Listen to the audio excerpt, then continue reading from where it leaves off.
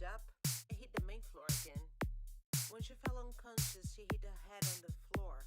She blacked out for 5 minutes, stood up and hit the main floor again. When she Turn the lights off, let's dance in the dark. Exclusive over here. She blacked out for 5 minutes, stood up and hit the main floor again.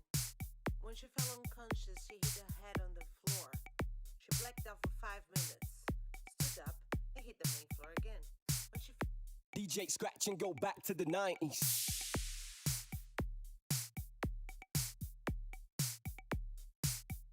This beat is fresh.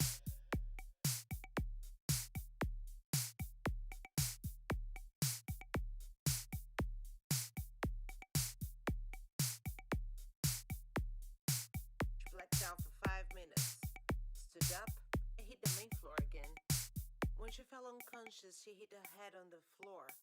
She blacked out for 5 minutes, stood up and hit the main floor again. When she You don't really know me, la homie, I'm about that. Been about the money, been about count stacks. Being super fresh, been about my swag. Don't test me, homie, I just might clap back. I'm normally super calm, cool, and I'm respected. Don't tip me, homie, cause I can't get reckless. Shed a little shine and drip on my necklace. Iced out VVS bling on my necklace. Been around the world, baby, ooh, yeah, yeah. Living a life to the fullest like Kumbaya. Believe it or not, I'm gonna reach to the top. The grind so amazing, ain't no way it's gonna stop. It's the seed, it's waiting for us. We hot on fire, get we flaming up. Got something on your mind, let me change it up. Don't worry about a thing, I'ma range you up. Live up, love up, step up, big up. All of the people who don't know, who know just come big up. Step up, live up, love up. They blow the ranking on me have it talks, I will live up, love up, step up, big up. All of the people who don't know, who know just come big up. Step up, live up, love up. They blow the ranking on me have it talks, I will live up.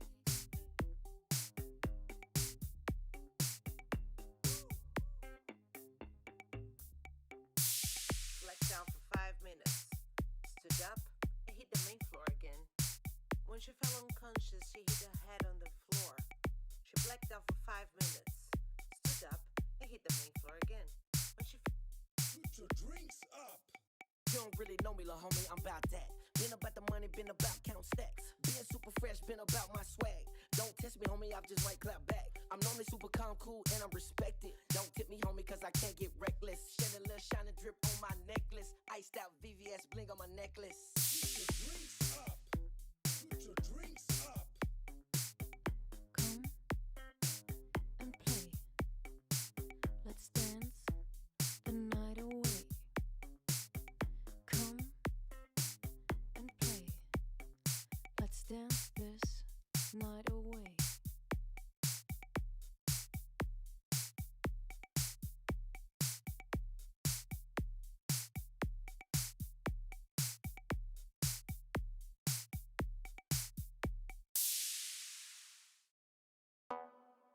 System error.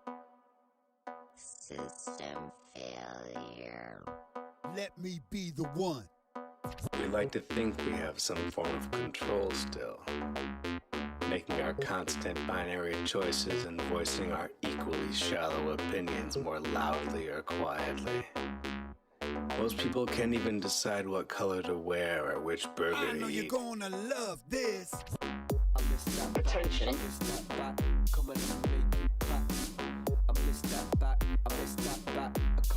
I'm good at reading people. The key is to look for their daemons, the suppressed emotions and unconscious habits always running in the background. Errors force a system to adapt, to develop, to pass through into a new paradigm. A new version emerges. Inescapable progress.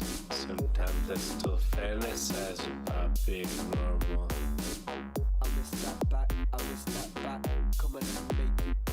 What the fuck does it matter, man?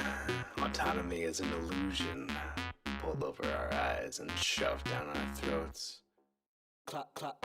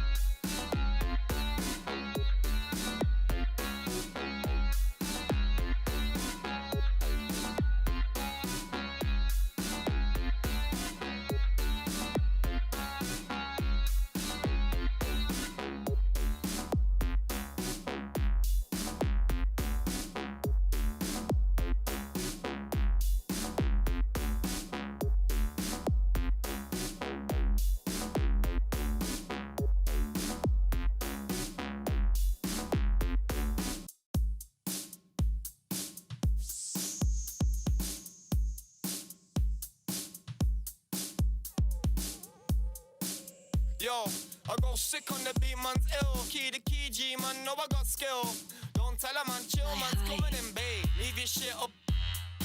You don't wanna check K-block or stay, come K-block or stay, get jacked for your way. You don't wanna come K-block or stay, come K-block or stay, get jacked for your way. I go sick on the beat, man's ill. Key to key, G, man, know I got skill. Hold on tight.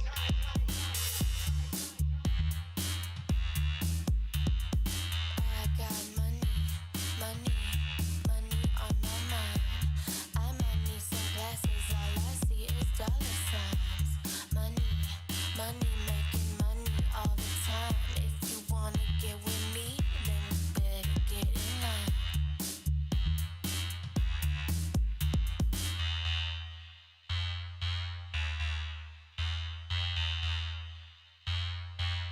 I got the sweets, I should open a store. I've had a little, no more want more. I got What? money, money. So, I've had a little, no I want more. I got the sweets, I should open a store. She sells seashells on the seashore. I know that there like I know I'm a tour. I don't see man bar and I see man score. Man, I'm calling for raw, calling for more. I'm at the door with a pure, I'm at the door with a cure. I don't wanna know no OB or was OT on my O2, my chat bro, I had to go through. I'ma go far like Modi. Get to the top spots, what I'm gonna do. Yeah, I know this for a fact. K-double-E-B, the sickest a rat. Rubber man for me ain't getting it back. Used to roll defensive, now I'm rolling attack. I've had a little but now I want more. I got the sweets, I should open a store. She sells seashells on the seashore. I know that there like I know I'm a tour. I don't see man bar and I see man score. Man, I'm calling for raw, calling for more. I'm at the door with a pure, I'm at the door with a cure. I don't wanna know no OB or was OT on my O2. My chat bro, what to go through.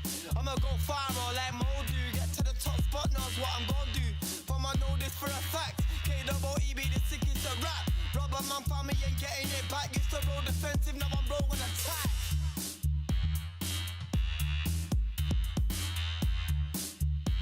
I am your controller, so get with this. Feel the pain and the pleasure when I crack my whip. No more quests, just load up your stamina. I'm not stopping even when you say you've had enough. Yo, I go sick on the beat, man's ill. Key to key, G, man, know I got skill. Don't tell a man, chill, man's coming in, babe. Leave your shit up. You don't wanna check K-block or stay, come K-block or stay, get jacked for your way. You don't wanna come K-block or stay, come K-block or stay, get jacked for your way. I go sick on the beat, man's ill. Key to key, G, man, know I got skill. Roll it. Don't wanna smoke, don't hold it. Run up the block, patrol it. I am your controller, so get with this. Feel the pain and the pleasure when I crack my whip.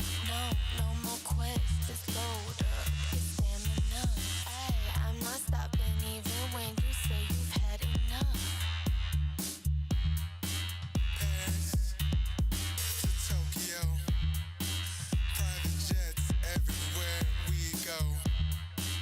London to Mexico, bottle service every time we hit the club.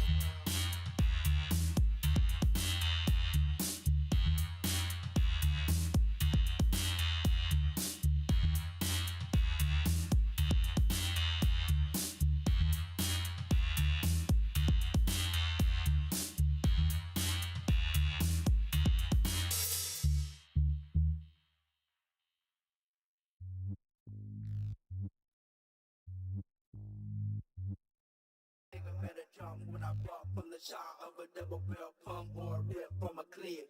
Hanging in the motherfucker, trying to get respect when it takes her advice that you niggas don't slip.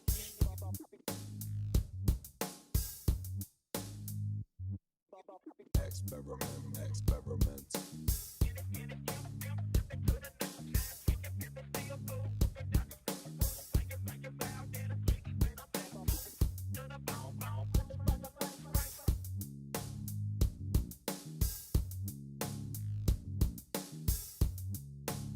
Experiment.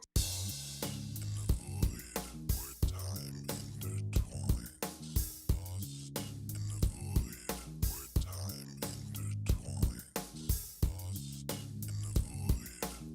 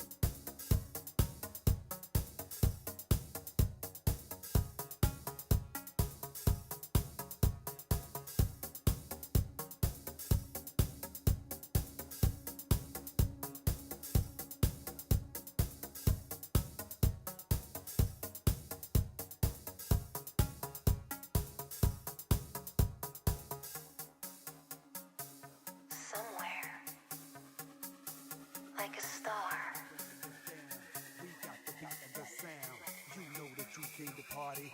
Put your hands up now, everybody. Hold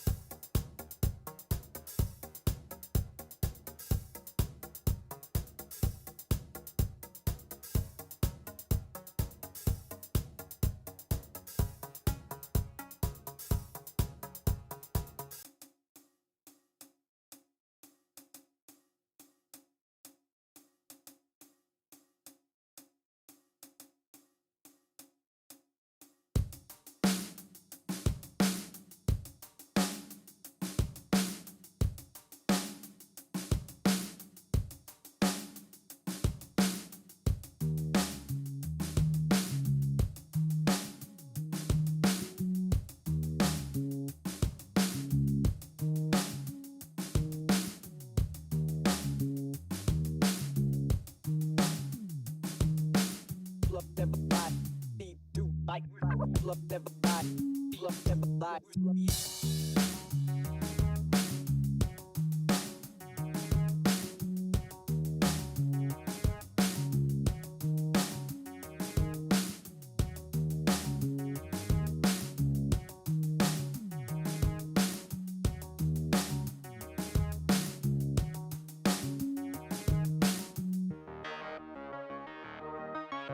Welcome to the circus.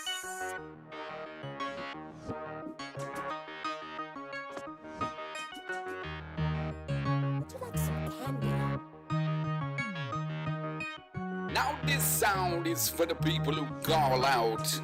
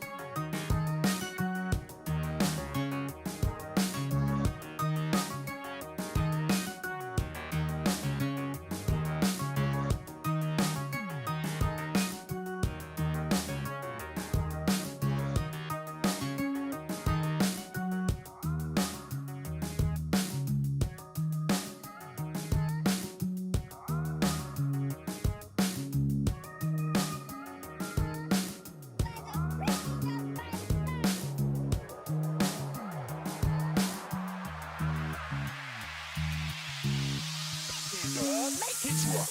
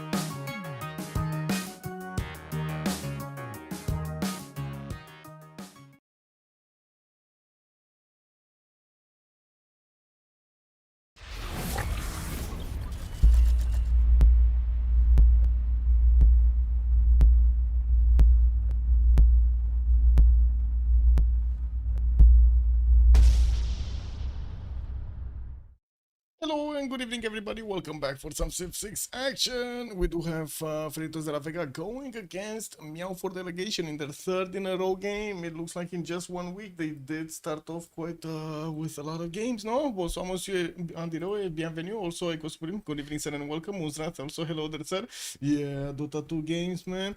Also, I did see meat fights, good evening sir. And also, did you find the answer over there on the website? I do hope. Not sure exactly what round it is, but I think we're at the end, like we're last week or like second to last week or something like that. I'm pretty sure we're getting there. We're getting to the playoffs. Also, Vordunabelli, good morning sir and welcome. I did see, hello sir, thank you sir, good evening. Showing up over there just like Moonsrat on the first button. Good evening sirs. Give me a second. Iulia Marius, o bună seara domnule și bine ai venit. And actually, let's take a look at what's going on over here. We do have tilted access with lakes, puddles being taken out by Meow for Delegation. It looks like Pangea is versus West is gonna be the one taken out by Freritos. And I do hope my cat is not gonna unplug something over here because it's gonna be weird. Linda, good afternoon, ma'am, and welcome. Oh, there we go. Linda can actually tell us. Is this the last round or is this the second to last round? Because I did see a notification over here in the news. Where was it? Please comment on the probably. No, not here. There was something in the... Oh, wait. No, this is something else. So, where is it? if the winner has 8 wins by Monday, 8th December. So this is it, right? They have another 2 weeks basically to go. Wow, they need to get 8 wins. Who's close to 8 wins? Who's close to 8 wins? What do we have? I'm gonna put it here. Give me a second. I mean, we got 2 with 10 wins. Meow for Delegation and Unlucky. They're gonna need to play against each other. And change of circumstance with the big beast over here could try to get a few more, right? They have at least 2 more games to play. Change of circumstance. I do see big beast. Actually, 3 more games, no? And the big beast need to play another 2. Hey, we got the map. It's gonna be Rich Islands. Oh no, we're actually gonna take a long drive tonight. Long drive. It's gonna be a long one. Is that Athena? Right? Yes, yes. She's doing stuff. I have no idea what she's doing, but she's fooling around over here.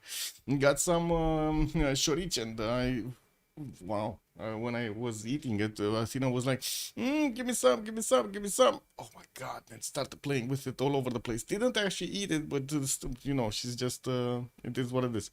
I don't know if you guys have shorich or you eat shorich. It's basically like pig skin, fried pig skin with salt. Anyway, we do have, let's see, what do we have? Olympia's been taken out first, okay, and then Cree with Suleiman, Arabia, not Suleiman. Arabia Vizier is gonna be taken down. I was thinking of Suleiman. Are they actually gonna? I don't know. Maybe they're thinking about it also. I have no idea.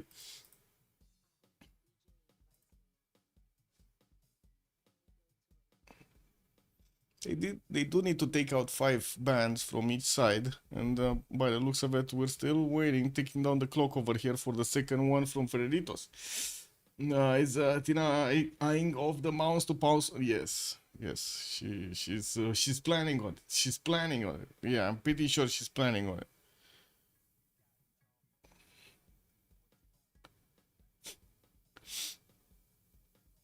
Man, laughed so much yesterday when I did get that nade over to Sturman. Incredible. Incredible. That's like basically, you know, like in basketball, you like shoot the ball from the other side of the how to say the field, and you actually score it. Wow, that's just wow. Lucky. I would call it lucky. Like, oh my God.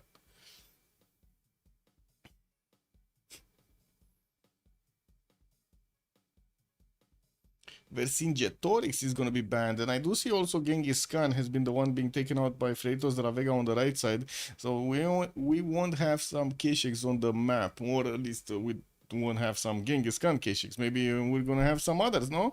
There could be always the other one, his baby brother, Kublai. But I don't know, man. It kind of looks like Kublai Khan kind of fell off a cliff over here. He's not getting in. He's not getting through. Looks like Tokugawa is also going to be banned here. 2 more choices to go from each side, and we're going to start to see the picks. And I do have to say, did they fix this? I think they fixed the problem with the hosting issue. I did see Aelden was changing host yesterday, changing servers, and it looks like it worked out, no? It kind of worked out. They can see the icons right now. Amazing. I had a funny thing with my magpies was on the way home with the groceries, and he hopped in the cart wanting their mincemeat. Well, yeah, they couldn't handle it. They couldn't handle the patience. No more waiting time. Was giving them the meat until they get home. What is this? Ethiopia also going to be banned here on MFD.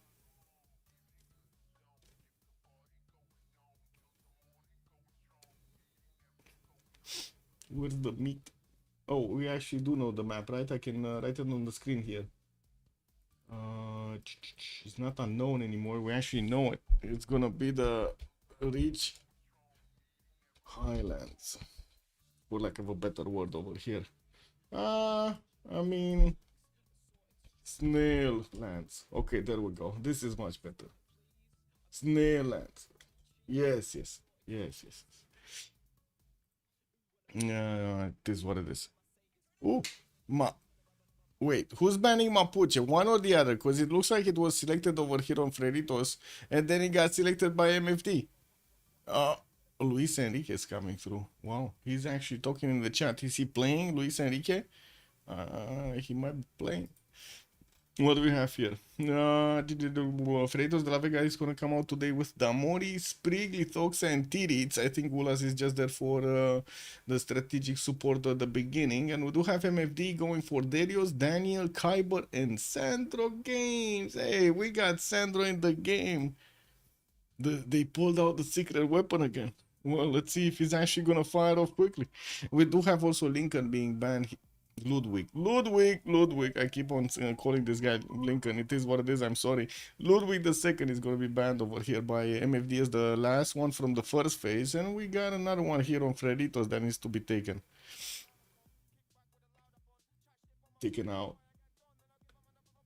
Taken in, taken out. Okay.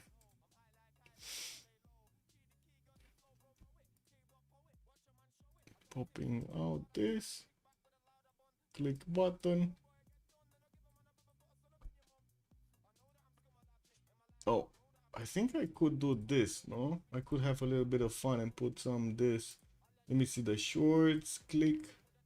Let's get shareable link and then do it like this.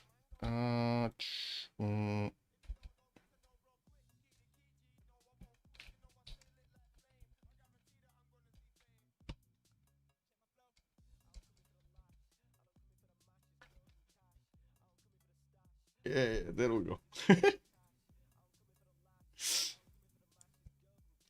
Teddy, oh, Teddy's not gonna get in, so we're not gonna see the Rough Riders. Well, we do have Spain being picked up first here by MFD. Definitely is gonna be a strong choice over here with those nice trade routes. We're gonna need to see if he's gonna get to use also his ability against Holy Nations. We haven't seen that in quite some time. We do have also Freritos that need to pick up another 2 civilizations on their side before Meow is gonna pick up their 4th. Also Ludwig, who became strangely popular. My connection is bad. Yeah. He did get actually quite popular over here. Is Inca getting in? Oh, that's a dream. That is a dream.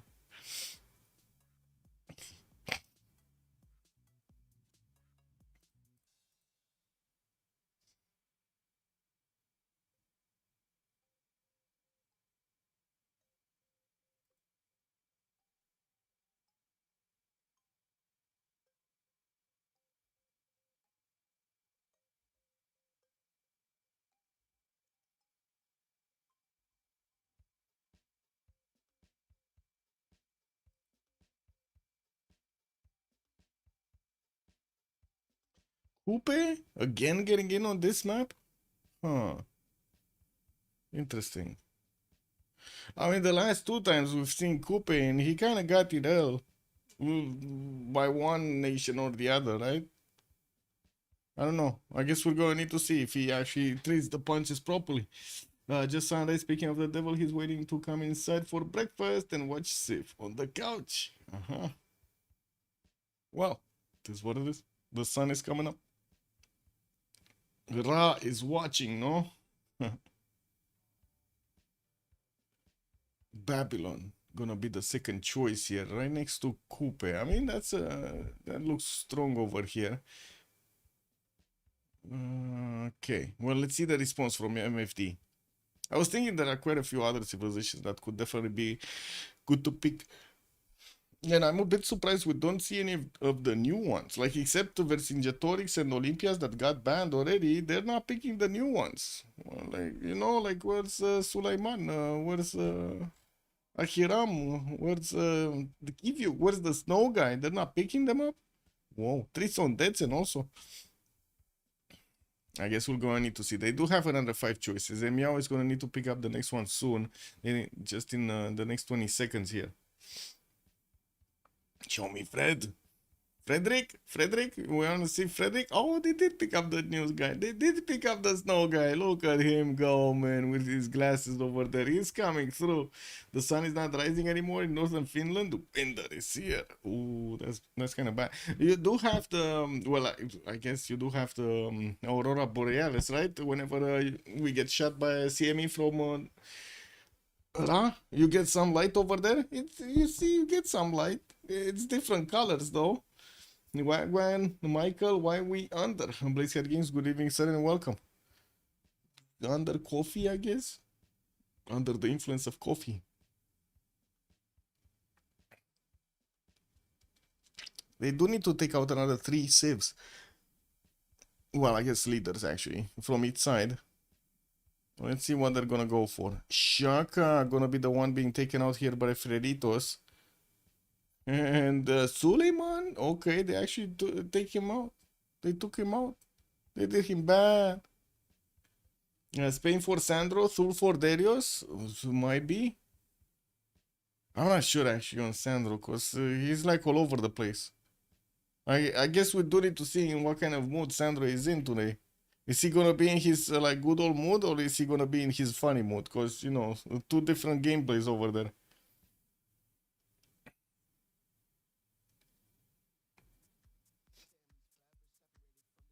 Yeah, Thul for Darius, likely. That's a good question. I'm not sure. I'm not sure if he's gonna go for. But yeah, I guess Daniel does like other civilizations over here. Kyber also could go for it. Hey, we do have Gran Colombia being taken out. Okay. And Age of Steam. 2 more choices to go. Ottomans. Yeah, Ottomans is just not getting through anymore. It's kind of weird, but it's not getting through. Ce vrei, mă? Ce mă ții?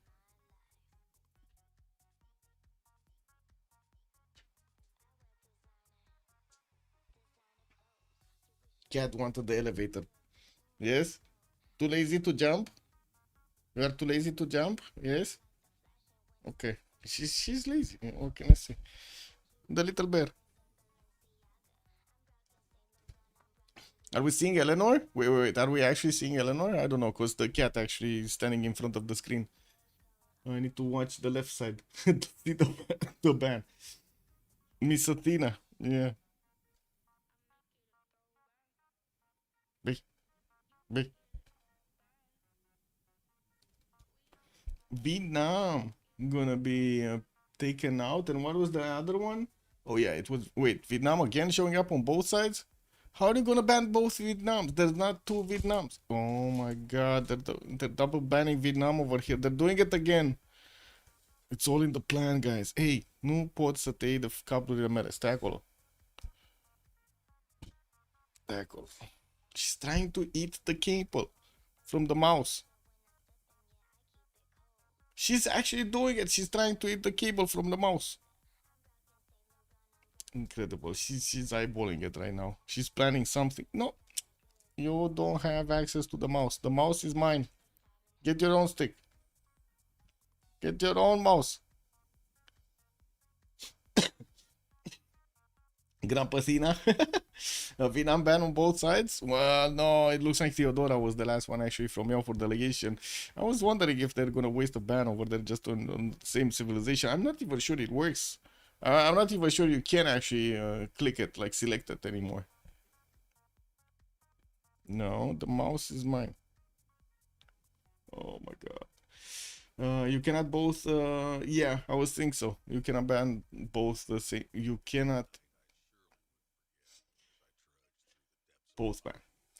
Theodora, but not Basil. Yeah, they let Basil in. That's a big one. So that one, the red one over there, is Lotaro, right? The extra one that didn't get shown up over here as an icon. It looks like Indonesia did manage to get in. We do have it recruited by Freritos de la Vega. And now we're going to see Meow for Delegation picking up their 3rd and 4th. Forget actually locking it in. Just let it go, man. Just let it go.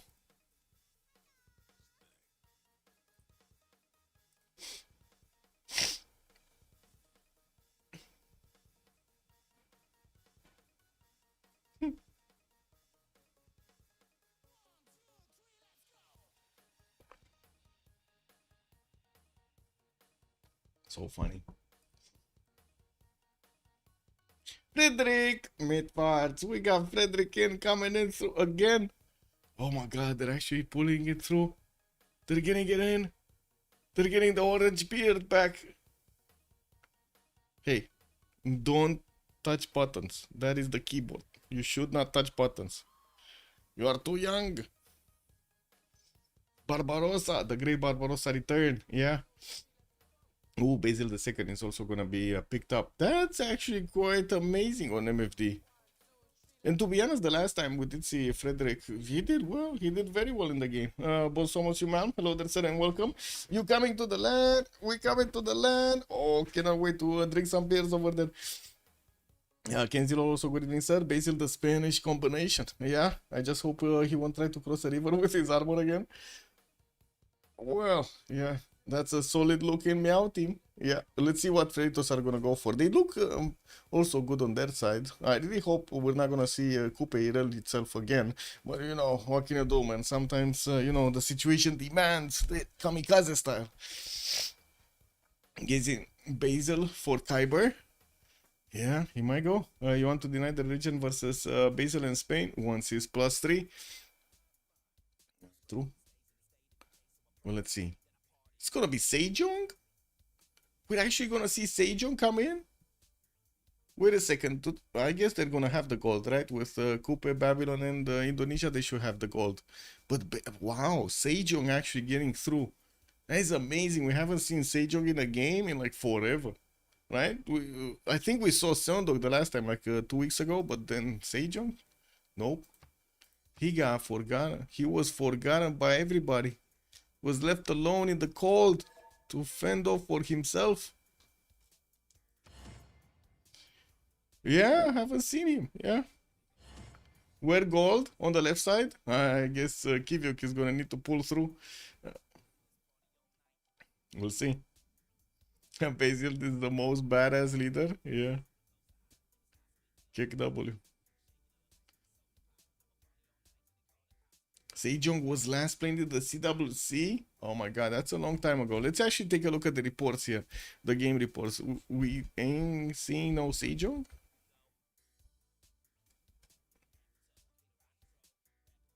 Wait. No. No. He got banned. He got banned quite a few times, but not... Oh, there we go. There we go. Oh, he actually played a week ago. But it was on another game. Lenovo from Populaire versus Team for Fun. That's what they played over there.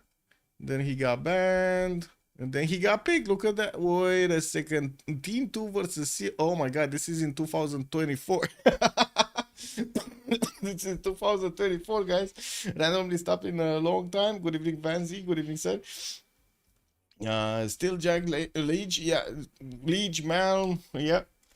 Trindra. I think Trindra is streaming also. Mamaletto. I guess you haven't seen Mamaletto. You haven't played, you know, or watched the streams in some time. NFT. Yeah, they played in D3. Okay, there seems to be a pattern in your drafts. What's the pattern? Kyber lost his mind. All he wants to play Germany. Totally makes sense. I think he's not the only one with a kink. Man, I haven't played my boy Vasile for a year. Wait, he wants Macedon? That's Macedon, no? Trinda is playing a 4 versus 4 right now. I saw a notification. Yeah, he's probably playing one. I see Hannibal is streaming. Papa Chile is playing some Ark Raiders though. Who do we have here? I guess that's about it on my subs. Let me take a look at the category. Click on category. Yeah, Leech, Trinda, me, Valanchik is also streaming. Hannibal, Kredlov. Oh, Kredlov is actually playing Kittens versus Big Beast. Who's this? I don't know who Cyberjack is. Or ILO Kidding. Los Gatos. Look at that. We got a new one. Who this? It is what it is. Isunex. There are quite a few streaming right now, Civ6.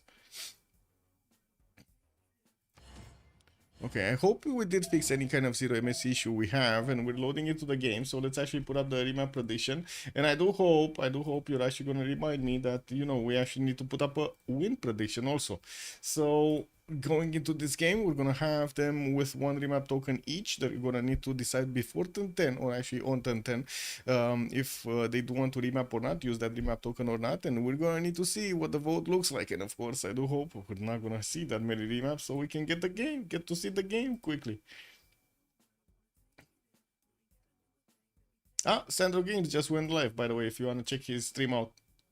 He just started, just right now, he did it. Let me catch up with chat. The Kivyuk for a great person points. Okay, interesting. Why do you think Kivyuk is for the great person points? And the round one the rush against Coupe?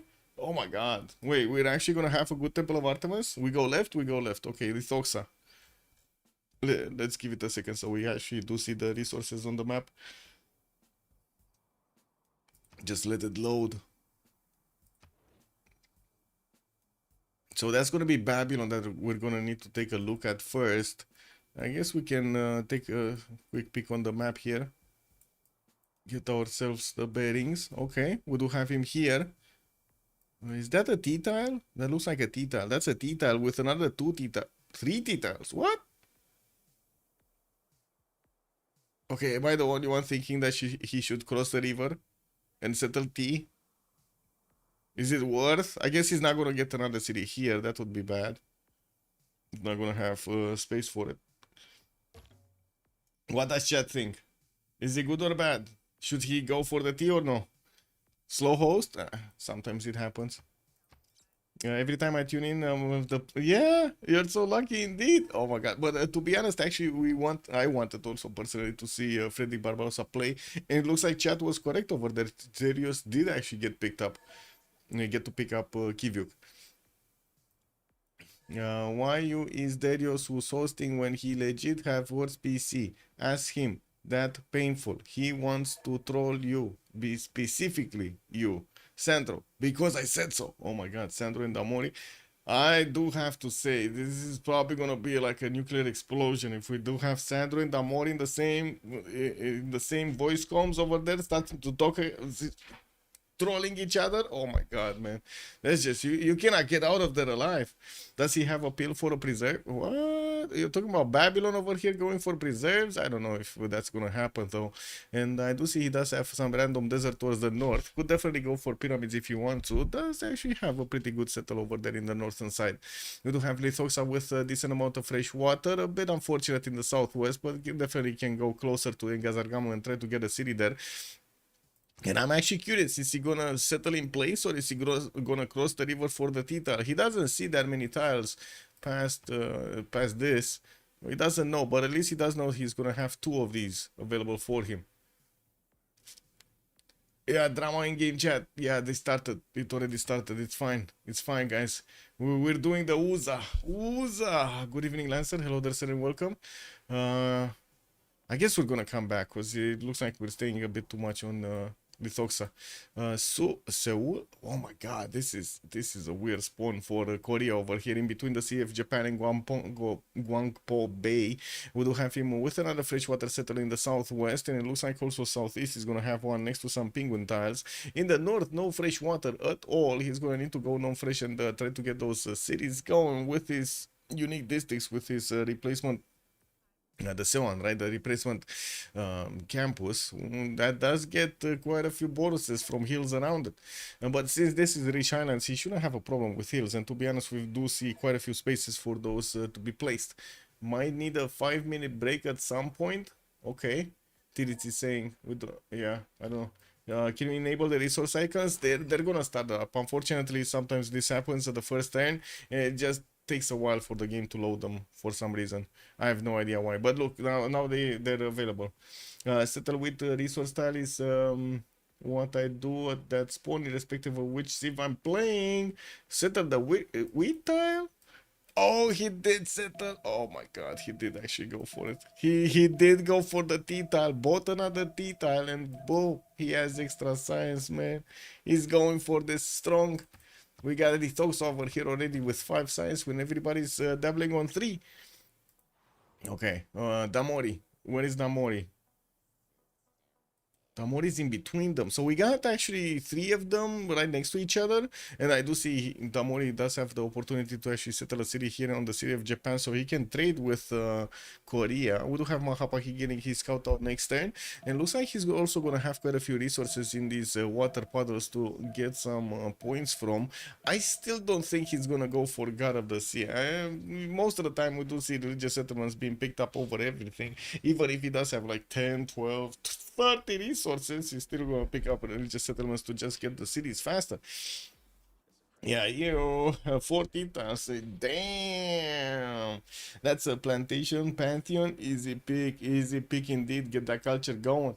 I do see also Mahapahit is gonna have quite a few bananas over here to get the benefits of extra food, and I do have to say he has some one-tail puddles that he can get through. It looks like good enough freshwater here to develop. Even if he's a coastal nation, he's still gonna get those extra housing points. And Coupe is also gonna be here. Wait a second, is this kind of a east versus west with Madrid in the middle? This looks like a east versus. Wait a second, we got some. Okay.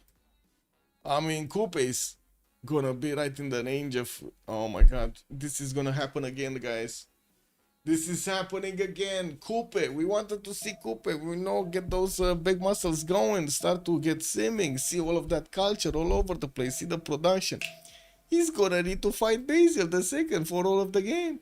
I don't think Daniel is gonna, forgive him for settling cities towards him. I don't think so. He's gonna be like, bro, that's my city. I don't know. That was my city spot. You put it down first over there. It's fine. You build it for me. I'm just gonna take it over.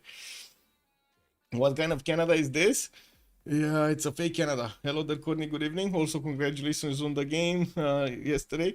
The day before, actually. Krakatoa Coupe, and again the war game for Coupe. Yeah, we're gonna see Tirits over here needing to actually defend this. He does have this Opal settle northeast. Actually, could spread out with the truffle first and then going for the other one. We do have also him in the southwest with some geothermal fissures, but unfortunately no extra fresh water there. It is what it is. Has one lakes in the north, not that far away also from Babylon, but I don't think they're gonna get to trade with each other on the coast because there is like no puddle in between them. There's like no lake to get the benefits of.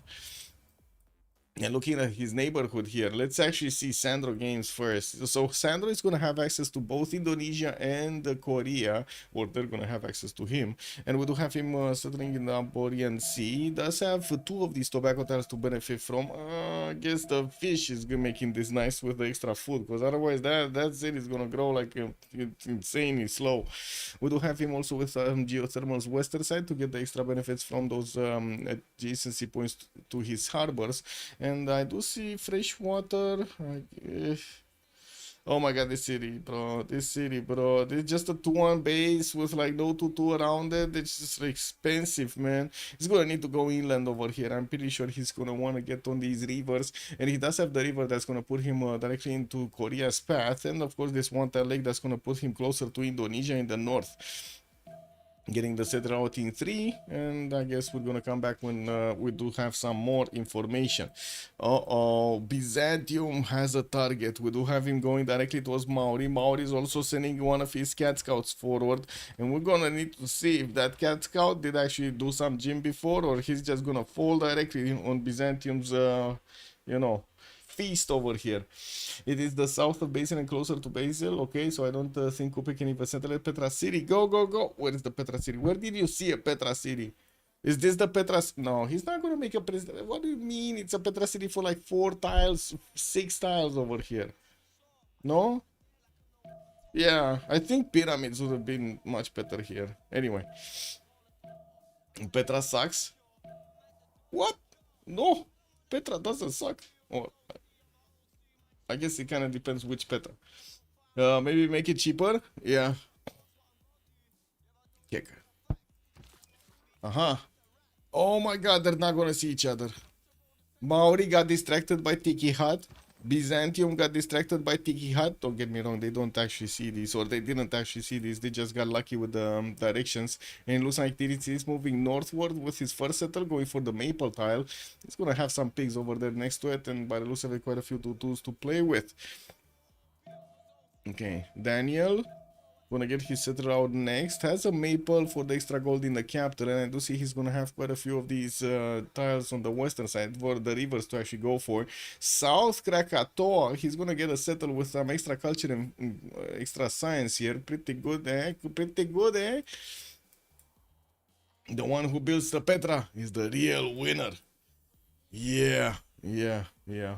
True.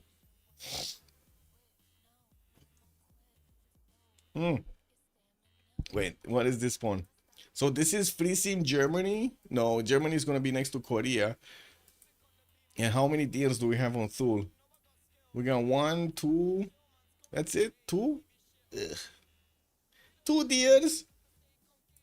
Only 2 deers? Man, that's not gonna be enough for these bad boys. This is like fake spawn. He can settle legit in the middle of the desert with nothing else and get a Petra out with a builder. Oh, they're gonna remap this. They're gonna remap this. They're getting turrets out of this. Out of this hell, basically. But to be honest, wait a second. No, Madrid actually was on the other side. They did have a damage dealer here in between them. They wanted to get out. And yeah, there we go. Religious settlements being picked up by Damori. Yeah, just give them a few seconds here to get going. And he can make the great walls on the flat desert, yeah. This will be a Meow remap. Meow map. Meow map. We got a Meow map. Coupe on Daniel. No, on FDLV, I mean.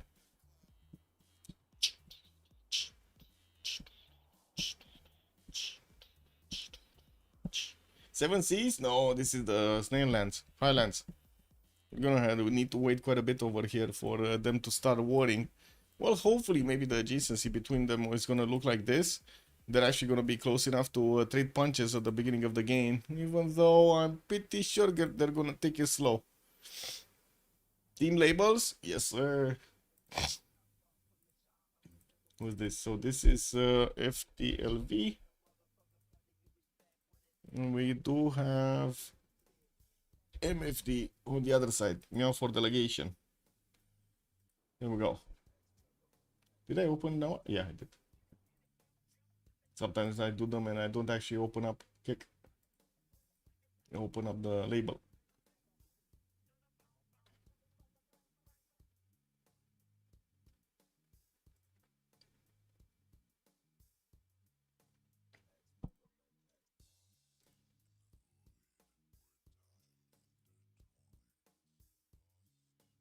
Massive plantation pantheon on Korea. True. Why is the wrong Germany being played? What do you mean? It's the true Germany. It's the original Germany.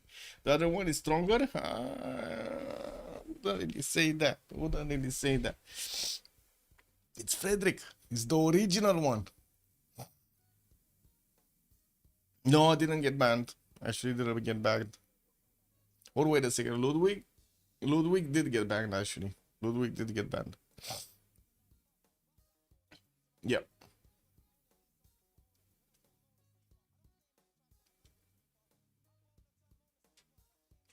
Beep boop. It makes sense. Okay. Makes total sense, man. Whatever works, works. What is this? Click, click, click.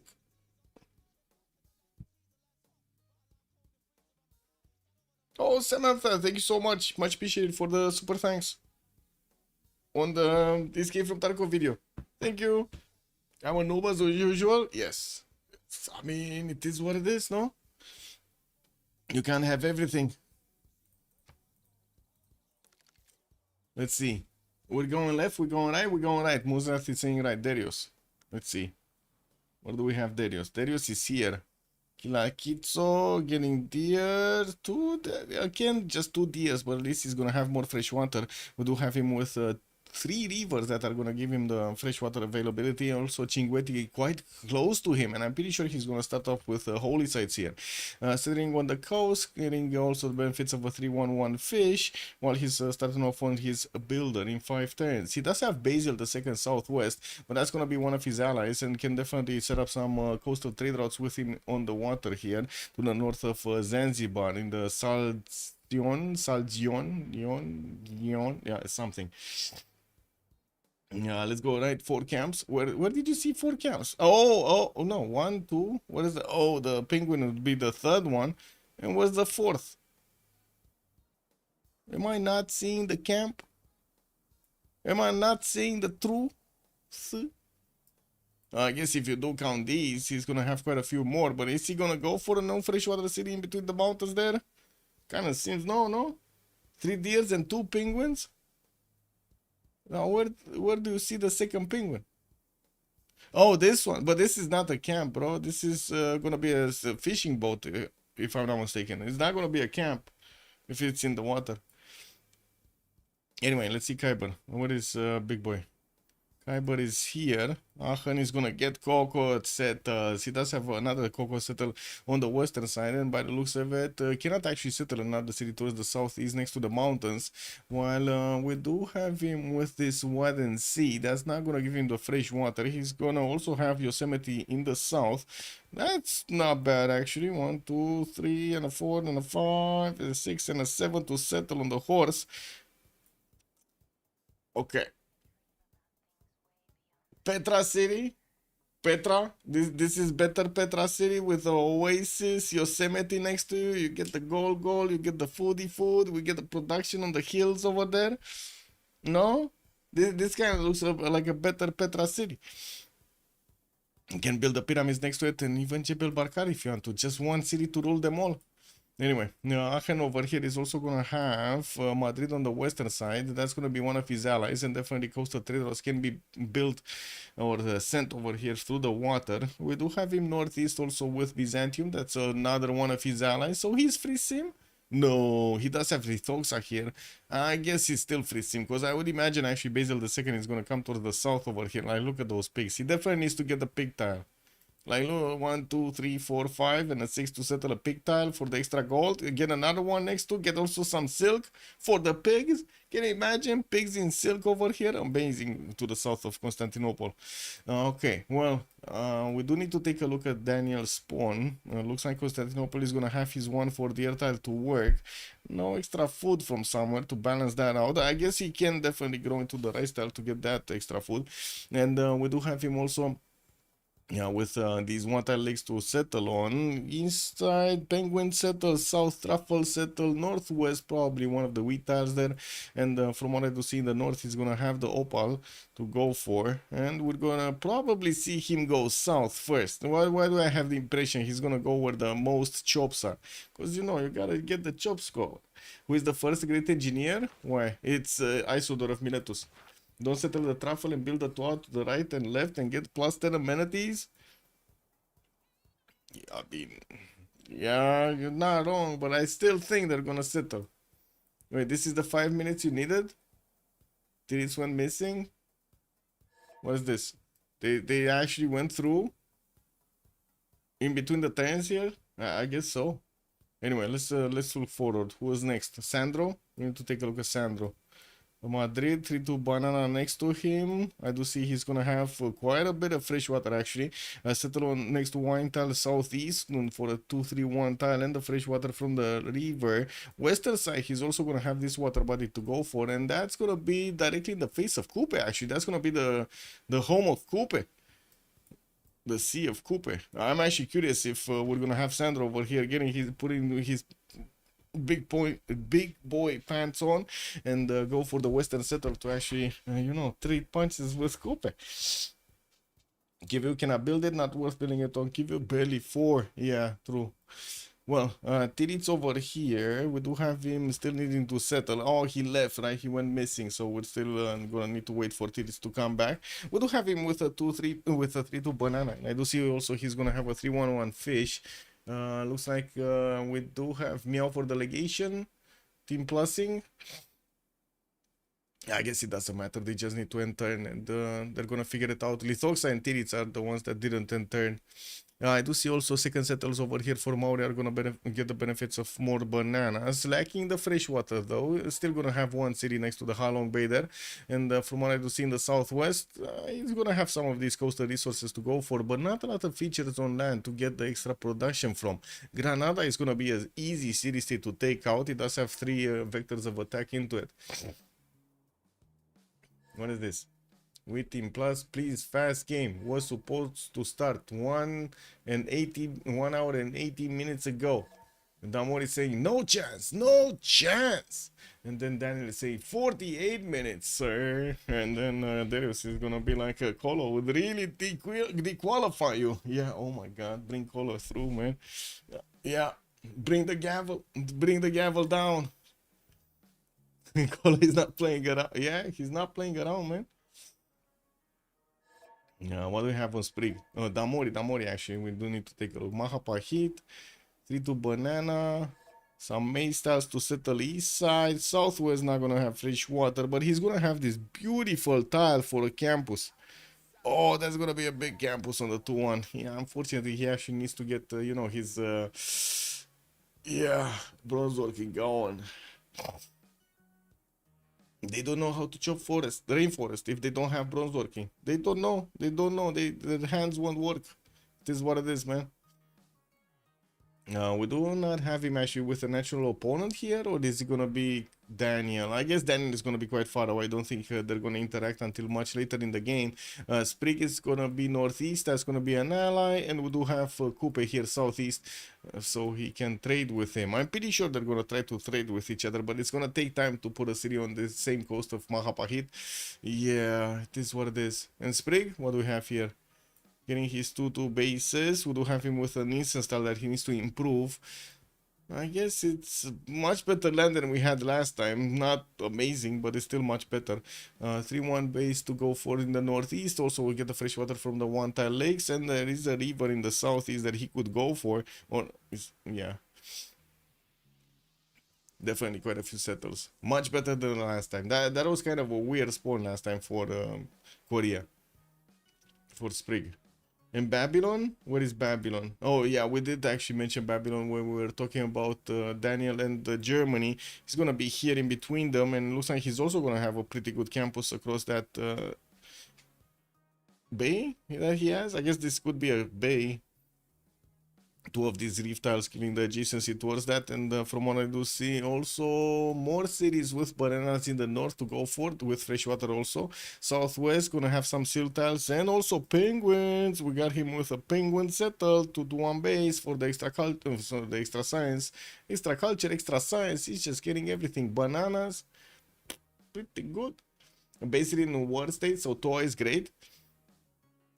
Yeah, true. This is what it is. Well, let's see when they're actually gonna go on turn 2, because it looks like they're still holding strong.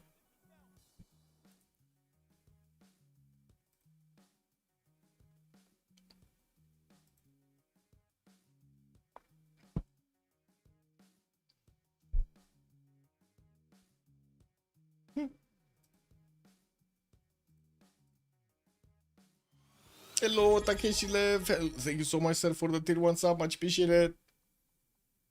Takeshi_Lev_ retained his knighthood for 38 months. Hello.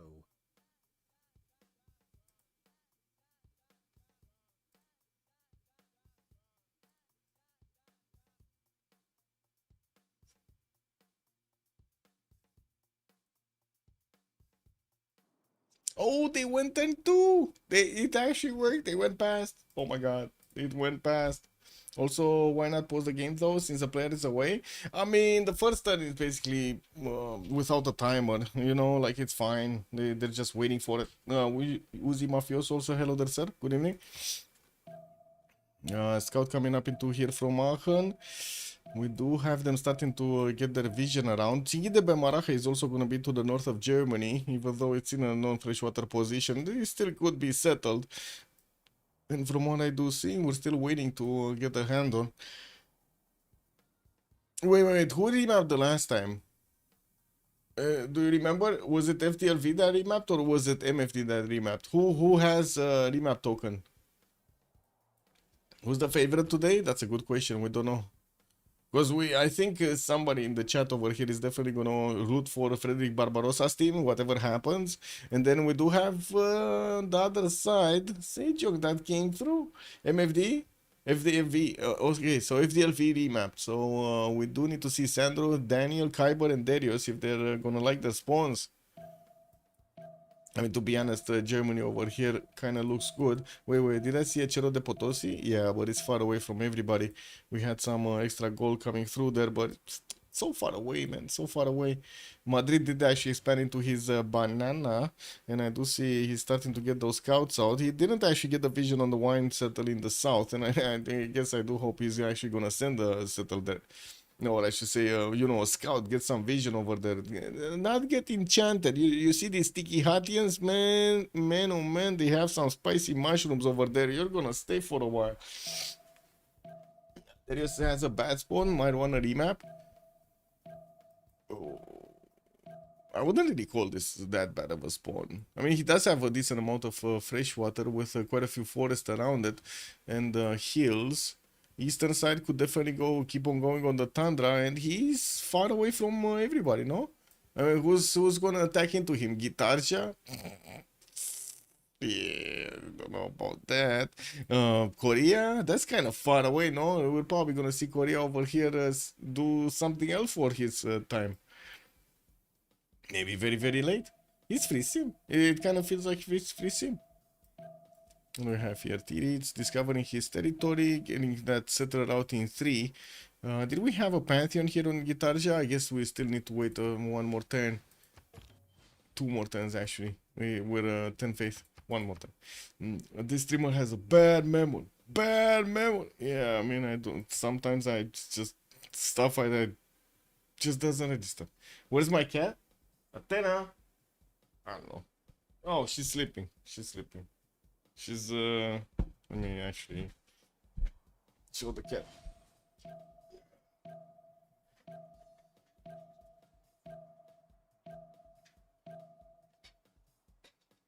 This is the cat. She's sleeping on the stool. This is what it is, man. Stool gaming. This one. She took over my stool, basically.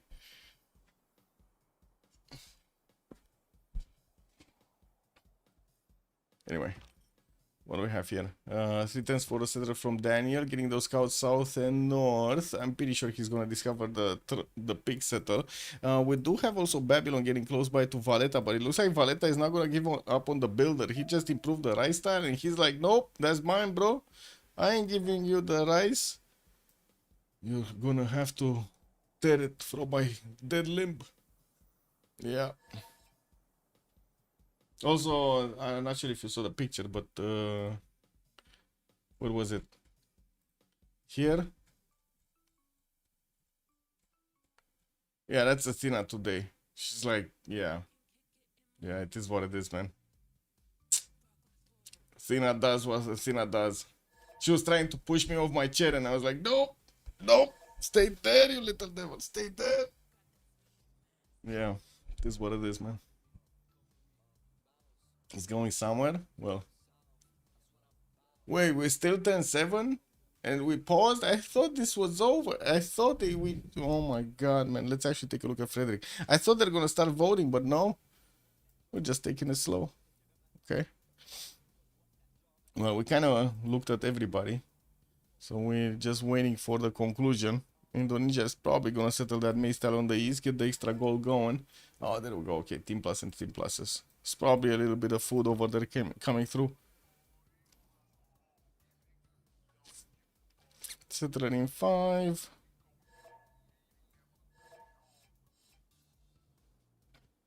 Banh mi is a great sandwich. What is a banh mi? Banh mi. Banh mi? That is so funny, man.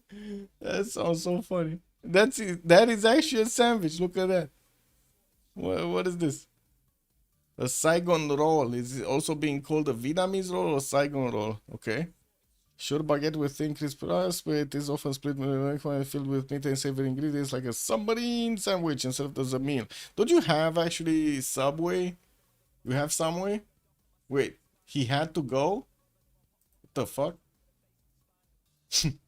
He had to go? Emergency sub?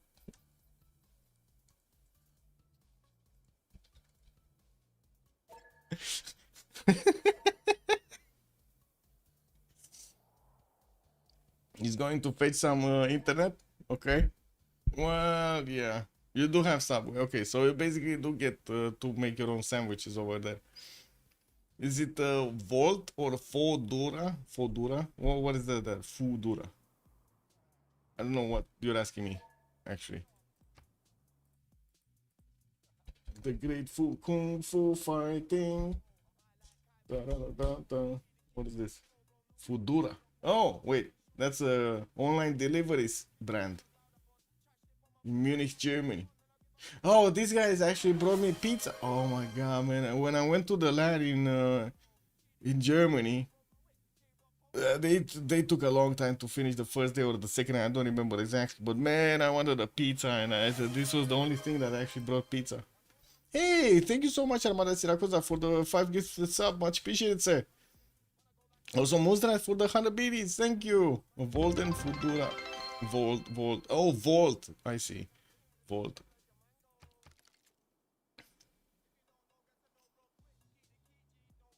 Damur is saying, "Oh, we're fine. We're gonna ask DDL."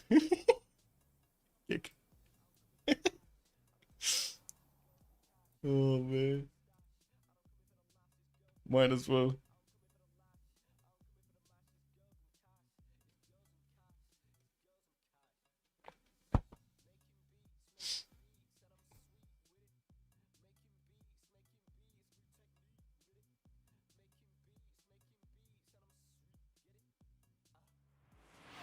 Oh, anonymous gifter. Also, thank you so much for the 5 gifted subs. Wait a second. Oh, we're starting to bank up on the hype train. Woo! Amazing. Nice. Tribal Huts got some exclusive food recipes. They always attract the wild scout cats and the dogs. And thank you so much, Muzras, for the 100 biddies again. Thank you. Yeah. Waiting for Meow again? I mean, my cat is sleeping. I don't know. Wait, is she still here? Ce faci, mă, acolo? Yeah, she's still here. Staying in the dark.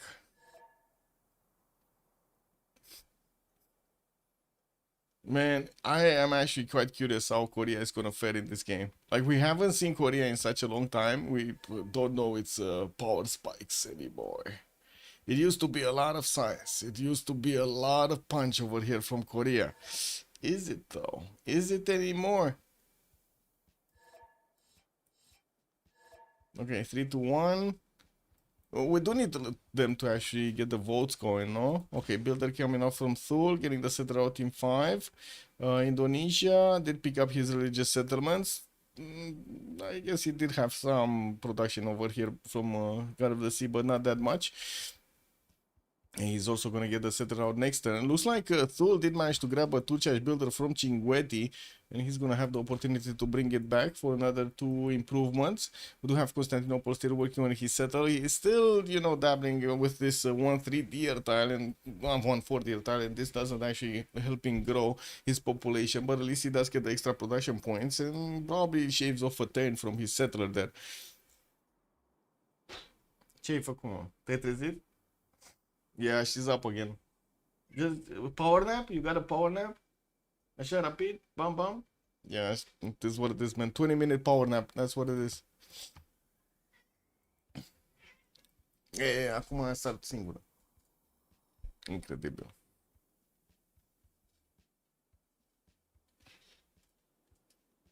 Showing us the tail, guys. She's showing us the tail.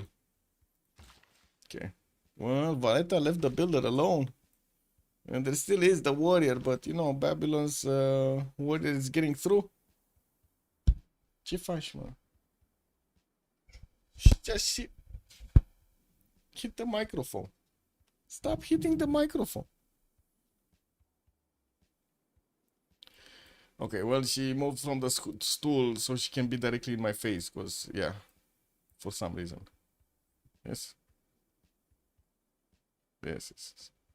Picioroși. Bam, bam.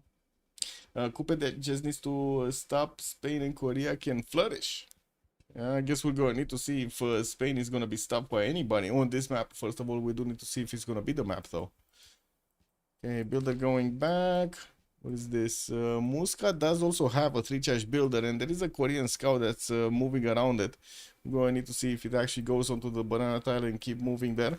Maurice saying he settled towards that northeast next to the banana.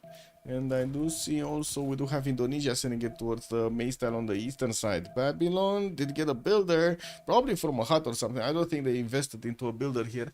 And Barelusavet, he did manage to... Oh, he pushed out the Valetan warrior. How did this go? Isn't this like bad?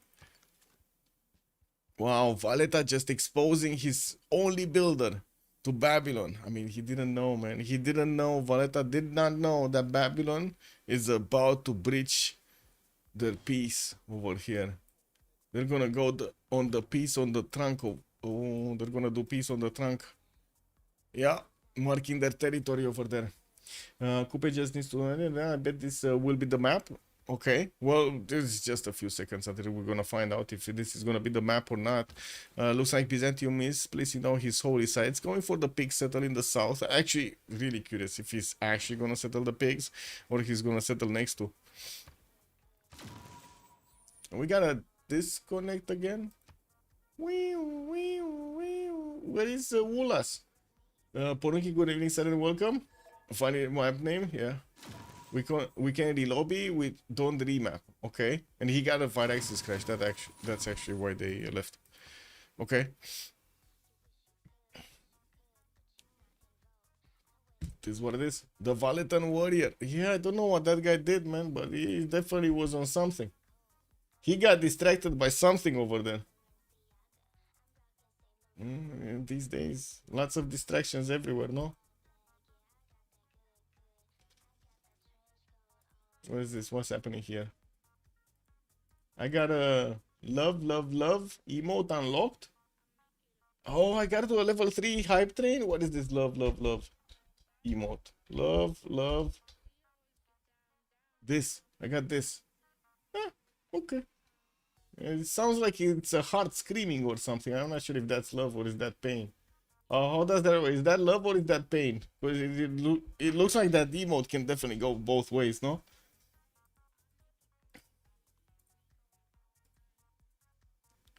Yeah, this is the map. This is the map. So no remap. We can finish the prediction, choose an outcome. Just one remap. That's what is it. Who's gonna get the points? Echo again. Man, this guy is predicting everything. Look at that, man. I feel proud of myself.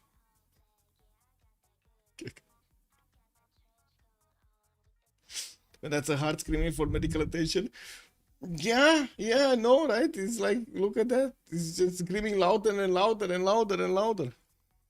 Sandro was kicked. Kick. Oh no. They did him bad. We need to bring him back. He probably had some 0 MS issues there.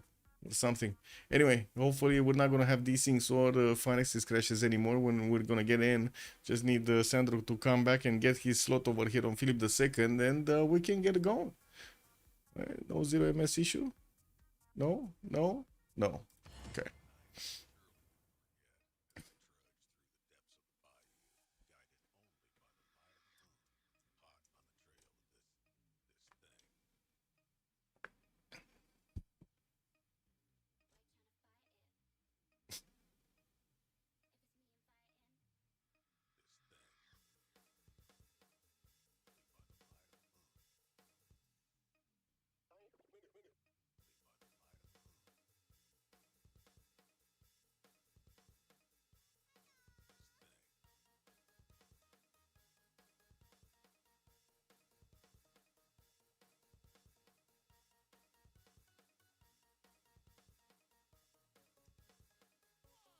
Wait.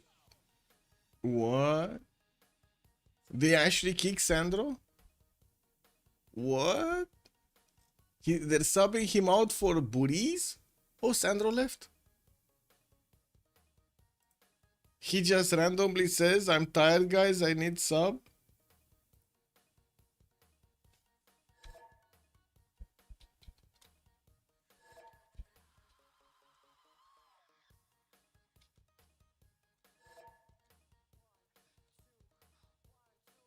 Yeah.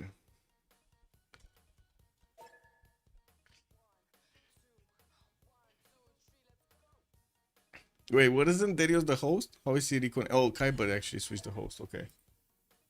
Ban mi soup. Yeah. Ban mi soup. You have a second for me. I'm really tired. I didn't sleep since yesterday. Yeah. Let Ulas play. Let Ulas play. We're actually gonna see. I don't think we're gonna see Ulas in the game. He hasn't been playing in some time.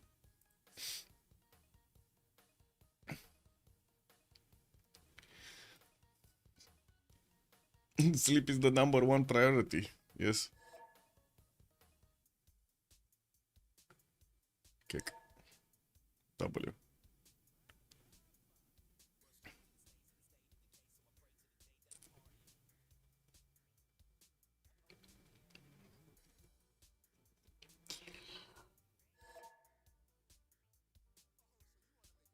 Awkward. Yeah, I don't know. I guess, you know, that's just Sandro being Sandro. He doesn't know how to press the button to launch the game anymore. Oh, talking about Ulas? Is that Tiris talking about Ulas? Yeah. Where's the button, boys? Where's the button? Where do we start? Internet issues requiring a sub? Does make sense, yeah.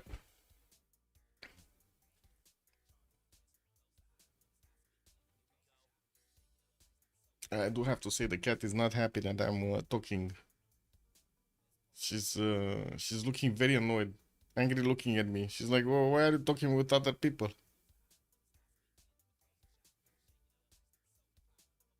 Also, crazy influenza season started already.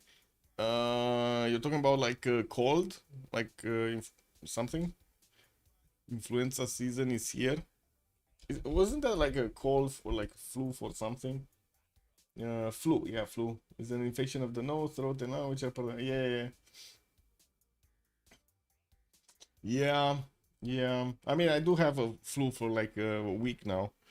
It was kind of bad in the first day or the say first 2 days, but now it's fine. I just have like big production in the nose, you know, it's coming out everywhere. I guess it's getting better and better. Kind of also talk on the nose, so I'm sorry about that. Land one. Good evening, sir. Tiritz is on Coupe again. He is indeed. He's playing Coupe, and we do need to see Boris coming through. I don't know where he is. Oh, he's coming. He's coming. He just entered the chat here.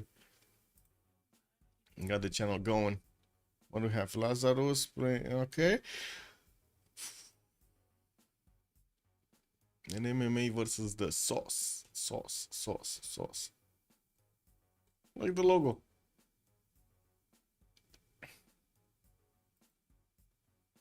Yeah, she's giving me the side eye. Now she's actually closing. Okay, she's fine. She's fine, guys. She's fine. Basically, what she told me is, don't scream, okay? Don't scream. I'm here. I'm trying to sleep. I'm gonna tickle your toes.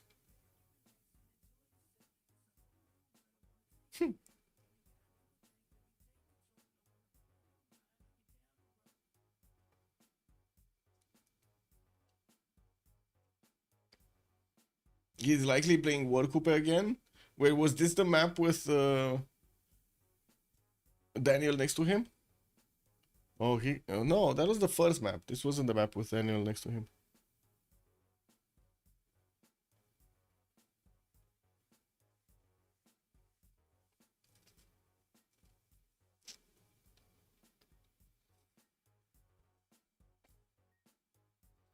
Waiting to see it. Waiting to see it come through.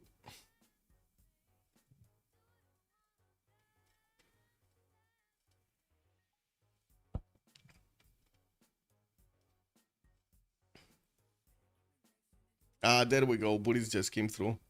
It's gonna pick up Philip II here. Should be fine for him to play Philip II.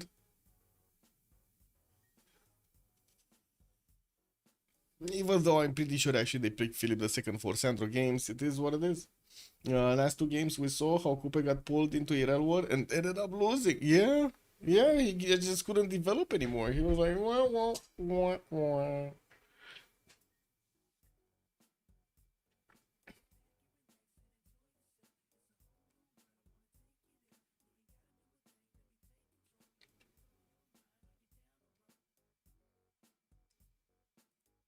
Let's see if they're actually gonna manage to take out Coupe's ability to get his sim up. I don't think so. Look at him. He's like so protected right now. I don't want to touch anything, but look at him. Look at his position on the map, right? He's so protected. He's so far away. Yes, Korea in the north, that's going to be an ally. Indonesia west side, that's an ally. And eastern side, it's going to be an opponent. Sure, it's going to be Buriz. But is he going to fight Buriz there? No, I don't think so. I think he's just going to settle as many cities as possible and stay behind this water body. Maybe Spain is going to come for him. I guess we're going to need to see if Buriz is going to be... Oh, Sprig double loaded, same as the TT. Oh no. Well, I guess it is what it is. I'm gonna need to see them reconnect.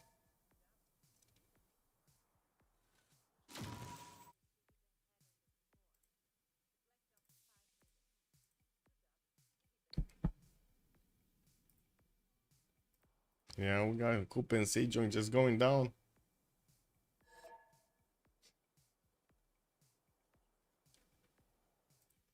Did they slow down?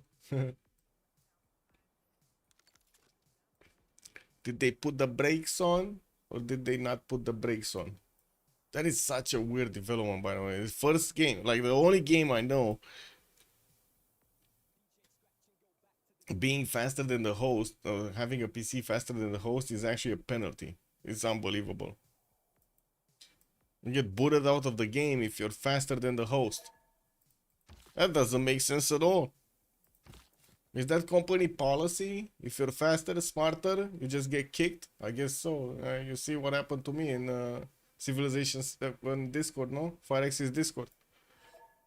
Too fast, too smart, psh, taken out, taken down.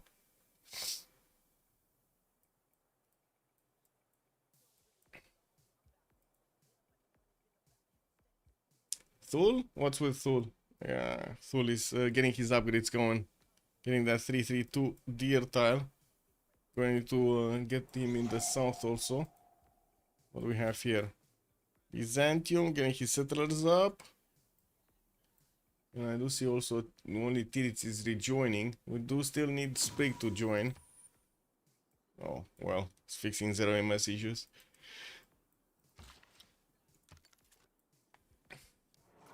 How is Civ7 faring? Did they fix it? They did have like a survey, right? Did they fix the game? Let's check it, boys. Did they fix Civ7? Let's do. Okay, they have 8,100 players. Looks like this weekend they dropped another 2,000 on the average. And it keeps going down, man. It just keeps going down. Yeah, I don't know about this. I don't know if they fixed their game. Is it gonna stand the test of time or no? We don't know. I mean, I guess I kind of know. This is what it is.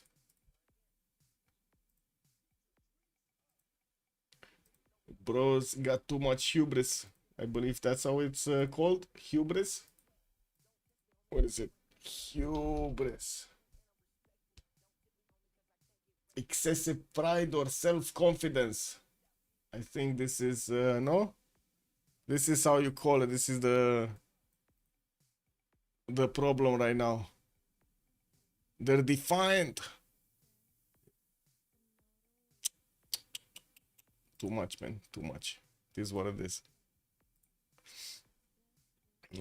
Frankie, good evening, sir. Yeah, they did add him to BBG. Well, they made a new mod, basically, called BBG Expanded. And quite a few civs, actually. Like 8 or 10 civs actually got in. What is it? Kivyuk did have Suleiman.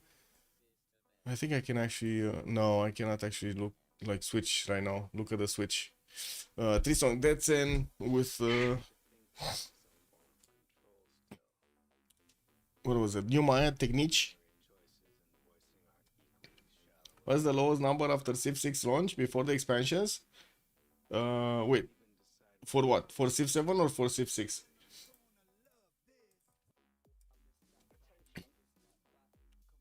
For Civ6?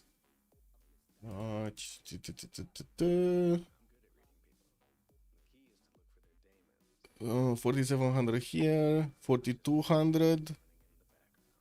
This week is not yet made, so that's why you have like 37. We need the weekend so it balances out. So the week of Monday, 21st of April was actually the lowest point, 4,200 players.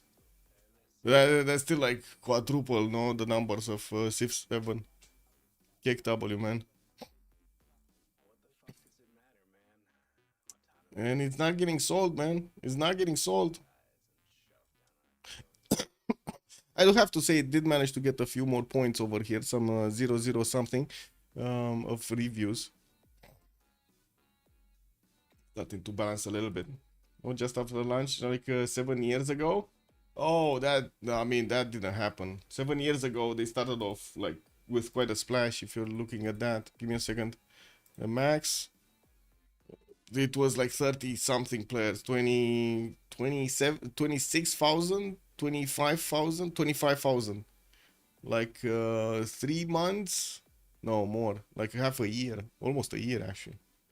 So it started off, it kicked off in October, and it looks like this was September. Yeah, almost a year. 2,500. Oh, sorry. I didn't know. I needed to actually click. Yeah. Yeah, that's quite big. That's very big.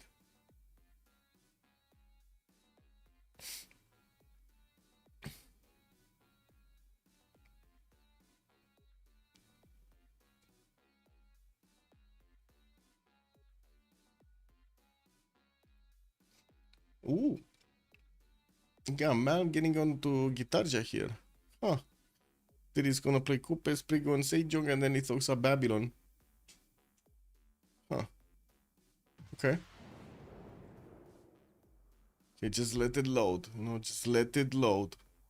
We got 6 in, we need 8. Close marks here. Exclamation marks, or whatever you wanna call them.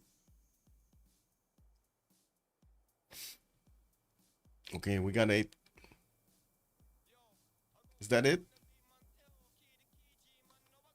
Oh, there we go. There we go. We actually can see the game. So we're 10-10. The players are still getting their first expanse going. We got a free envoy here for Maori from a Tiki Hut.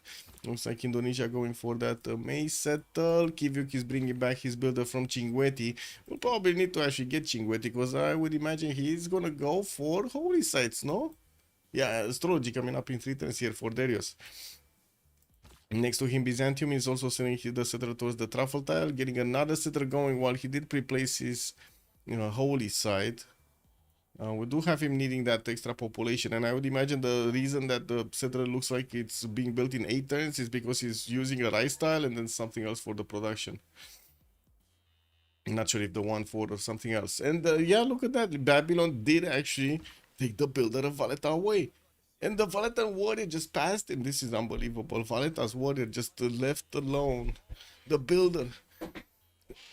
It is what it is, man. He didn't care about that one. We got an extra settler coming out from Aachen also, while he has been making quite a bit of gold from the Coco tiles. We have him right now on 7. Still no extra points at the moment. We definitely need to see him starting to get his settles out. And we'll see if he actually wants to go for Tsingi de Bemaraha. Daniel's target, he only has a single target, right? It's gonna be in the south, and it's gonna be Babylon. I don't think he's actually gonna go about the one tile choke through Zanzibar to get to Mahapa hit. I guess Meow can be hit if that happens. We'll have him with a few settles that he could actually put into the direction of the east here. One on the penguin tile, one next to the banana, or maybe the gypsum tile would be nice. Could even take over Zanzibar altogether. Although I think that might be a good city for Darius, no? To take out Zanzibar. Because why not? It's still going to be close on this side. Anyway, we're going to need to see how they're going to set up their trade routes here. Daniel is an ally of Darius, and they do have a big water body in between them. Here, we do have Maori needing to move quite a bit to actually trade with Indonesia on the western side. And I do see he's starting to discover the territory there. Not amazing. It doesn't look amazing at the moment. Getting a builder out to start improving tiles, and we do have him moving with the second settler northeast. While Madrid is gonna go for the settle next to the wine tile here on the river, we do need to see if he's gonna go into the German Bight or he's just gonna stay on the Gulf of Cadiz here. Both of them could be viable settles. And while I do see he's gonna work on another settler, he is also discovering his astrology and probably going. If he's going astrology, he's probably going a celestial navigation also. Yamaha Pahit settler coming out. Korea also getting his settler out. Where is this guy going? I don't think he's going south anywhere, so he must be going west. Is he going incense style? I mean, not that many hills around for the whole Seon, no? This would have been better, sheep tile, just for the sake of extra hills around his Seons. Oh well, let's see. Does he even have like 3 of them around? No, together forever. Anyway, this is what it is. Warrior clan is quirky that way. They don't care about the workers. Wait. We should call them dauntless, right? Not warrior clan. We should call them like what was the Divergent series? In the Divergent series, have you seen that? They had like a whole part of the community that was called the dauntless. Those were basically the warriors, and then they had the scientists as erudite. They had what was, I don't know what was the other ones actually called, and why were they called? Like the ones that were always candor or something. They were always speaking honestly. Totally forgot what that was named. But anyway, Babylon in the sun. Okay, he's getting his builder back. Actually, wait, I think I'm mistaken some of those. Give me a Divergent cities clans. I guess that can work. It was Dauntless, Erudite, the factions, Abnegation. Oh yeah, the Abnegation were the ones that were going into the, what was it? The ones with the forest, right?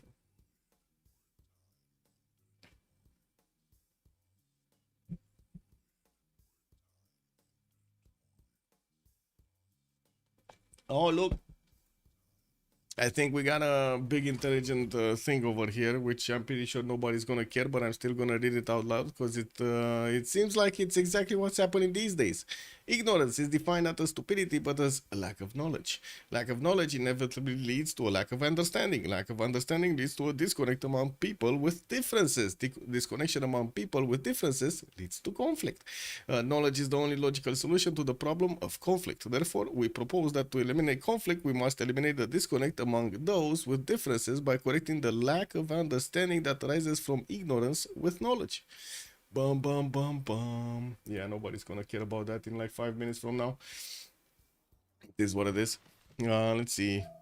Builders moving back. We do have Babylon defending his pocket from Valletta with one of his scouts, and indeed it looks like Byzantium is gonna settle that truffle tile. Flash New also, good evening sir. Helicopter, good evening sir. Abnegation and Amity are the final ones. The final ones, yes.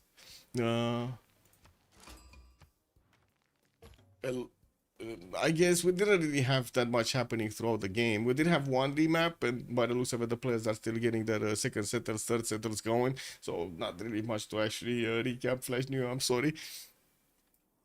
Cologne did get settled next to another Coco tile. More gold. It's good gold, right? More gold is good gold. Darius is already on 12 gold a 10 over here on Thule. He did manage to improve 3 deer tiles by the looks of it and one of these penguins. And I do see, no, that's actually 2 deer tiles and a penguin tile. Now we do have him getting another dog sled hunter and putting down his hunter's houses here and there to get the extra bonuses from. Still did not manage to get that culture through. Another. Was that actually bought? I think he bought that one. Brought his builder back from Chinguetti. While I do see Korea is also sniffing around. We do have also some Indonesian units getting to the cities of Thule here. Indonesia is not that far away, but also he's not one of those war nations that is just going to put down an encampment and go smack the next neighbor. Korea actually did also manage to take over another builder. That's a street charger from Muscat. That is, guys, this is a fully charged battery of builder here. That sounds like old of Trump entourage. KW. Yeah. I mean, if you see the movie Divergent, it's actually quite interesting, right? You did have those ones that were thinking they're so smart. What were the other faction? Wait, there was another faction here. Um, Not Dauntless, Amity, the Peaceful, no, Candor, the Honest. What was it? Was it Abnegation? Abnegation was the ones that put off revolution, no? Yeah. It was the leader, Janine Matthews. She tried to keep the divergent population under control. She was always testing her simulations and kept making new ones, aiming to make them strong enough that the divergent cannot resist them. KW. Indo-Pantheon, religious settlements. He went for religious settlements. We have here traders coming out, opening up with campuses just from one city. I don't see actually Karkar putting down one. He did manage to get the banana for the extra food per turn, which is pretty good. I do see also Tirits and Man are going immediately for celestial navigation to get their harbors quickly. And Tirits is gonna send his city towards the plum tile in the northwest of his capital. While he did manage to improve two of his tiles, he did get a boost for celestial navigation itself. Korea is still moving off. It looks like we might actually have a bit of a party here. Spain does really want that Tiki Hut, but so does Sprig. He's not gonna get it. He's too far away. Cologne is actually quite close to Spain, so they could trade with each other through the German Bight. We do have also Germany in kind of a free sim situation here. It's just going to be Babylon in his east. That's going to pose a bit of a challenge, although I'm pretty sure it's going to be Byzantium that's going to pick up the flag of actually doing the damage against Babylon. Byzantium here is not going to benefit from his free units anymore, or at least from the Hippodrome, unfortunately. We're going to need to see them bank up on quite a bit of gold and resources so he can actually upgrade stuff, because we've... How many times did we see it in the last 2 weeks that the players had the units, had the tech, but did not have the gold or the resources, and they just were left standing over there. They couldn't do anything. Extra culture also coming up from the seal tile. Well, I kind of think we need to put up the prediction for who's gonna win here. Just give me a second so I can write it down. So who will win? We do have on one side that's gonna be Meow for delegation, and on the other side we do have FDLV. 30 minutes for the submission period does look good, and Athena just sprawls all over the thing over here. I'm gonna try to stay tight so we don't actually get to annoy her. Because you never know, man. You never know. Yeah. Right? Who got God of the Sea? I don't think anybody got God of the Sea. Yeah, nobody got God of the Sea at the moment. Sully is actually going to go for the 3D tile settle between the mountains for the non-fresh.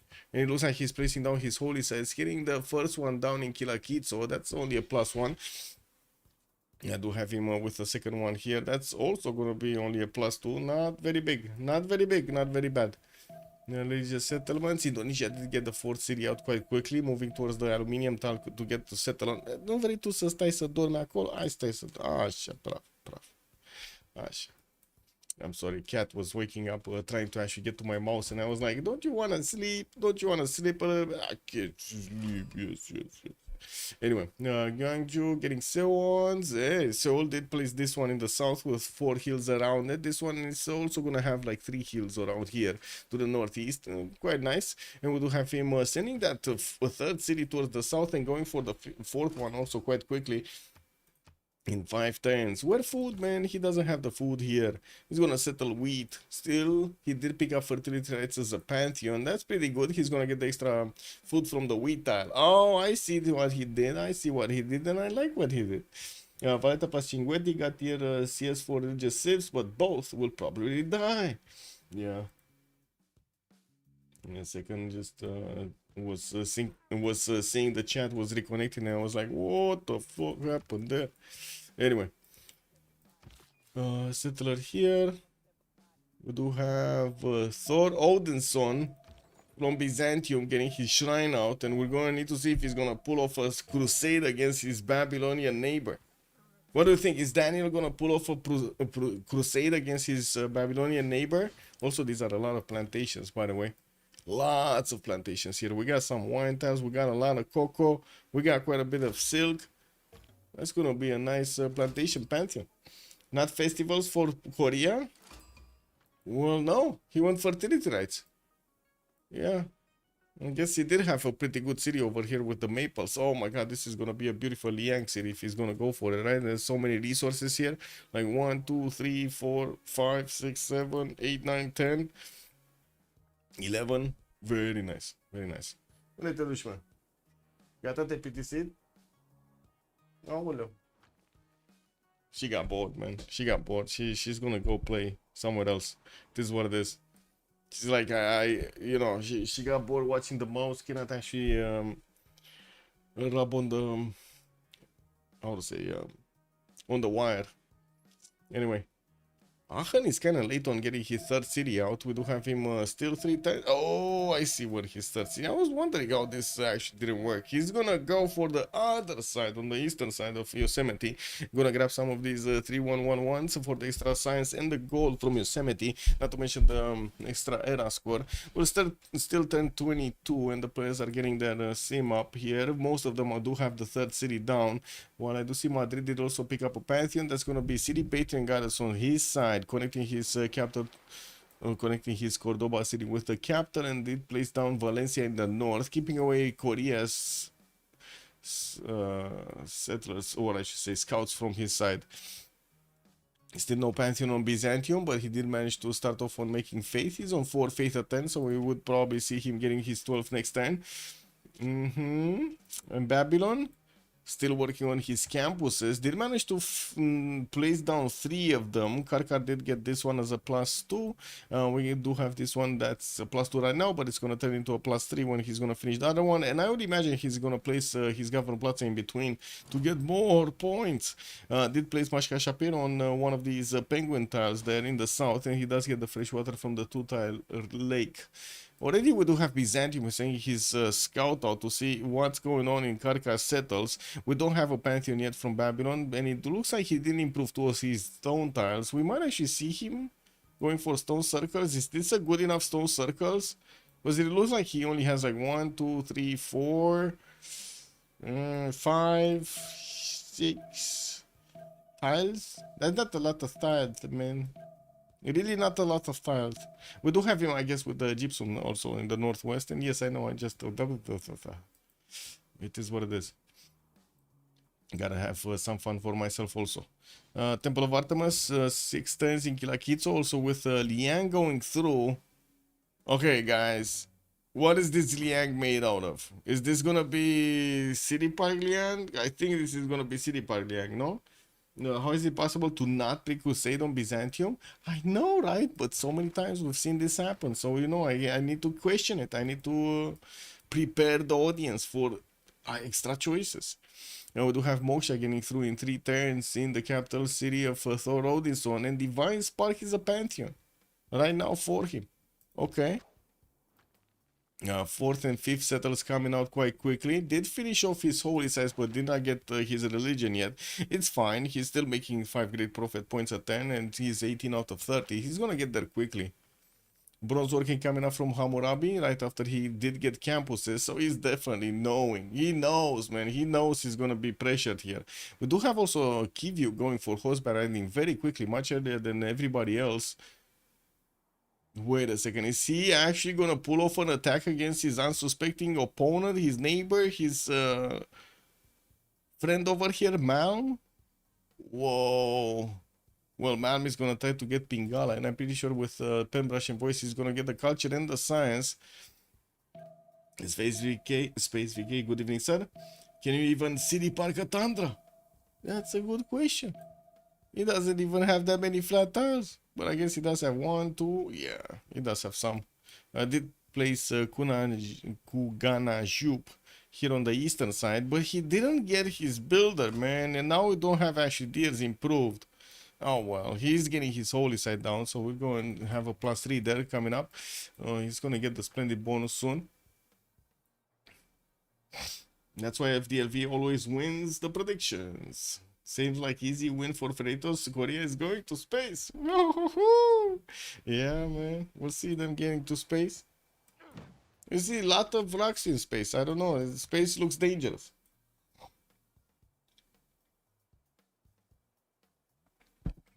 Babylon also working on Moksha first. Still needs to get those campuses down.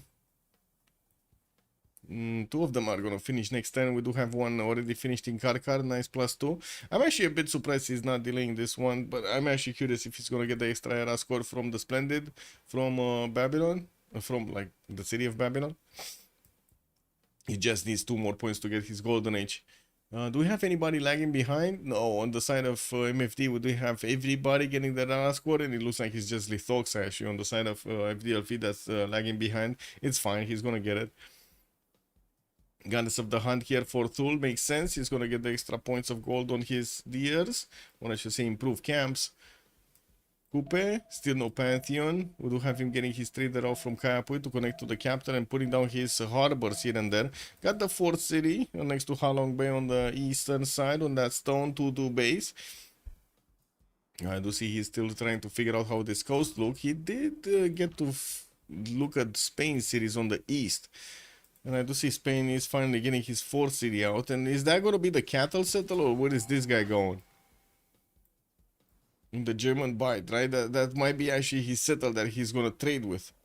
Yeah, I think he's going for the cattle settle by the looks of it. Not going to have the fresh water, but it's going to have access to some extra amber tiles that he doesn't have in his capital. And I do see a row of cocos. 3 cocos are going to be over there just standing beautifully in a defensive line. Darius just got a relic. What the fuck?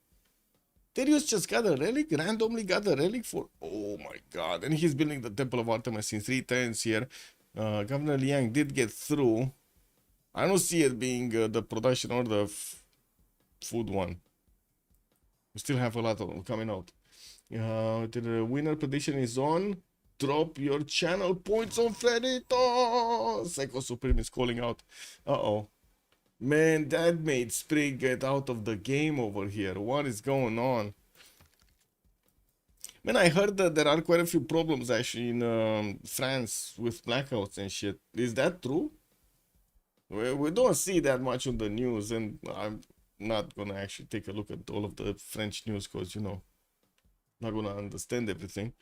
But I can ask you, is that true? Do you have like issues over there with energy? What's Basil's Pantheon? Divine Spark, no? Yeah, Divine Spark. And he got a religion, but we do need to wait so I can click buttons to take a look at the religion. I cannot do it when it's paused. Hellbay is saying no. Okay. Yeah, makes sense. I totally get it, man. News just making up stuff over there. Freritos on Korea did get Jinju down, placing down his Seons here. Also started improving Gyeongju's incense tiles for the extra faith. Not to mention gold. Not bad. Getting the production point there. It's gonna need to get the maples also improved. Okay, Sprig got through. I mean, as far as I know or concerned, nothing strange going on. Yeah, okay. Okay, makes sense.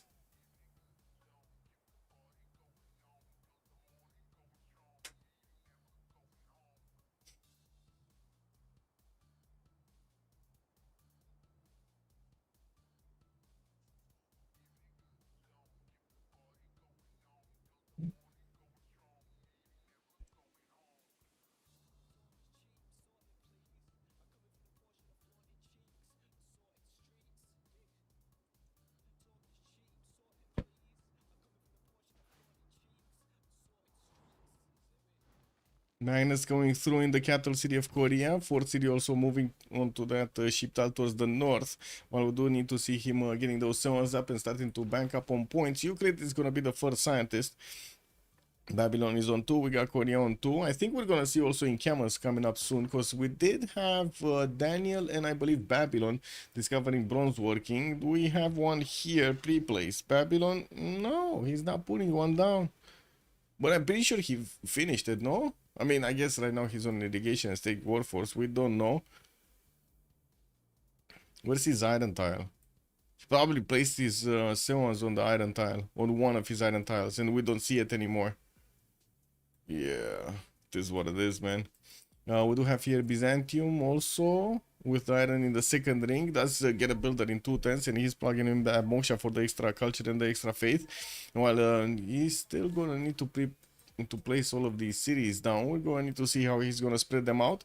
Could definitely get another city towards his opponent in the southeast to put a, let's say, more pressure on Babylon here. Deny him a settle from the same river of Nicomedia. No naval trade for LV against 2 of MFD goals are going to be unbalanced. There's going to be, yeah, definitely a lot of gold being generated here by Meow for Delegation. This is this looks amazing, but at the same time, it's Basil the second, so he's not going to have that many trade routes. We're going to need to see if they're going to make the goal with this. And what was the other one?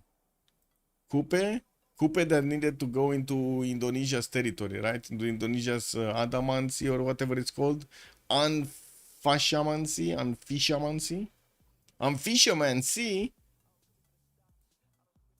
Whoa. You see how little, you know, change of a letter over here changes the total meaning of... I want to clip this. I want to clip this. This doesn't happen that often. Unfishamancy is the unfishable sea. I guess let's put it, where was it? Here. Yeah, the unfishamancy. Pingala getting through in Mahapa hit. We're going to need to see if he's going to manage, if his opponent actually, Thule, is going to manage to keep up with him. Darius is still on 9 science and 7 culture. Man is 9 and 10. And we do have 39 points of production here on Man. While Darius, yeah, he does have only 34. He does have 10 faith at 10 and still working on it. Temple of Artemis is also going to give him quite a few points. And he did manage to get another builder in Kudgana Jajups or something to get his improvements down. We're going to see him getting all of these deers and sheeps going. When did Meow join? At the last lobby. Also, Murphy, good evening, sir, and welcome. So Indo is going to kill the Tundra. Is he though? Or is he gonna be Thule coming out, lashing out against his opponent? We don't know yet. I guess we're going to need to see if they're gonna get aggressive against each other. At the moment, neither of them are actually going for bronze or king. It's just gonna be Daniel with Lithox, I believe, that are getting down that upgrade. And it looks like indeed we do have Lithoxa going for stone circles as a Pantheon, getting the 2-for-1s. First in Camel being placed towards the north of Karkar, getting the Palgums out in Karkar. And I do see Nicomia did pump out that settler. Oh, wait a second. Religion, Catholicism. He got crusade, man. He's not messing around. He's not fooling around. Daniel is looking out for some fun tonight. We got him getting that choral music for the extra culture. And of course, crusade for the extra +5 against the foreign cities.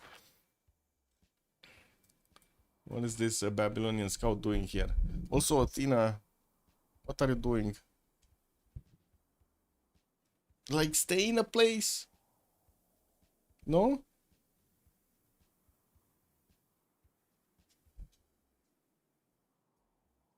He can place one city, take a shit of galleys pre-builds, and try to caravel. A shit ton, yes. Well, I guess we're gonna need to see what happens there. Also, could Spain do this, right, against Coupe on the western side? There are a few cities with quite a few chops that he could use here. Or places. Anyway, Spain gonna get that cattle set. Oh, he's placing his Tutu base. Okay. And leaving another settle on the northeast. He's also gonna want to get the amber improved immediately. While that city is not gonna allow him to get the cocos easily. We're gonna need to see what he's gonna pull off here. Yeah, Temple of Artemis should finish, no? Yeah, he did finish. And what's happening with the amenities? We got 0, +3, and +3. Okay, Kangiklinik would actually need to get some more improvements here on pastures, and if he does have more camps, but I only see one pasture left to improve. It is what it is. What are you doing, Athena? That is not your screen. She's eating the screen. You like plastic? No? Not good. Plastic is not good for your health. Yeah. This is what it is, man. Cats these days. Fourth city moving north. Is that actually gonna be sheep settle, or is it gonna be in between the sheeps? We'll see. We did have quite a bit of extra science coming through. Looking at the yield tab here, we do have Lithoxa on 18 science and 15 culture, while the Sprig is 11 and 6. Still need 3 more turns to actually switch the era, and I do see Lithoxa is still missing 1 point, so he didn't get the points. Yeah, that's what I was wondering about. If he's gonna get the +3, the Splendid Campus, it did not. It finished the campus here, and then it finished the other one. It's Athena. Pe ce te-am rugat? Lasă cablurile. She just cannot help herself. She sees cables, she wants to chew. Really? Păi te duc în camera cealaltă.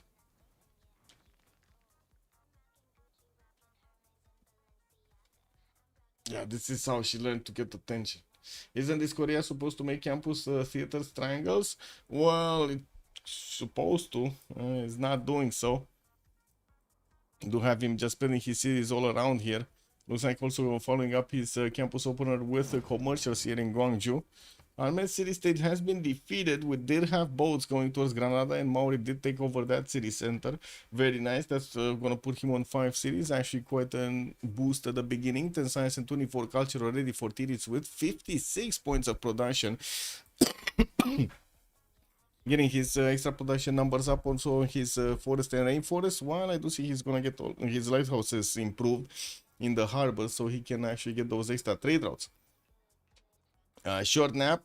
I mean, might need to actually send her to the other room if she's not gonna stop. What is this? Babylon trying to keep away Byzantium from settling a city, getting new builders out, also Govern Plaza from his capital. Now, I do see it's not actually gonna hit any district there, it's just gonna be there. And I think his deer tiles are just gonna be extra chops. He does have 2 of them in the capital by the looks of it. That's just 4 chops, right? That's big 4 chops. Now he does want to get his amenities going for the happiness.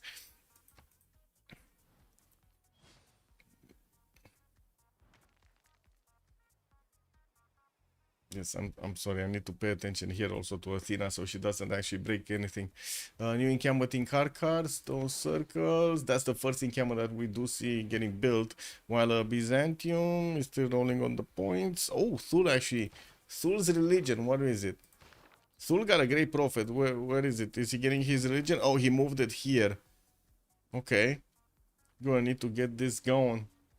Basil II would actually benefit from this so much. A bit weird that I guess it's fine. That's gonna be a city that's not gonna have that much population here, Kuganajub, and I'm pretty sure we're gonna see Byzantium sending some of those missionaries. He does need his extra tax history from converting his allies' religion to his. What happened here? How did Byzantium get his settler moving back? Wasn't this scout on the other side? How did this get here? And this is a series of unfortunate events that's happening next to Daniel's territory.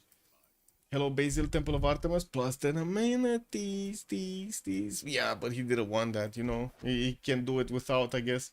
Blitzkrieg Games bit risky to found in a non-cap. It can get raised in the future and deny the tax history. True, but it's like in between the mountains. It's a hard place to go against. Yeah, but true.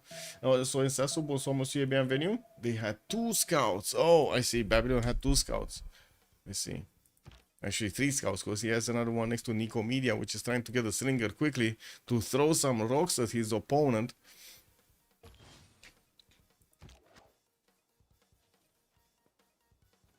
Okay, Liang in 3 turns getting through in Nicomedia, while Moksha was first in Odinson.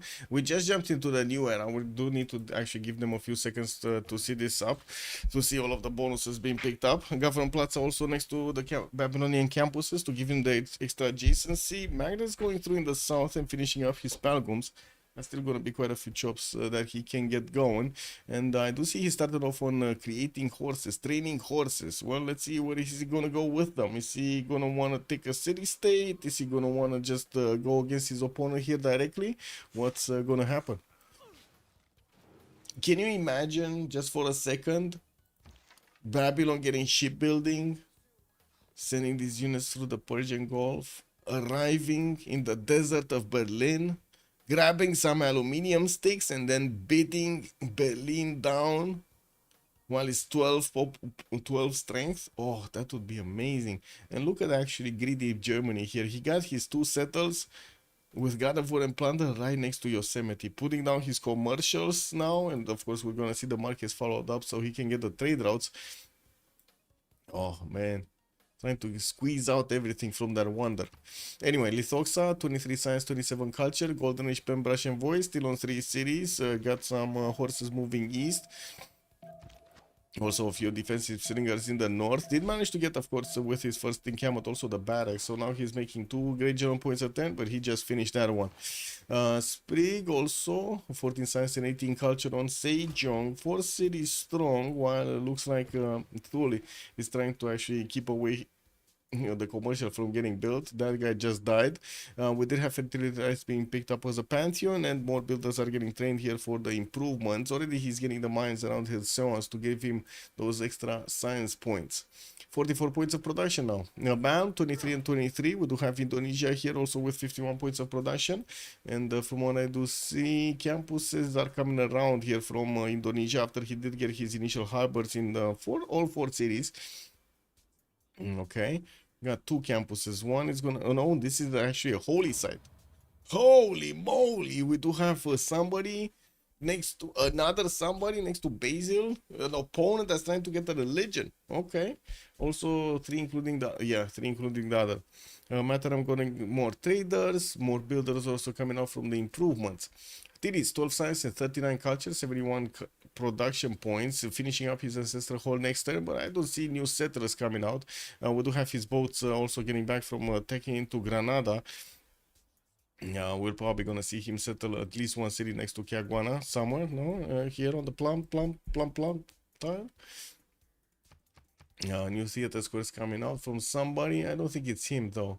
Oh, it is him. Kaya actually got the first theater square pre-place here, and while he's getting his monument out for the extra culture. Anyway, Buriz, 10 science and 19 culture, 4 cities strong Spain, while he's getting his lighthouses and harbors. He's also plugging in Reina quite quickly in Cadiz, so he can start trading with a possible German city here.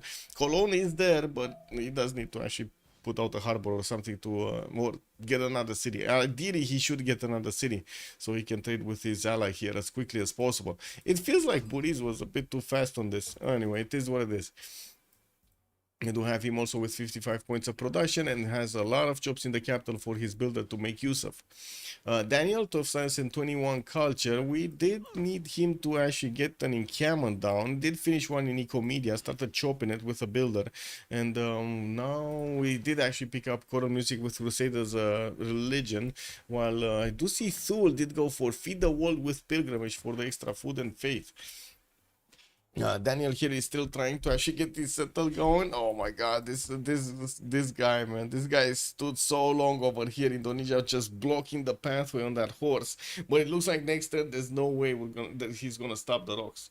Also, if team recruits a Great Prophet and does not activate, yeah, that is a valid strategy. Actually, you can keep the Great Prophet and not activate it. It's not silly, it's pretty good. Germany, bad move, lost the Great Desert Hills from the Petra city by not settling the one tile between the unwasted horse and the maze. Yeah, that's just moves that I don't know what to say, man. He's just they don't know the power of the Petra. What can I do, play Mozart? They don't know the power of the Petra. This is what it is, no? They need to recognize. It needs to be drilled down again, the power of the Petra. Would be silly, I think. The Great Prophet recruitment does not deny another from getting a religion. Yes, it does. You cannot recruit it anymore. It does, actually. Like, there's only a 5 number of Great Prophets available. You cannot get 6. If you have in the game 5, you cannot get 6. This is what it is. He just needed to settle 1 tile below his current settle. Oh, here on the... Yeah. Yeah, but that required effort and more gold. He just didn't want to spend the gold, man. It's fine. It's still gonna be a lot of tiles here if he does get Petra and Ulm, and I'm pretty sure pyramids is gonna be much more preferred. Anyway, Kyber is 16 science and 19 culture, Pembrush and Voice Golden Age, 45 points of production, and we do have him starting to get quite a few builders out. What? Okay, Stanford. It's just Athena announcing me she's gonna take the stool back. Anyway, Darius 16 science, 19 culture, but went for mentality golden age. Already on 50 points of faith per turn, 45, went down to 45. Just like Daniel also did go more mentality. Building up the hanging gardens, and I do have to say, we were thinking he might actually gonna go for some horses against Indonesia, but did not train a single one. Did get the religion for the food and the extra faith per turn, and of course we do have him also with 68 points of production, which is at the moment pretty good. Pretty good, eh? I mean, Indonesia in the south is 60, so yeah, it's definitely much better in the raw production numbers, not to mention he does have the faithful couple together, but since he did go monumentality, no extra culture, doesn't have that much science, and we do have a man there with 32 science and 25 culture. This, like Indonesia, could try to pull off an early courser or night attack against his opponent, and Darius might be left hanging over there. He might not know what's gonna hit him.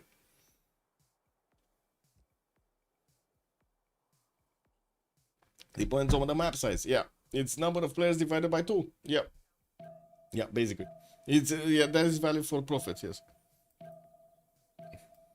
I think actually it's the number of profits also. It might be +1 because you can get Stonehenge. You know, there are a few reasons to not activate your profit. Spain gets an extra combat strength against foreign religions. You could hold it for a score later or use it as a scout. Yeah.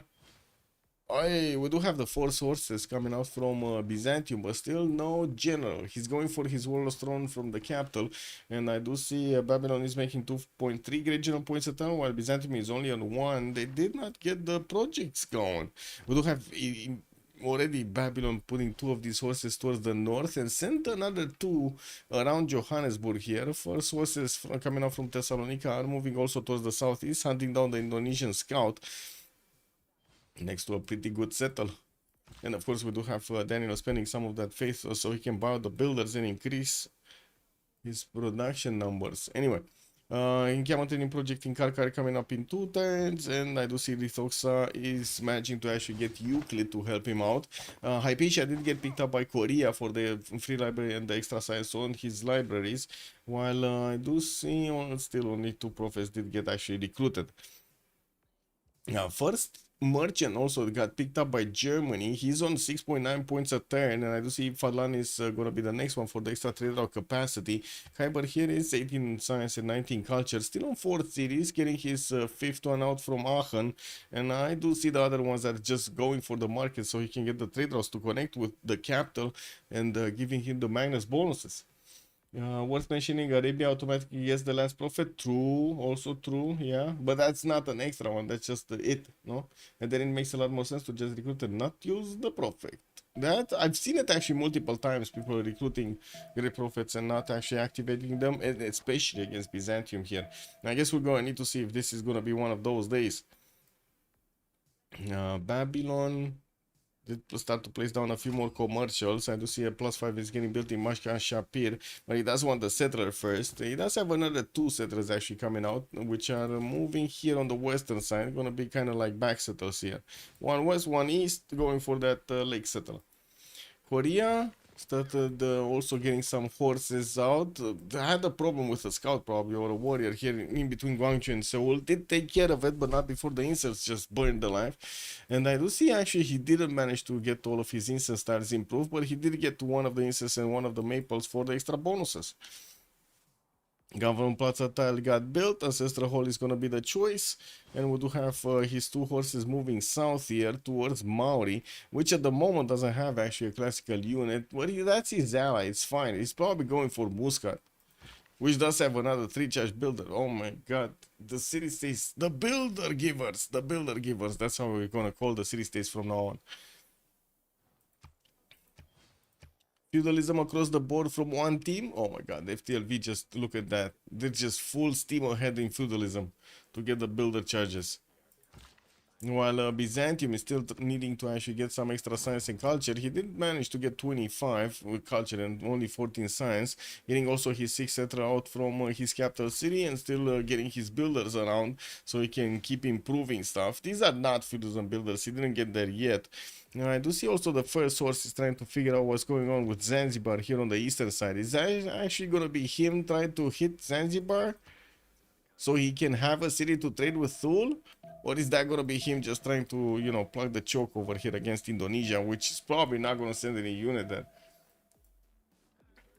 Usually you see held prophets on China because they have other reasons to complete the Stonehenge. Yes, extra belief if you have a prophet and then complete the Stonehenge.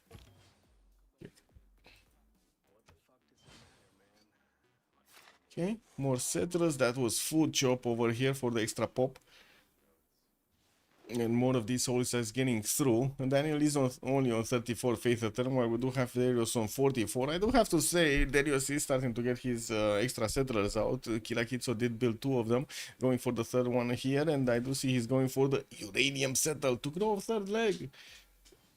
Yeah, that's how you get big, bro. That's how you get big. I do have to say, you know, last week when we had that explosion, major explosion from the sun or something, we didn't see the news saying like, you know, you might not want to like fly around the planet in the next like 3 days or 4 days or something because you're gonna get irradiated. Do you know how many people are gonna get sick because they didn't say anything? Shouldn't that be like emergency announcement or something? You know, right? You know what I'm talking about. The solar explosion that is basically creating cancer in the people that were flying last week. Ugh, that's kind of nasty, bro. Kind of blame it on the media right there. People could have been worried, but they were not. Basil seems scary. I mean, it's Daniel, man. He's always scary. The problem is he actually gonna do something against Babylon? Because I don't know. Babylon already has Sun Tzu, and I do see Byzantium is just slacking here. He's not getting the projects going. We'll have him getting another builder from Nicomedia, while he still wants to improve stuff. Getting the horses actually from Thessalonica here on the eastern side, sending them probably to Zanzibar by the looks of it. Get that city center on his side. Huh. Well, Zanzibar did get a galley. If he stays into the city center, that's gonna be a bit of an issue. Okay, looks like Korea is punching through Muscat's defenses with his 2 horses. You have Maori sending one of his archers to deal with the problem, and I do see Maori is starting to actually get more expands out. Another 2 settlers out, and already one in the build queues here from his capital. He will need to finish his theater squares and get the Mares through so he can get the culture and faith everywhere. While Opango is working on holy site prayer projects, looks like he's gonna manage to actually get one of these holy sites to give him a religion. He's on the opposite side of Daniel, so unless Daniel actually takes this city, that's not gonna be actually his taxes trade, right? He's so far away from Kupe. Kupe is literally on the other side of the map from Byzantium here. Thessalonica getting Liang, southward, Babylon. Still getting his settles out. Has 2 more on the way. Third one is also getting built in Mashashapir. So he's going to be on 6 cities quite quickly. Well, I gotta say Byzantium was a bit faster on getting his cities out. I guess we're going to need to see if that's actually going to convert it to an advantage here. Lithosa is on 63 production while Daniel is on 55. He does have the 36 faith attempt also coupled together with a monumentality. Yeah, what is Spade doing? Getting campus, that's going to be a nice +2. Cadiz did manage to get Reina. Still no city, no connection city from Cologne, but we do have a setter getting finished next turn, and we're going to need to see if that's going to be it.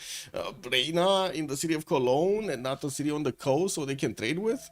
What is this black magic? There we go, pyramids, man.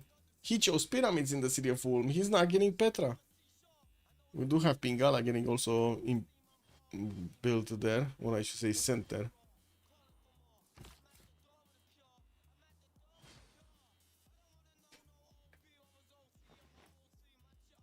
Governor Liang in Berlin. This must be the city park Liang. I don't think there's any other choice here. Doesn't have that many resources in that city center, nor in others.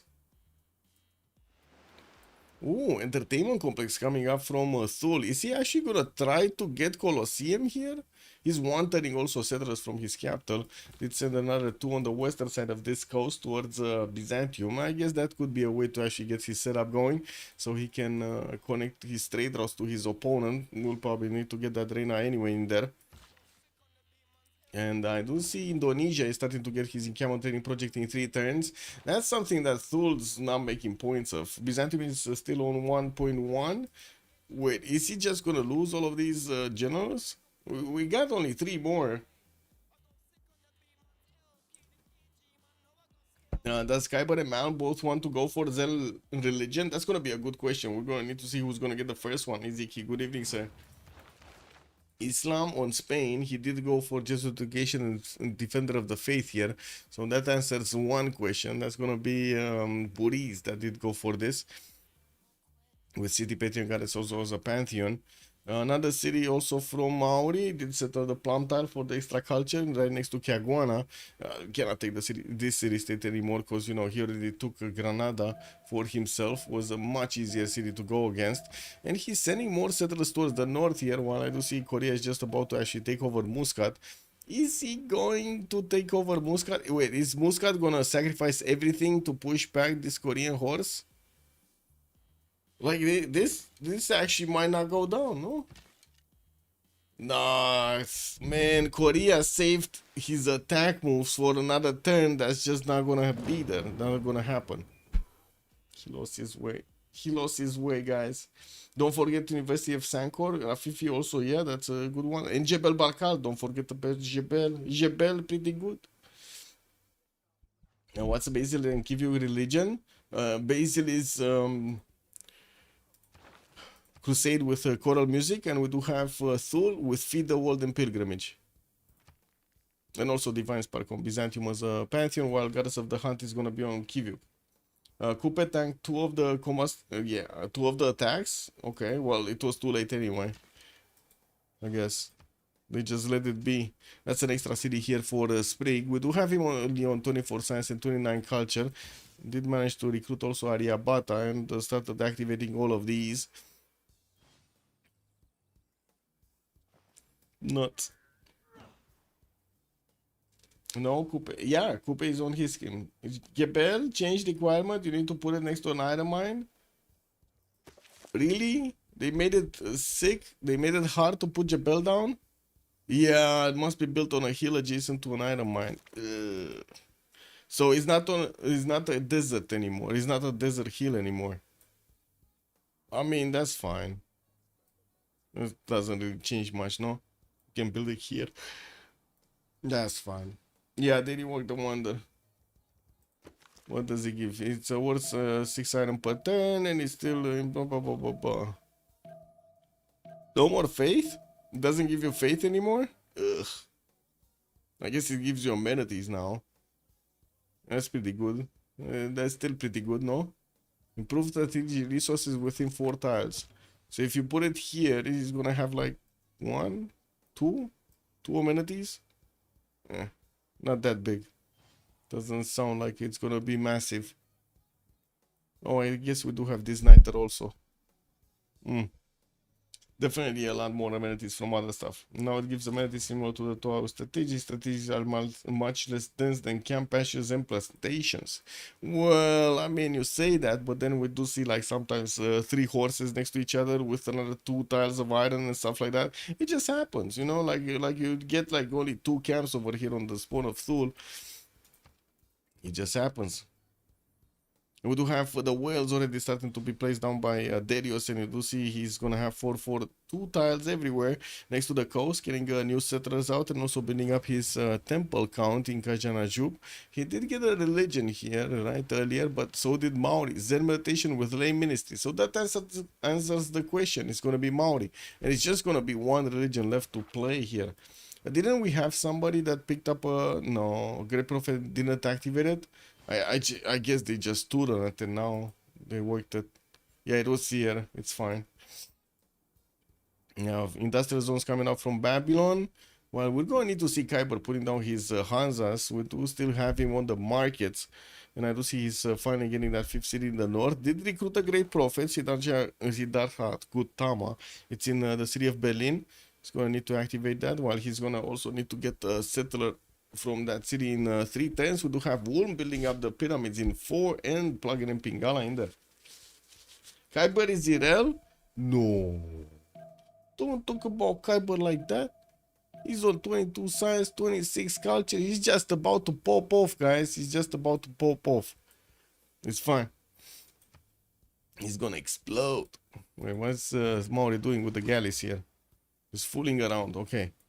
Oh, we did have him with religion. Right? Yeah, that was Buddhism here. With just one single city, Opango. While I do see he's sending more of these settlers in the north. Those are rare though, and compared to camps, it's not even a comparison. Yeah, true. You do get a lot of bonuses.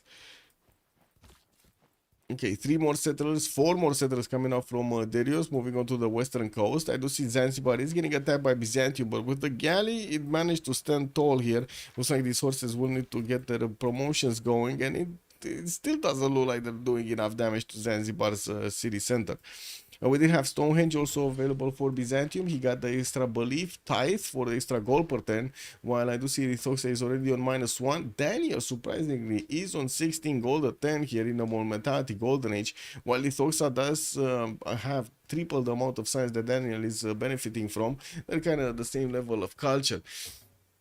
You do need to see if Babylon here is going to manage to discover courses. Probably he's going to discover courses before his opponent can react to this.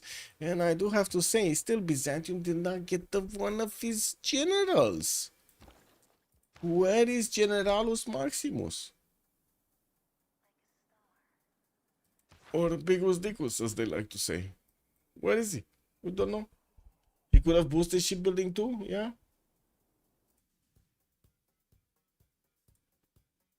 I guess he thought his soulmate doesn't need any help. This is what it is.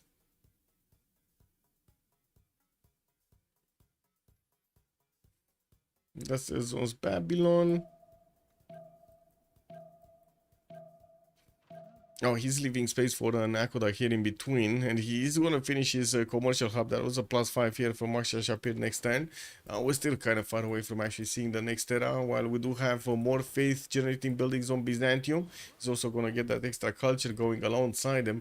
I do have to say 19 science is kind of slow at the moment. He definitely needs to get a few of those campuses down, but it's city population problem, right? It doesn't have that many. I do have to say the spread of the Red Scourge over here, Maori, is just getting everywhere. 2, 4, 6, 8 cities already. Getting his 9th also on the board here towards the western side of Granada. While we do have him starting to send some missionaries to spread around his religion to the other cities, he's probably going to need to convert actually the Moksha city first, so he allows Moksha to spread it further.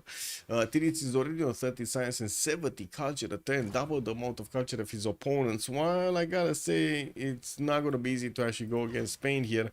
We're going to need to see how he's going to get the sim up, and of course, if we're going to have Korea actually sending some units towards the eastern side to deal with his opponent there. Didn't they have some special thing here?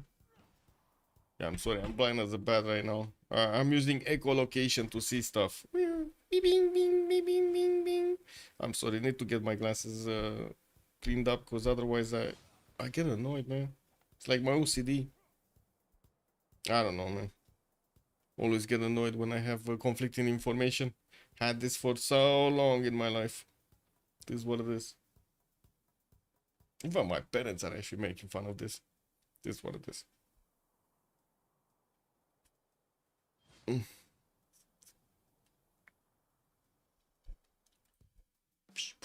Iziki. He gets tagmas on the culture tree. Yes, he does need a lot of culture. Yes, totally. But we do need to see also him getting a general. Where is his generalus? Like, he's only on 1 point a turn. He's going to need to get the projects out. Raja Tudarmal is the merchant. And we did have the extra trade route capacity picked up. And it was Germany that got it, Deep Fadlan, while Zakian is not yet available for them. Looks like Abu is going to be on the scientist screen, so we do have some extra heals there. Well, I don't think anybody cares about terminals in this game. We're going to need to see if that's actually going to happen. We did have Daniel trying to go to oh my god, Zanzibar just won this. I think Zanzibar is going to need to be awarded MVP of this game, man. We had 3 of these horses of Daniel just bonking it down, and the city got ancient walls and it got repaired. Amazing. It's not a huge deal if he isn't super ahead in science, but he is kind of ahead in science, right? We do have Lithoxa here with 45 science, almost double Daniel, and it took him quite a bit of time actually to get there. What is this Babylonian settler going? Where is he going? He's going here. Is he gonna want to settle western side of? Okay. I don't think he's gonna go north. Do you think he's gonna go north in the face of Byzantium? I don't think he's kamikaze. You mean for yeah Basil. Yeah, oh, there we go. Income training projects also coming up in 3 here for Byzantium. While we did have Indonesia also gaining great general points, didn't actually make the projects for it either. Oh, he did. Hannibal Barca did get recruited. Man did get it. So that means we got only 2 of them available. Okay. It's gonna be Bunica and Trung Trac. Colosseum did get finished in Thul's territory. And I do see we got him getting those amphitheaters going. Darius is 29 science, 41 culture. Did pop over to 100 production. Well, I do have to say Tirits is already 139. And we do have also Hammurabi here on 101. Why is Maori 9 cities and Spain only 4? That is an excellent question, sir. Buriz over here just got slowed down by the looks of it. He does have another 1, 2, 3 cities moving. 4 cities moving, actually. 1, 2, 3, 4. Yeah. So he's going to be on 8 cities, but that's kind of late. It's going to take time to improve every one of those, while Tiris just keeps on being big. Getting another one. He's getting a 10th one from Engaruahia. Oh my god, and he's building these so quickly. Korea Scout is next to Spain. What is Korea Scout doing? Woo, but he got spotted. This settler has vision over the scout. I gotta say, if he moves one, oh my god, he's gonna take it. No? What the fuck? He went for the sentry. Oh my god, man. He went for the sentry that's why you don't go for the sentry promotion. He could have had that settler. He could have been his. But he said no. He said no. We don't need that settler for us. We just need the extra vision or something. Oh my god, this guy is like playing Civ7 over there, not available to take settlers. How can you imagine? Can you imagine that, making a game not being able to take units, civilian units? WTF, man.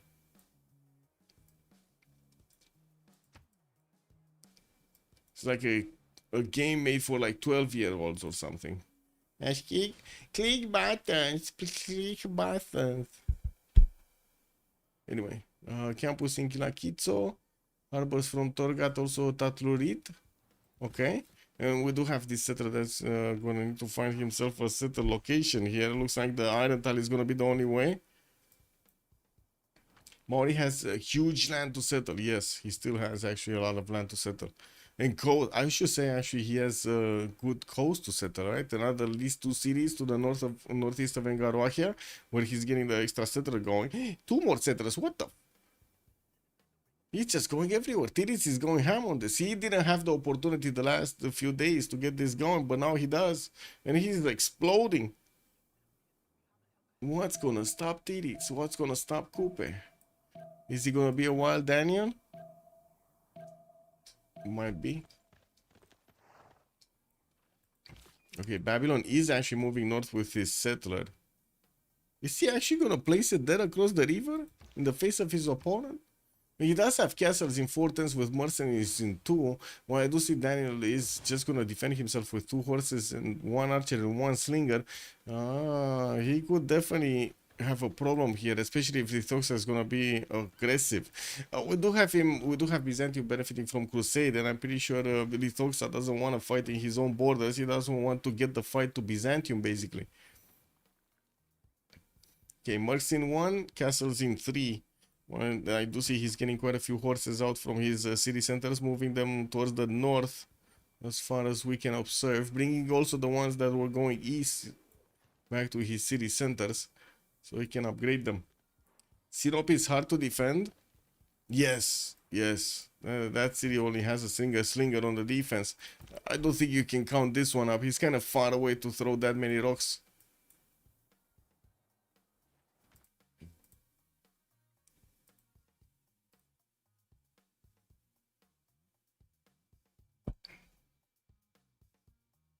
Or at least that's how I feel it.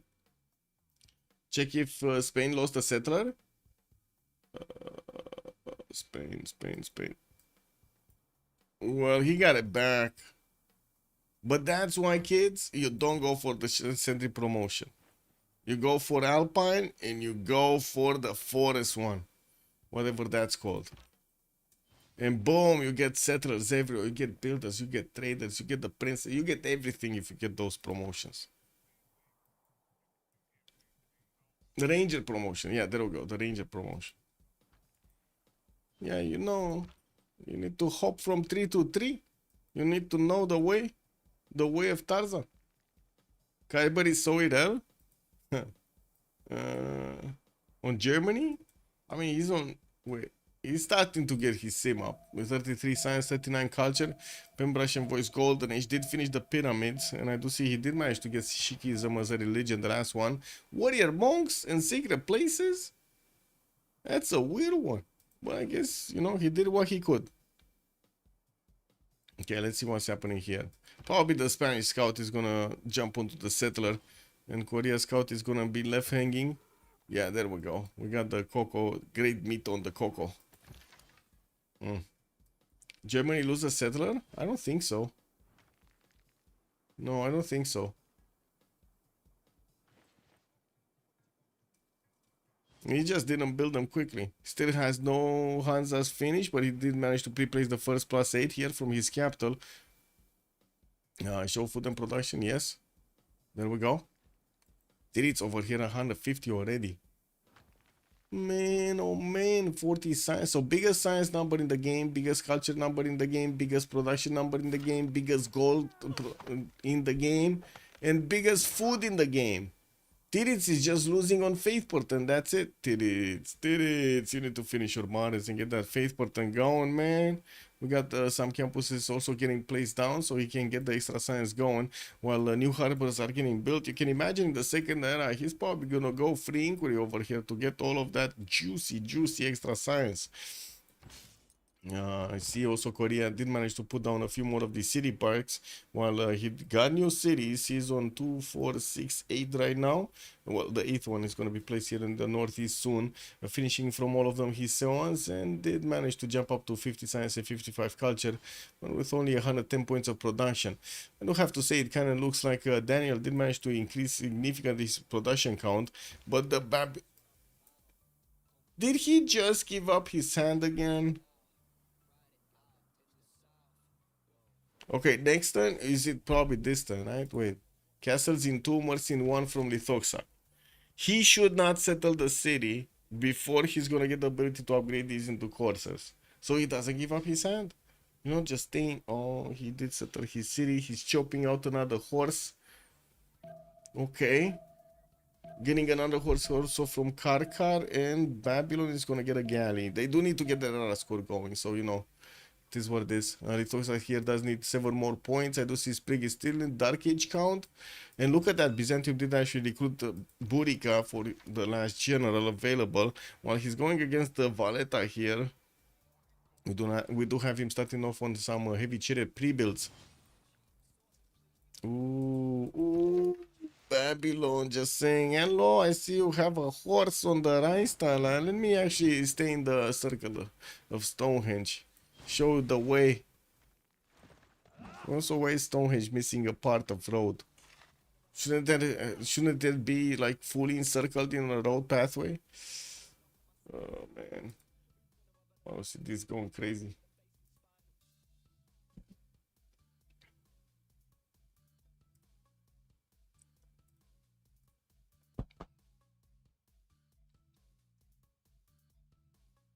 Hey, I missed something. Give me a second.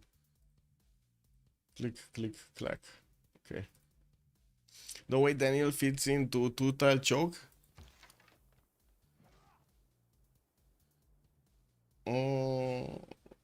What did he evangelize into? Tithe.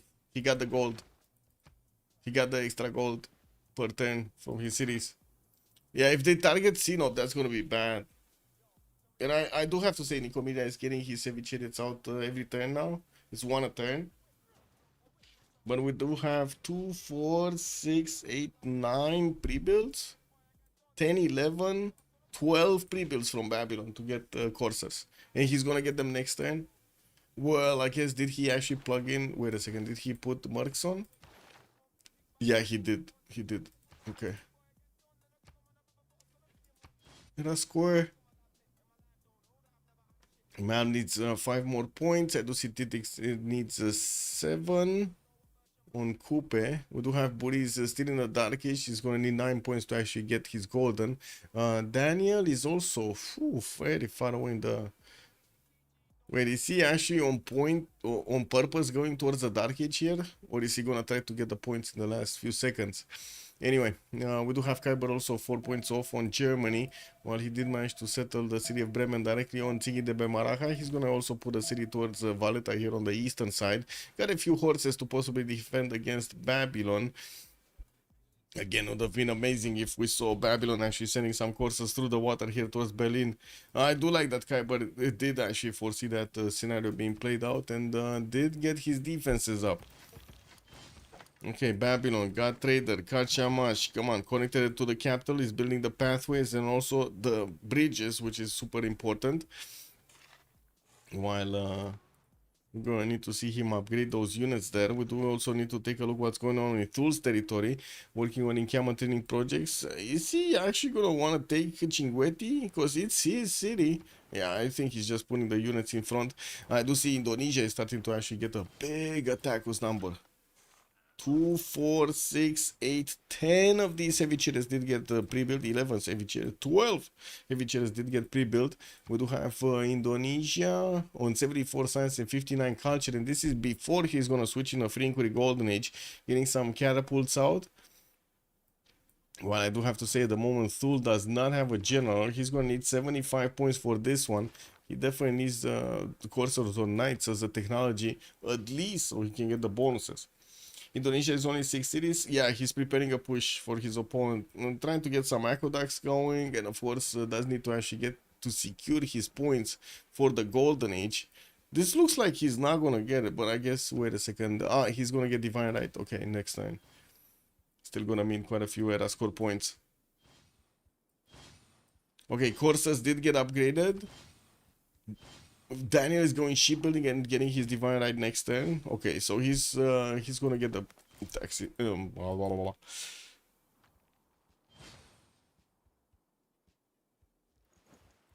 Basil.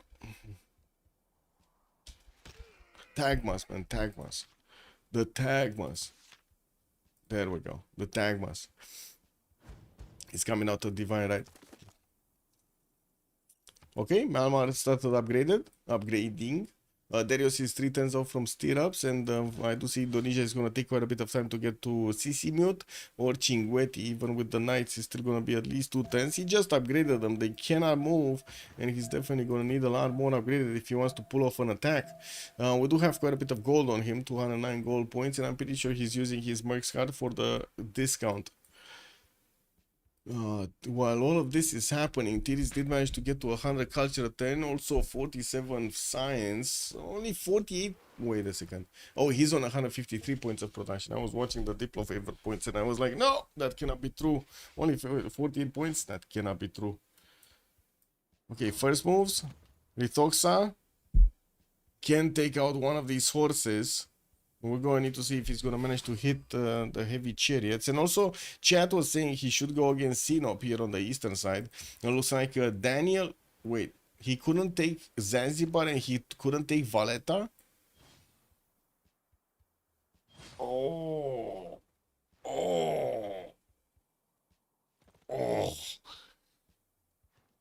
Imagine that. City-states are stronger than Basil II. Holy shit, now we need to see Daniel? Yeah, we need to see Daniel defend himself. Hippodromes coming through. And I do see some more campuses are getting built for Basil. He's only on 36 science, but he does have 71 culture, 92 production points.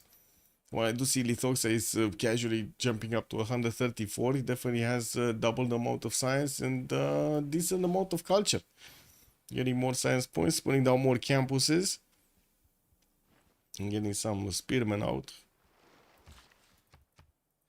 Wow, he's going for last moves. He's not even putting a single first move against Byzantium here.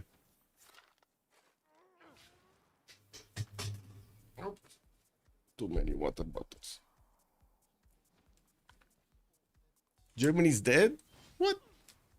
What do you mean? What is he gonna do with Germany? You think he's going Germany? Well, he did send 2 coursers here towards the western side. But that is gonna be an easier target to go against, I gotta admit, than going against Daniel. Well, still, that will give Daniel time to actually pull off an attack, right, against his opponent. Yeah, he's gonna split his forces. Guardian of the Nachos, good evening, sir. Can you show if yes, Malm is touching Darius. Malm is touching Darius all over the place. He's getting the knights out and he's sending them towards the Dariusian cities. Of course, we do have Darius here also getting his good amount of heavy chariots to send them on the front line to help defend here. While I do see his 2 turns out from getting stirrups. But he's also working on bronze working on Spain. Spain did get more settles, but still low in the city count. 55 science, 64 culture. Only on 2, 4, 6, 8 cities at the moment. Who owns Chinguetti? That's Darius. That's Thul. Yeah, that's Thul. What's happening here? Nothing much. Just the religion of Maori just expanding everywhere. Okay. And here, Babylon is sending 2, 4, 5 units on the western side. And it looks like his general is also deployed west.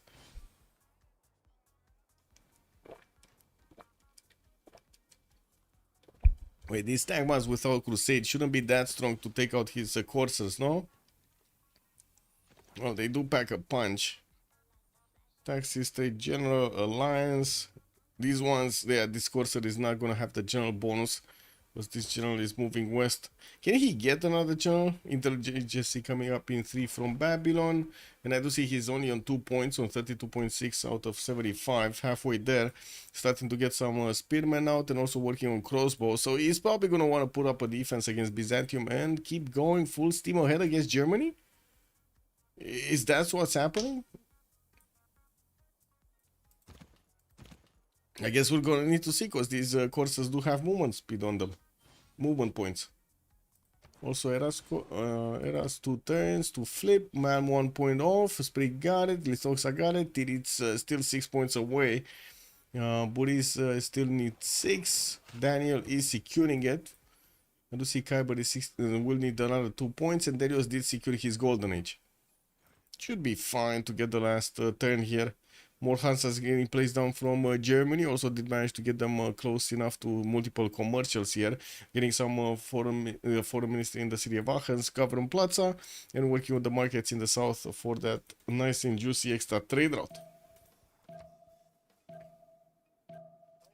So what's going on? Okay, some courses are moving off. They're gonna take off Valletta on the way. I guess Babylon didn't take a city center, no? A city state.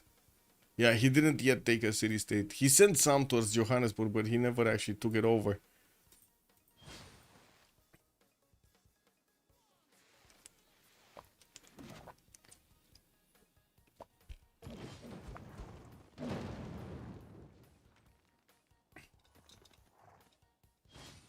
Okay, first course are getting into the borders of Germany. We do have some of these heavy chariots getting out from Kyber's territory, and I do see Kyber is only 39 science, barely getting his bronze next turn. Oh. Oh. Oh, ow, ow, ow, ow, ow, ow. I do have to say, the folks over here will need to focus his efforts on one single city. If he spreads these a bit too far, he might actually not do anything against Germany. There are a few defensive units in Magdeburg. Ah, there we go. He switched back. Stirrups coming up in 3. Mercenaries coming out in 2. Will get the item from his teammates to improve his heavy chariots. And in the meantime, he's building as quickly as he can, as many as he can. Babylon's general did actually get redeployed towards the north, stayed in the capital city, and now these Tagmas will have a problem actually attacking through the courses that are in the forest and hill terrain. Byzantium does have some archers that are gonna get some free shots here, and I'm pretty sure he's gonna need to get crossbow technology so he can start attacking more efficiently, getting his stirrups in 3 while he's placing down a few more hippodromes. We'll need the arena so he can get going. His free units, getting also GMC in the capital city, while Daniel is on 77 faith and he does also have 114 points of production. We still didn't jump into the next era, but this is the last turn, and I do have to say Coupe did not manage to make a golden age. How do you not get the golden age on free sim? He's getting his 2 on next turn. Oh my god, he's wanted. Guys, he cannot get a tour. He doesn't have the money. His builder doesn't have a promo.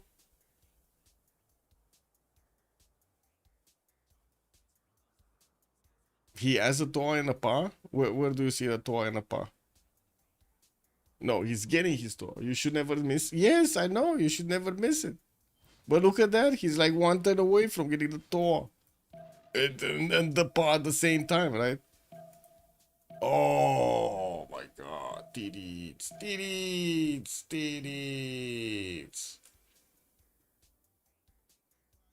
Tu ce mănânci, mă, acolo? Nu sta pe mouse-ul meu.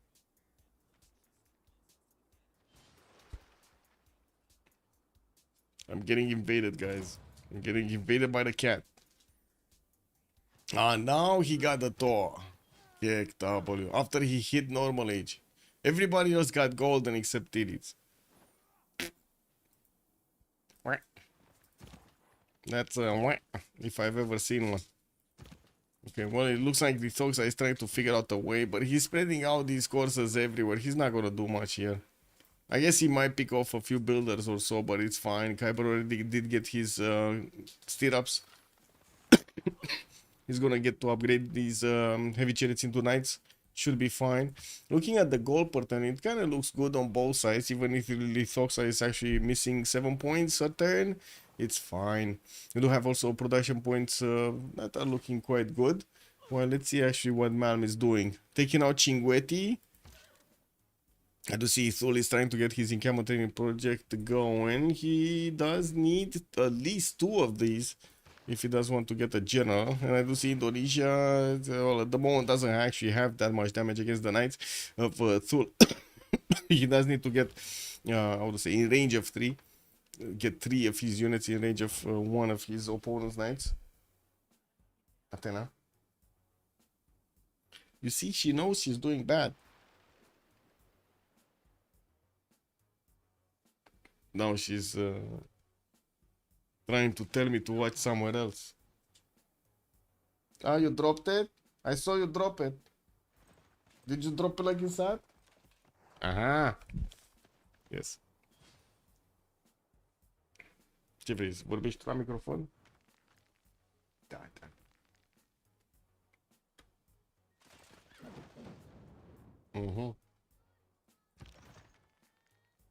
I think the cat is telling you to look at Germany. I can look at Germany. I mean, nothing's gonna happen here. It's just gonna be Khyber totally pushing back the Babylonian coursers.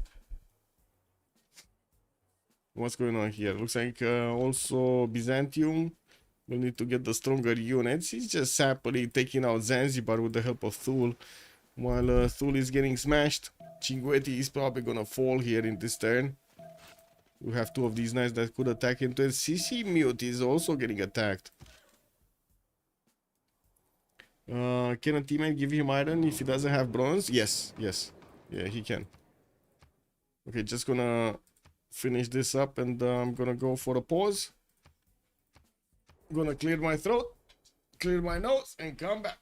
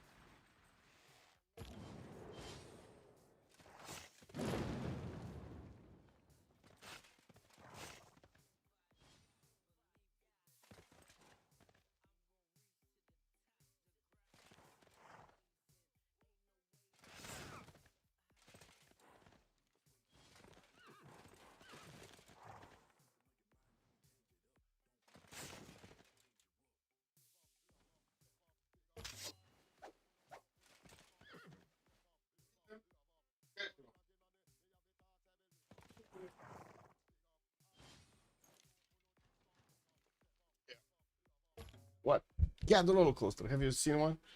Of course, it's the Taekwondo 3. So, Cinquetti get taken down. Indonesia did manage to pull it out. Sejong not growing via culture. Looks like all size cannot be created. Nasty. No buildings, man. And Frederick Barbarossa did gain the 2 Diplo points. Is he getting bullied? I mean, Babylon is just all over the place with these courses here. Looks like Germany did manage to get a few knights out and did upgrade them. Now he's stopping the attack.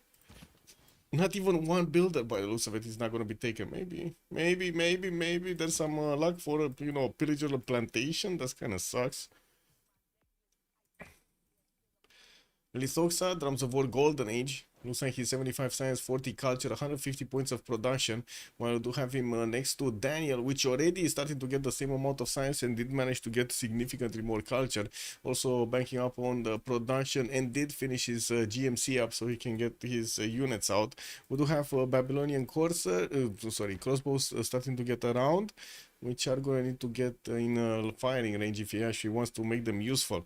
Getting quite a few of these spearmen out, and I do see, well, he still needs to sim. 2, 4, 6, 7 cities. Doesn't seem like he's going to keep up with science and culture if he went from 4 Drums of War. I gotta say, this is a bit surprising that he went from Drums of War, but oh well. Sprig, 100 science. Oh, did you jump there? Oh well. 105 science and 94 culture, 164 points of production on Sejong. We do have him getting his industrial zones down and started recruiting a few of his writers. Pingala getting in Gwangju, and we do have him actually just trying to get as much population as possible with the cities needing some granaries to get the extra housing going. We do have him nice and decent 72 points of gold per 10. That's quite big actually. Much bigger than everybody else on the opposing team. Malm, 88 science and 46 culture, also went for oh no. Is this Malmi telling him like going? This is an all-in into Thule. This is actually an all-in into Thule's territory. Oh, I guess we're going to need to see how Indonesia is going to play this out. He does need to start attacking into the encampment to take out the walls, and I do see Sisimut is also going to get ancient walls soon. That encampment is from Kangik Linik, the city in the northwest, and I do see Darius did manage to recruit El Cid. Putting it in the front line is going to help him out quite a bit to get the extra +5 on his knights. Okay, Indonesia is on 160 points of production, getting a few more campuses, and also for settling his opponent here. He's only on 5, 6 cities, and soon will be on 6. Of course, he did get Chinguetti. At the moment, I'm not actually counting this city because it could flip any time, right? Thul can get it back. Tirit's also 70 science and 92 culture. Normal age, man. After he did get such a good opener, he went normal age. So all of that extra boost of science that he was relying on to actually keep his tempo up is not there anymore. He does have 123 gold a turn. That just tells you how many harbors he has, and also how much science he would have had. Oh well, it is what it is. 213 points of production looks pretty good. It's actually not the most in the game. Kyber has the most in the game, but what stats on Kyber? Is only 54 science and 73 culture. Boris also on Spain. We do have him 84 science and 44 culture. Did switch to a Frinkuri Golden Age, and I do see him putting down his intelligence in his government plaza, also placing down quite a few more of these industrial zones. He's on 200 points of production, and he should rise up quickly in the science screen and in the culture screen after he's gonna finish the industrial zones. Daniel, 71 science and also 110 culture, still working on taking out Zanzibar. Oh my god, man. Zanzibar could be snatched away by Indonesia, actually. We do have Thul sending a... Is this a safety settle or what is this? Whatever. Now, we still have Daniel actually not moving a muscle to put off an attack against Babylon. It doesn't seem like he actually trusts his military to go against his opponent here and actually get a win for him. Kyber, we did talk about him. 223 points of production. 4 Ministry coming up next, and also placing down an encampment. That's the first one that I can see. Got a nice setup going also in between Ulm, Berlin, and Heidelberg for these Hansas to get the adjacency from his commercials. Where is this? What is this? This is campus. So Heidelberg actually needs to get another commercial here. Very nice. That's a lot of production that he's gonna get on the Hansas. Okay. Let's see, Thul. Okay, bringing down 2 catapults, tearing down the walls here in the encampment. While Malm is careful enough to actually upgrade his knights whenever he needs a promotion. Very nice. We do have Darius here with only 68 science and 60 culture in free inquiry golden age, getting a battery ram. 2 Is this some secret saucy strategy that I'm not aware of to get 2 battery rams?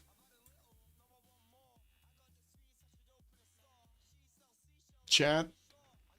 It must be some secret saucy strat that I'm not aware of. No? Feels like playing a fan DLC or something. I still don't like the new Civs, yeah. Maybe balance teams? Or maybe. Adam, good evening, sir, and welcome. Yeah, maybe balance out the teams, man. I'm still waiting for an answer, chat. Would be considered feeding in FFA to get 2 battery rams? Yeah.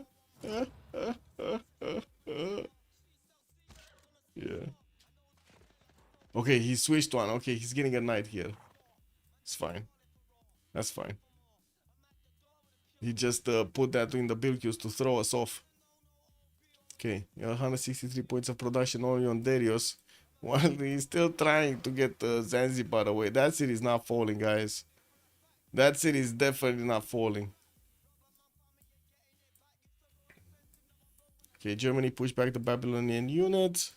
We do have him starting off on his production of libraries and campuses everywhere. While he did manage to get that biggest production number in the game here.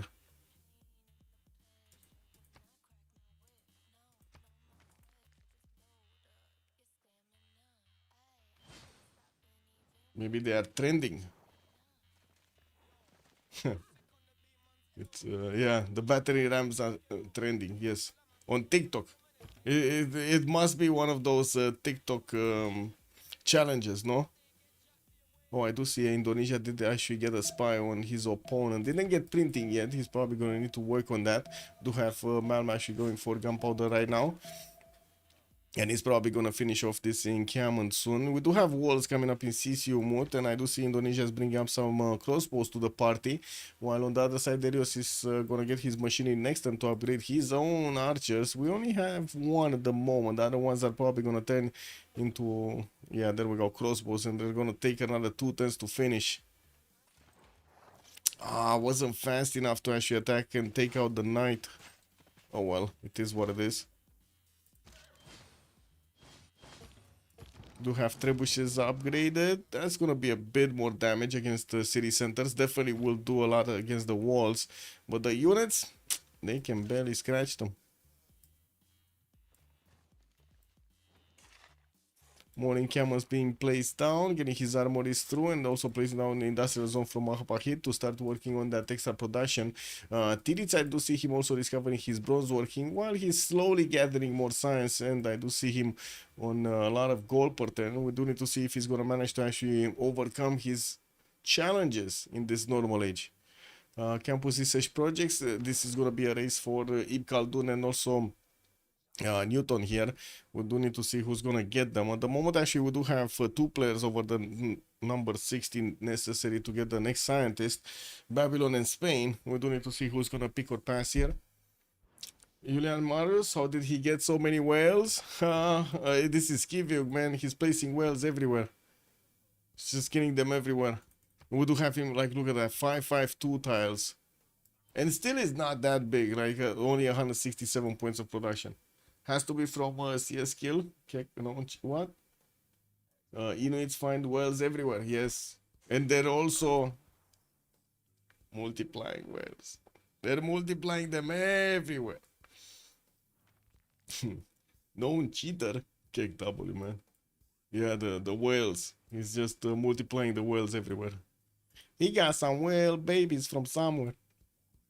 Put them in a lake. They multiply more. You know, what's Korea doing? Getting his universities up. I do see his sprig did jump up to 147 science and 103 culture with a pen brush and voice golden. He still needs to put out a few more of these theater squares, and it looks like he's gonna be the first one in the game in the science and in the culture mark. Not sure how they're gonna stop sprigging this time. Or Tirits, actually, for that matter. Kyber is kind of late. Yes, he does have the production, but he's kind of late on getting his stats up. 74 science, 79 culture, just doesn't look good.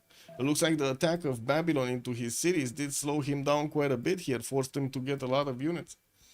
Darius was bigger than this in that Scream game of QQ, same strategy. Well, that one worked out, this one didn't. Just the name of the game. Okay. So we do have one of these knights getting attacked and getting destroyed. But that could be actually recovered. The tile could be recovered if Thul is gonna put these crossbows to work. Not doing amazing damage, but still doing some. More trebuchets coming through. By the way, the city of CC Mute could be attacked from the south, and I do see also Malvin is bringing a city there on the penguin tile. We do have him also with some crossbows, but the trebuchets are going to be the units that he needs to actually attack into the city center. That's a 61 defense strength city center with a knight inside of it. Is Darius Civ from a mod? I'm not. Yes, Midfarts. It's the BBG expanded mod actually. Can I see it? Workshop. 1 second. Files. Not files I posted. I didn't post anything. Subscribe. This one. BBG expanded. This one is the mod. Yes, I can share it. 1 sec. There you go. That's the mod. Actually, I think it says in the description. It says the mods that were included actually in this one, the BBG expanded.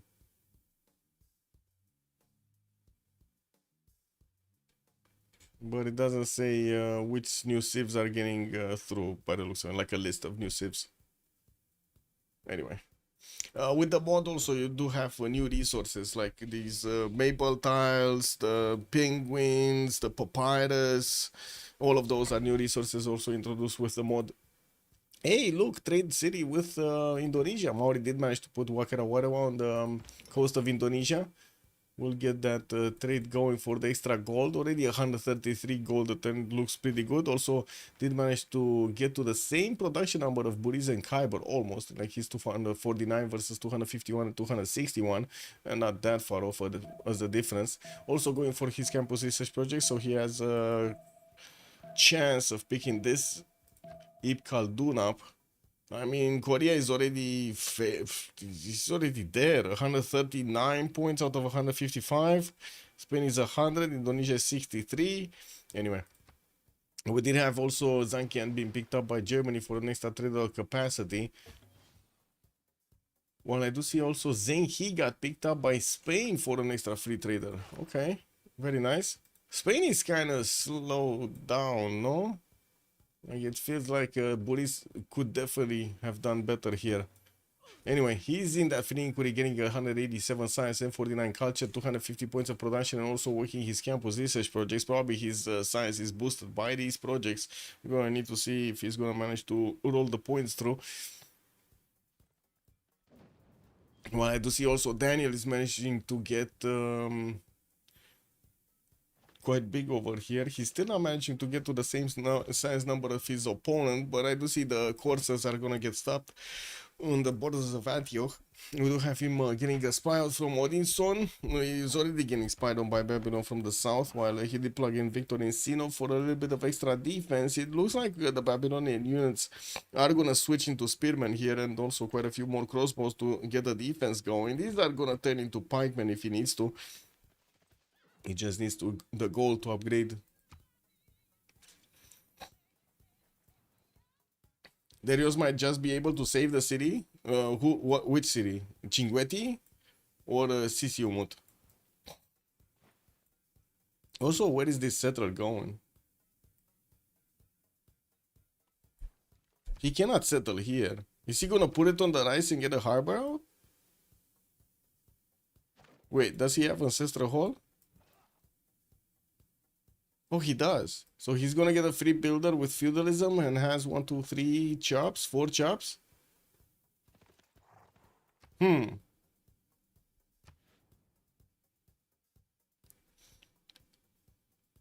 Did he manage to get? I don't know if he managed to get, but I don't think so. Cartography. Let me see if he has a boat. Does he not have a boat anywhere? He doesn't. Oh, I cannot check. Annoying.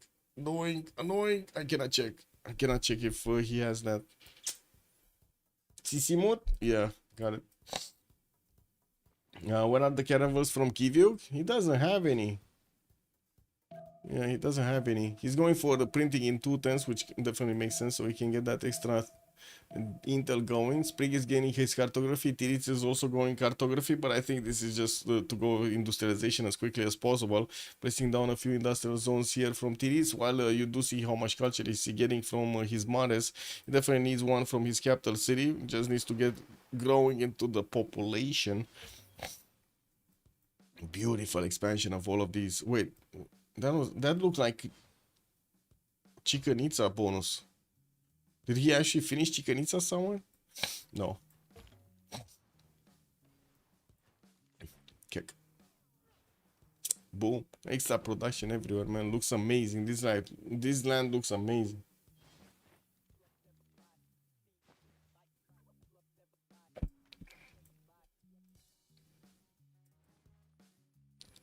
I do have to say Indonesia didn't actually put a resupply line to work against his opponent.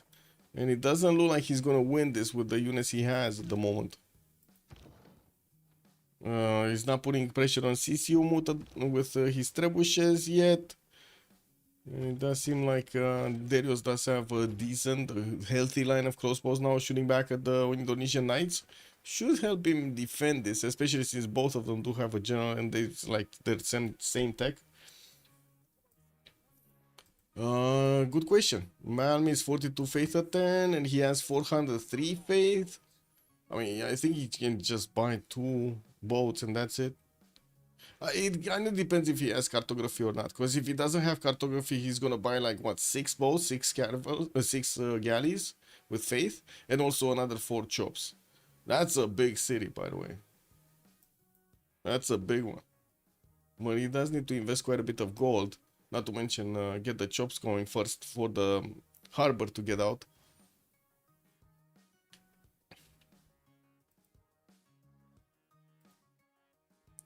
While all of this is happening, Sprig is just getting big. 192 science, 121 culture, also 239 points of production, keeping up with Philip II's 194 points of science here. But one is in a free inquiry golden age, the other one is not. Sejong is not in a free inquiry golden age. University is coming through, more theater squares also from Spain, and I do see he's placing down a few more of these harbors. Did manage to recruit Newton, which is super big here, to get extra library and university in a campus that he can, and not to mention the university will get him the +2 science. I do see Korea did get to pick up Ibn Khaldun. Unfortunately, well, he did not get Colosseum, and his cities are kind of like 0 happiness level. He's not getting the bonuses anywhere. He's gonna need amenities if he can make this work. If he wants to make this work, I mean. Okay, Badung did get settled. Let's see him. Builder got out here. He's not placing down the harbor yet. And let's see, is this Darius? Is he gonna... Yeah, he's gonna put one of those units there. Not gonna matter by the looks of it. It's gonna matter because he's not gonna be allowed to build boats. He can get the harbor down, but he cannot build boats. Chinguetti got the walls up, and it looks like Indonesia will need a few tens for heals.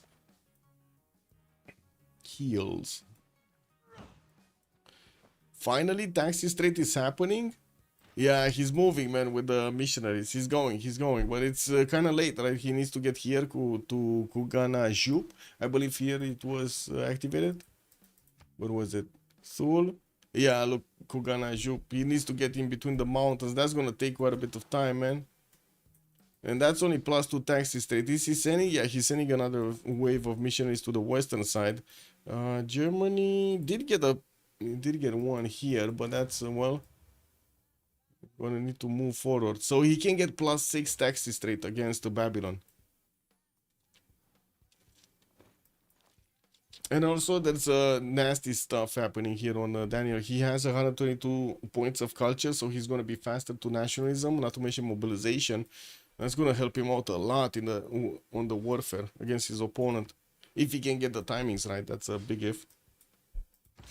Galileo Galilei got recruited here by Maori to have him getting his art museums, also building up new builders, getting new builders out, while he's finishing out the lighthouses for the traders. It looks like he definitely needs a lot of catching up to do in the science and in the culture screen. More so in the science screen. Okay, just one show from Indonesia wasn't enough to actually put the harbor out, unfortunately. And I do see Thule at the moment is not actually getting a boat or something. It would actually help him a lot if he gets a boat and puts it on the harbor. And finally, Indonesia did place one of his trebuchets to start attacking into CCU mode, which is also trying to get the harbor out next turn. Oh, I just noticed actually Indonesia did manage to recruit 2 generals, Trung Trak and Hannibal Barca. Very nice. Very nice. Did it start off on Chicanitza? Or finish Chicanitza? Yeah, I started off on Chicanitza. Oh, beautiful. Only 6 turns to get Chicanitza in Nengaroahia. Yeah, I smelled it, man. I felt it. I felt it coming, Chicanitza. 6 turns out to get all of this rainforest with an extra point of production and also culture everywhere. It's gonna look so nice. Another city south here on the same bay of Indonesia. While Indonesia... Oh man, this is gonna take a while. I guess he's not in a hurry. Universities out from Buriz, 190 science points, only 55, culture. Did manage to jump up to 300 production points. And I do see also Khyber, even if he's only on 100 science and 100 culture, is on a 300 points of production, getting those theater squares built quite quickly to turning them. And I do see, of course, he's getting also his universities up really quickly. Finally, got that commercial in Heidelberg for the extra points of culture here. And I'm sorry, but I need to do this because hairs from the little cat. I also did actually comfort today, but for some reason, yeah, I guess I left a few hairs there. It's mandatory to build a Chicanitza when playing a free sim coupe. Yes, I kind of think so myself. It needs to be mandatory. Man.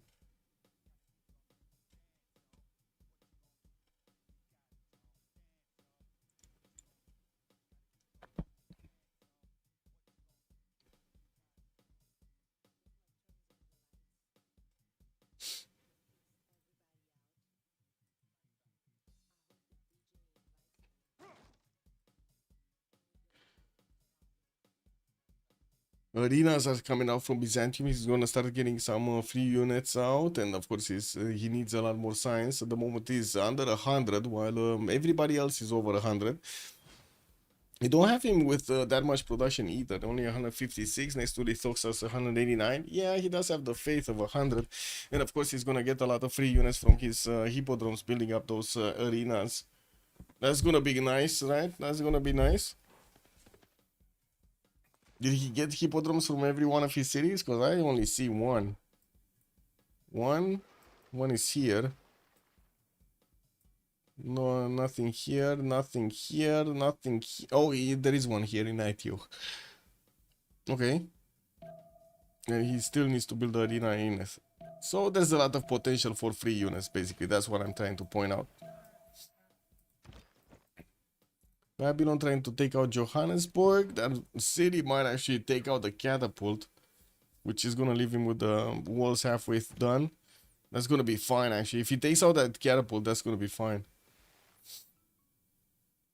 Is it? Yeah, it attacked into it. Oh, it still didn't manage to do enough damage. Unfortunate. It is what it is. Ah, there we go. Thul got a galley, and that harbor is not finishing. We do have Indonesia sending a crossbow. That's not going to be enough damage. He needs something like a trebuchet to push back the the galley. While Indonesia is probably going to focus on CC mode with his 2 galleys here to take down those walls. It does have a knight right next to the city center to finish the job when he's going to take it down low enough. I'm still a bit surprised we don't have a resupply line here from Meow, but this would have been a nice attack vector if he could have gotten it, converting that faith into units. He does have 533 faith banked up, so definitely needs to work it for something. We also do have Byzantium about to actually convert 2 nations here. We get the conversion of the religion of Thule and also Germany, which is going to give him a lot of extra taxes trade.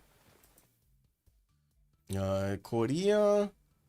In Korea is also an opponent of Thule, but he's not really moving at muscle here to get military units out, just going for his industrial zone logistics projects, which is gonna help him go through the engineers. We didn't really have nothing important picked up. Bishank is gonna be the next one, and it looks like most of everybody's passing this. Korea is getting closer, so you might actually want to take this. Ferdinand Magellan is also available in the admiral screen, and it looks like it's costing them 305 points. That's quite expensive. It's quite expensive.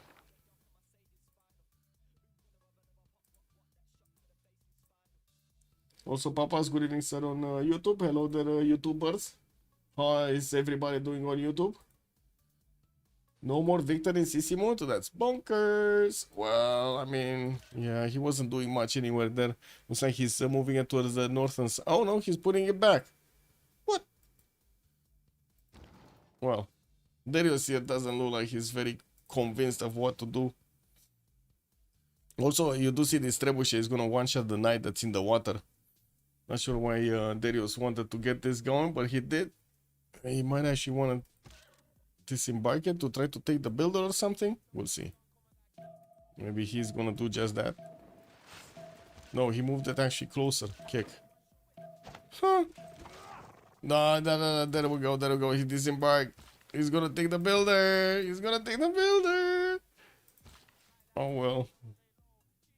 That's only one charge. Oh, canal coming out from Badung now. Okay, he switched. Now he's gonna get a canal out. Well, that will expose the city to attacks, though.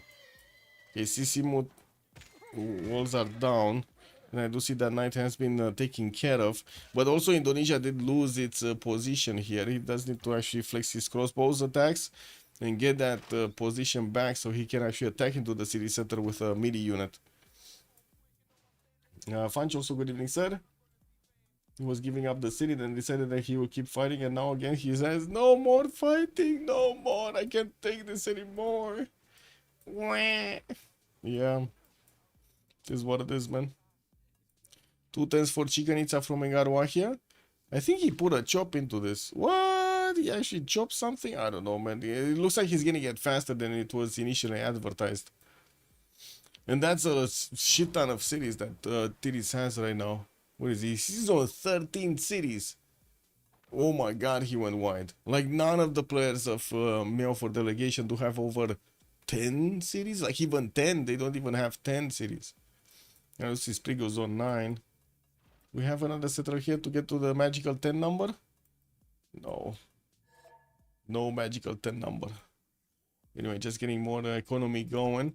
The economy looks good on both sides. Now we do have Buriz and Tiris managing to make over 200 gold, and Khyber is also gearing up for 144. Not bad. On the side of MFT, while I do see also Sprig did manage to get the first science number. He's on 241 science and 143 culture. Very strong empire here also with almost 300 points of production. Going into the text, gunpowder and nationalism coming up in 3. I don't see him actually benefiting from industrialization. It's going to take a while to get there. The city flexing. Yeah. He chopped a wood or rainforest. He chopped something. Yeah, Coupe chopped something. He did it again. But to be honest, I guess it's for a good cause, right? This is what it is. He probably wanted to get the district down there anyway. He's building up a theater square in Taumutu. That's Rich Islands 101. Yeah. Okay, what's happening on the other side here? So we do have the Byzantine missionaries getting through into the territory of Germany unimpeded, while looks like Babylon is just gonna sit tight, defend himself in Karshamash. Zanzibar got left open, guys. Can you imagine this? Can you imagine Zanzibar won against 2 nations? Byzantium and Thule at the same time. One came from the seas, boom, boom, boom. He got it down there, and then three horses came from the land over there, and Zanzibar still pushed them back. Beautiful, eh? Beautiful. Is this job gonna finish the canal? It's a 46, 45 production chop. Yeah, 45 production chop. I think it should. Yeah, it did finish the canal. Okay, boats. We got a junk action coming through. Badum just recruited one. He's gonna need to get it linked up to one of his units.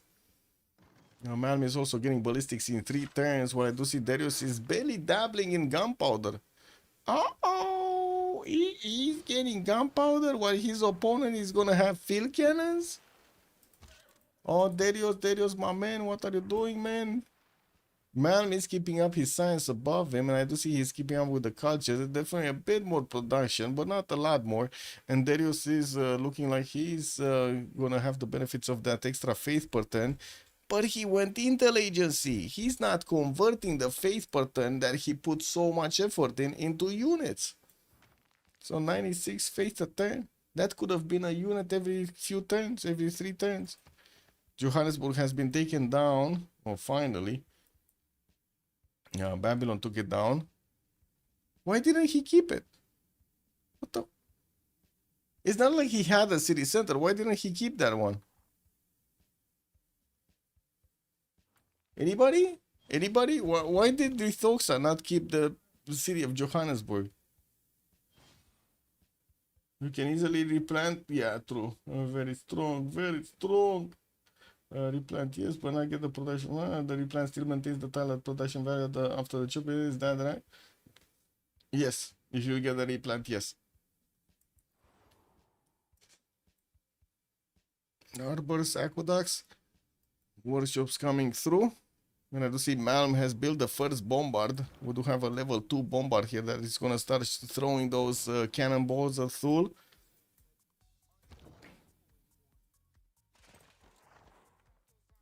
Well, also Indonesia is going to get the upgrade button on these knights to turn into cuirassiers. Would love to see a few more getting built, and that's exactly what's happening. Palembang, Mahapahit starting to get a few more. Also, we do have Burica converting itself into a military engineer to get the connections here on the road pathways. Bringing back up another trebuchet in the borders of Chinguetti, so he can upgrade it there. Well, I do see he does have a promotion on a knight. Darius did use his last moves here to attack into that knight. I didn't give a chance to Malm so he can upgrade them.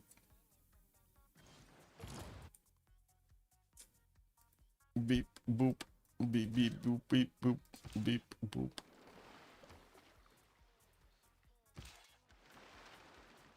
Okay, the Jong is out, guys. The Jong is out, and we should see another one, right? He does have another 327 faith. Is he gonna buy galleys or another Jong? The Jong. What do you think? Chad, what do you think? Galleys? Because I don't think he has cartography. I really don't think he has cartography. Wait, if he finished... he finished ballistics. Oh, now that's big. No, that is big. Well, with this sea, Thule was trying to actually wrap around from Kashajuk, going around Chinguetti, around the mountains to Chinguetti. But it looks like Indonesia is going to have not only promotions on these knights, bagged up knights, but he's also going to have the upgrade button on them. Now that's going to be so much more damage. The cuirassiers are going to punch through with the help of the field cannons. Look at that beautiful attack. While Darius is trying to get Butters in one. Wait, why is he trying to get Butters in one? For a caravel or two? Well, I guess he's gonna get 2 galleys here. Sisimu does look like he's gonna go down anyway. Okay. See, Korea. Wait, is this the first win out of this series of 3 games that they have? Are they actually gonna take out MFD here? What was going on in the points? What was it? So MFD is top slot here, right? Freritos are 4 wins, 6 losses, while Meow for Delegation only have 10 and 3. Oh my god, if they do get this loss, they're gonna be tied point for point with Unlucky. Linda, what's gonna... they need to do playoffs, or is it gonna be just one game to decide the tiebreakers? Is it gonna be like a best of 3? Is it gonna be like a best of 1? I don't know. You tell us. If Meow gets this win, they're just gonna be ahead of Unlucky. Take your pass, engineer. What was it? Me, Marcinan? Oh, they did take your pass. Marco Polo in the merchant screen. We want to see him getting that free trader going. Timur is still available for the generals, but it looks like they passed this around and they got it locked out. That is a bit unfortunate. Wait, Malum got a caravel also? Or who got a caravel? What? Spring industrialization. He's already 314 points of production. Well, I do see also Kuiper did manage to get 385. He's moving up in the science and in the culture screen quite nicely. We didn't have a new boat. Oh, wait. There is something underneath there. That's a admiral, right? Okay, hand on the navigator. He bought another jong. We have the trebuchet trying to keep that canal open. You know, get it oiled up over there for the jong to pass through. Okay, is this gonna happen? Is Byzantium gonna start getting units? Well, he's starting to actually build quite a few more tank mass.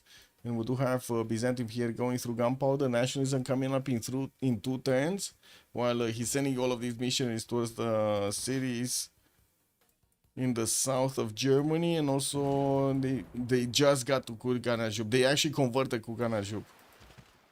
Okay, so now he has +4 taxi trade, right? Yes, he's on +4 taxi trade. He just needs to get these cities. I'm not sure if it's Berlin or Heidelberg, but I guess we can check. It's Berlin. It's Berlin. He needs to get to Berlin, convert the 10 pop city of Berlin, and boom, another +2 taxi trade, putting him up to a +6. What's going on here?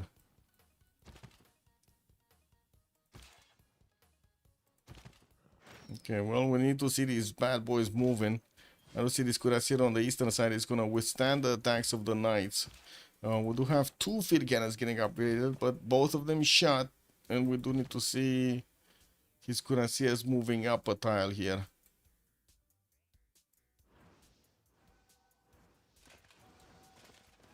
Meow beat Unlucky twice, so they have the tiebreaker. Unlucky still has a game versus COC. Oh, I see, I see.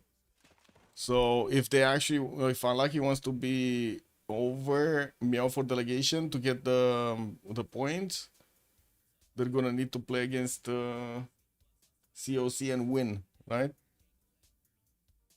And in the case of Meow for delegation actually losing this game, if Meow for delegation wins this game, it's still gonna be tied. And who does Meow MFD has to play? Because Unlucky already has 13, right? And you said they need to play against COC.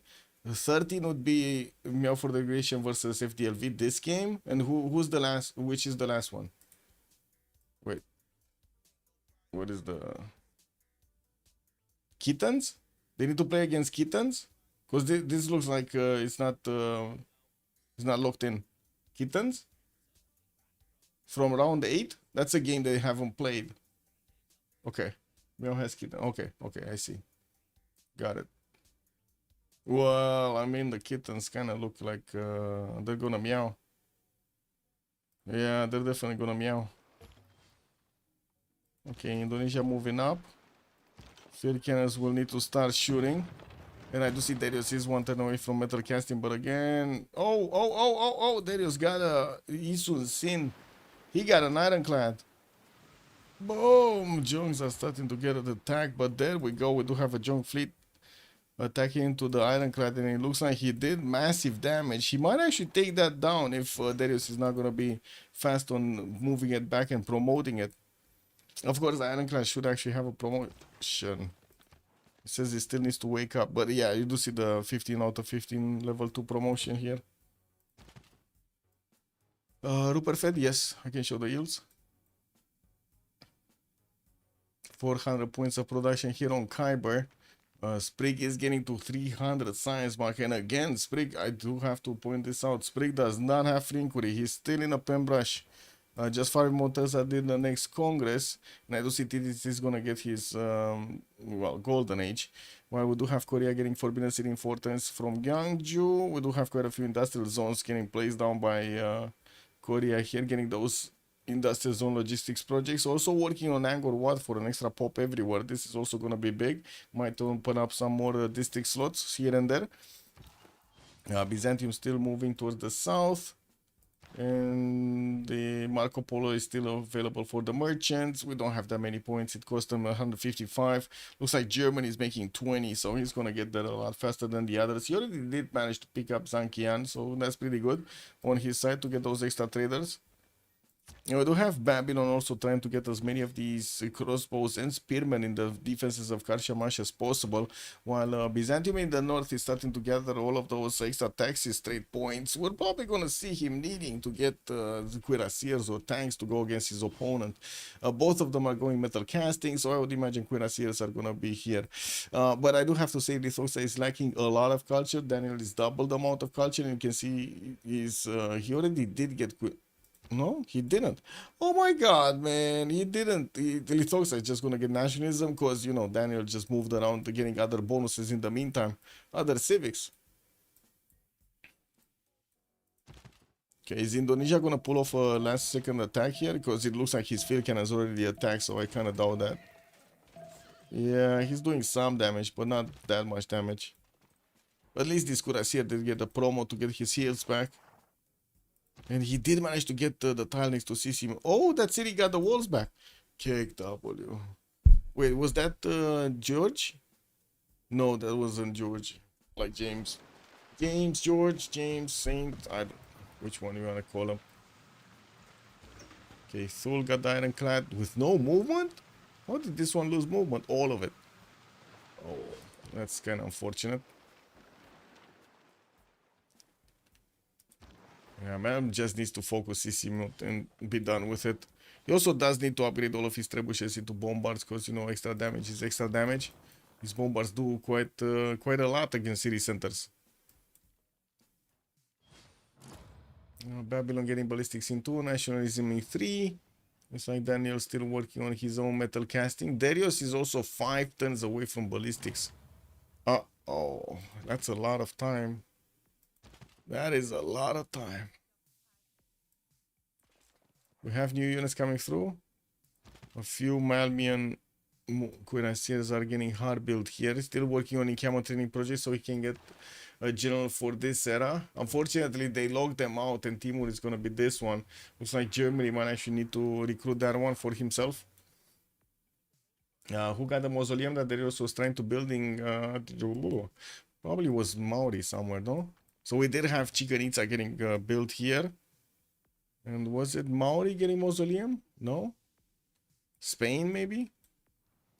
Spain? Colossus. Do you see mausoleum anywhere? I don't see it.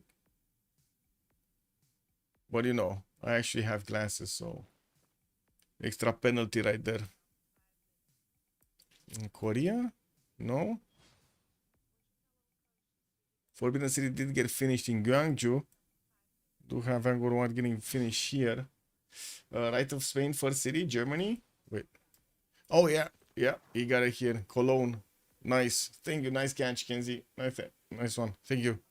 Yeah, Kyber got it. He also does have Leonardo da Vinci, which is super big. He's gonna get so much extra culture from this.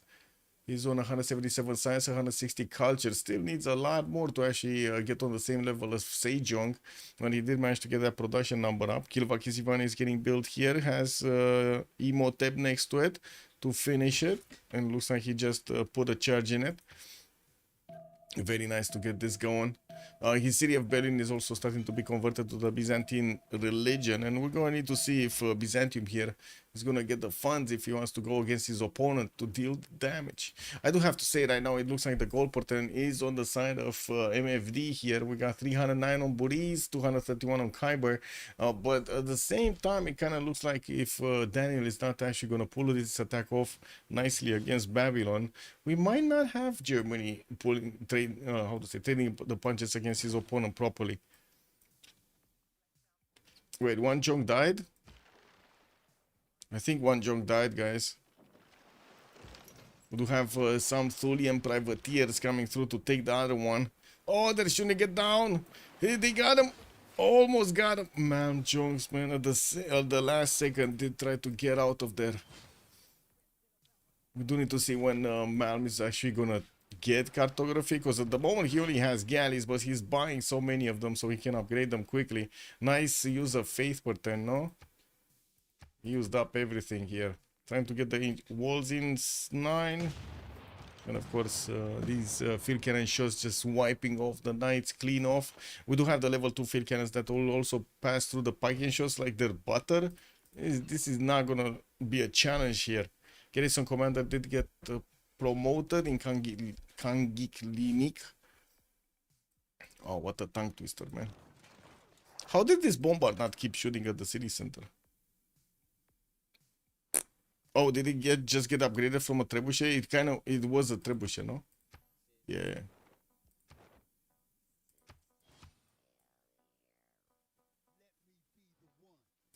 Mm-hmm.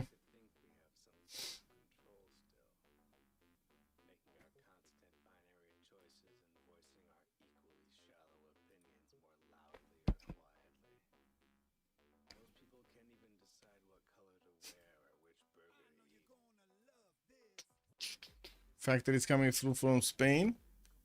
And I do see he did jump up over 400 points of production just as well as Kyber did. Tiritz is already 519 after he did finish that Chicken Itza, and we do have him with a decent amount of science and culture. 213 on his side of culture and 218 actually, and 170 points of science per turn. That was normal age, by the way, normal age. It's pretty good in a normal age. Would have been amazing if you would have had a free inquiry. No, that's actually, that train has left the station a long time ago. More Angor, what's coming through? Also, the factories from Korea are getting built. He's going to need to get the coal power plants. Did manage to recruit a few of these writers to get that extra culture going. And I do see still Marco Polo is available for Germany to pick up as a merchant. Nobody's really making points for this. We do have Germany on 24, so pretty good. And they still didn't open up the generals. It's still Timur, the first general here. Wow. Did I miss something? No. I thought maybe I missed the Congress option or something.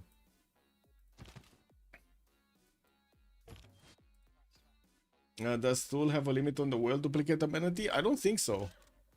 I don't think he has a limit. I think it's just as many tiles as you can place them. That's basically what it is. Oh, the Junk is gonna be taken down. The Junk died! The Junk died! Oh, Daniel's shooting back with all of the privateers and did take down the Indonesian Jong fleet. That's big. That's basically hunting down the Bismarck. It is what it is, boys. The great hunt has finished.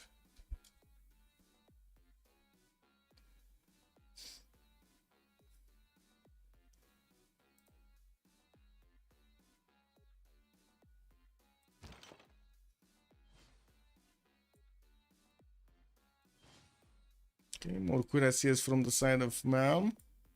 Also, I see Maori sending some of his missionaries here. What, did he make a difference? Or not that big of a difference? This city looks like it's gonna go down. Unfortunately, we didn't have Mal with cartography, so his galleys cannot be upgraded really quickly into caravels. And even like this, these privateers actually, as you can see, they're quite strong.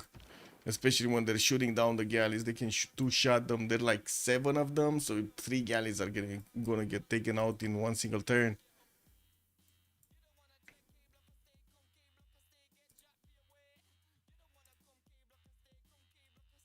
Still anyone's game, though. Still anyone's game. We got Daniel 1.0 from getting a golden.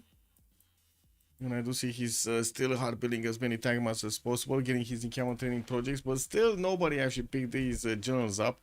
Definitely will need to wait so he can get an industrial modern one. In the era score screen, Dark Age, Malm is securing it. Oh no, he needs 93 points, so he needs another 8. Okay.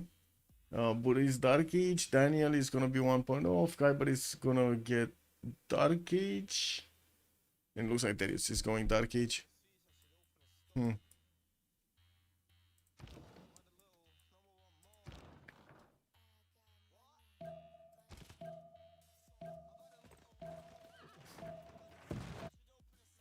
Privateers made out of whale parts are OP. Yeah, basically like predators of the sea. It's like in the movie, man, AVP.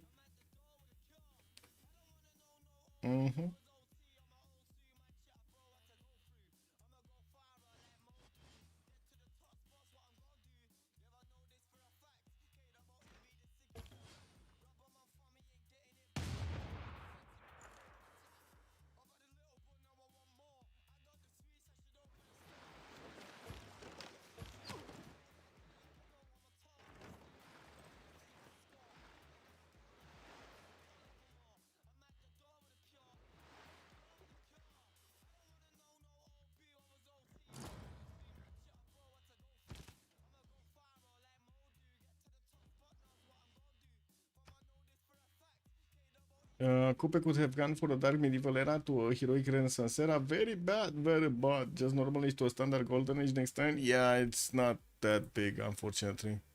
It's not gonna get that many bonuses, but I guess we're gonna need to see how he's gonna adapt to this. I do see Coupe does have the most production in the game right now, and he does have more than decent amount of stats, 200, 260. That's not bad. Definitely will get a lot more production while he's finishing up his factories and getting power plants getting built. He's gonna want to get a few more amenities, and this land just looks amazing. No, this land just looks amazing, beautiful. That Chicanitza is so good. Casa Constatacion getting built here. Filippo Brunelleschi also got recruited by Korea. While I do see still nobody picked up the general. Germany needs 3 more turns. Man is also 2 points of era score away from actually getting a Golden Age. I do see he's building up quite a few more cuirassiers, also trying to get new workshops out, while he's gonna try to defend the city of Badung. That city is just gonna fall anyway. I don't think he can keep that. Right? There's so many of these privateers that are gonna shoot it down, even if he does have walls. It was a good plan, but unfortunately, just not enough units. What's the Korean continent split? There's no continent split, basically. It's just one single continent for Korea. So, Casa de Constatacion not gonna give him that much other than the governor titles. Yeah, also trying to build up the intel agency there. Okay, what's going on here? Okay, walls are almost down in CC mute. And I do see the second bombard actually did die earlier. No, it's here. Oh, it's so far away. What is this guy doing here? Also, we do have Indonesia with a Cuirassier core. And we're gonna see Darius getting his ballistics in 3 turns. If we don't have Mal moving through to try to get the bonuses right now, or like get an advantage over his opponent at the moment, just gonna have Darius managing to get this back. And we did jump into the new era, and we got golden, and golden. So golden on Malm on Indonesia, golden on Coupe, and then Daniel is also gonna be in a golden age. Okay. It's what's the science and production? Oh my god, Darius is down to 84 science with 91 culture. Malm has 182, so if he does want to go tanks, he's going to get there a lot faster. Kyber 240 and 171, okay, keeping up nicely with Tidits. Buriz also 279, 105, kind of keeping up with Sprig, but still Sprig way ahead of him a lot earlier. We do have already Sprig with 39 takes, and Buriz is 36 takes, so 3 takes difference between them. The Finnish Casa Constatacion is getting finished. We're going to need to see how Korea is going to get his logistics up, or what kind of infrastructure is he going to get, what kind of unit is he going to want to get against his opponent. If he's going to go planes, if he's going to go tanks, if he's going to go GDRs, you know, everything is on the table. He only has a single encampment built in his whole empire, so thinking of him actually getting a general here is, yeah, that's a lot of projects. Did we have Berlin did get converted, so now we do have Byzantium with level 6 plus combat strength of taxi straight. He can definitely do a lot of damage against Babylon here. Has field cannon cores that can two-shot the cuirassiers of his opponent. And two-shot the parking shots also. Well, it looks like Daniel is gonna go ham against Lithoxa here. Also, Tirit 630 points of production, while we do have Sprig needing a lot more. He's on 470 of his own, still needing his coal power plants, and quite a few of his workshops and industrial zones are getting built. Yeah, takes time, man, takes time. We're also gonna have a pause in like 30 seconds for the World Congress to go through. We're gonna need to see how that shows up.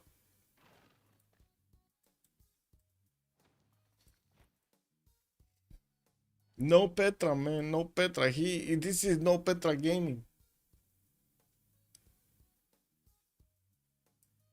This would have been nice, I guess. 1, 2, 3, 4, 5, 6. That's still good. 6 hills, no?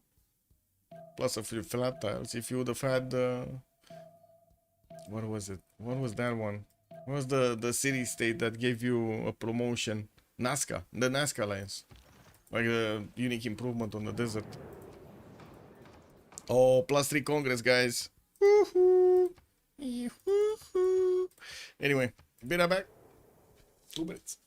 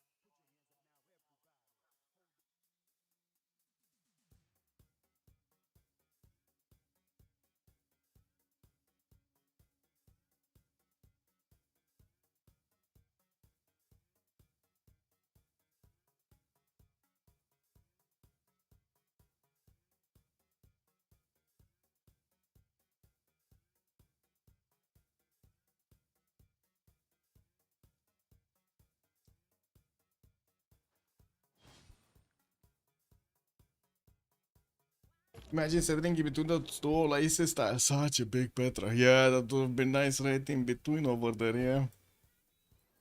Well, you know what they say, man. With 2 is not that nice. Wait, between 2 it's not cold, but it's not good either. I want to test that theory. Ancient walls getting up in Badung in 2 turns is still not going to make a difference. It looks like Indonesia does need to pull off an attack here. He did switch to a 2 arms gold. Actually, kept a 2 arms golden age. No, sorry. Yeah, he went into a 2 arms golden age. And still monarchy. Coupe is from the coinage, and he's gonna get that big gold per turn for his teammates. He's the only one actually making a significant amount of gold. There's also 640 points of production. who was it? Basil II went to arms also with just 150 science, not that far away from Hammurabi.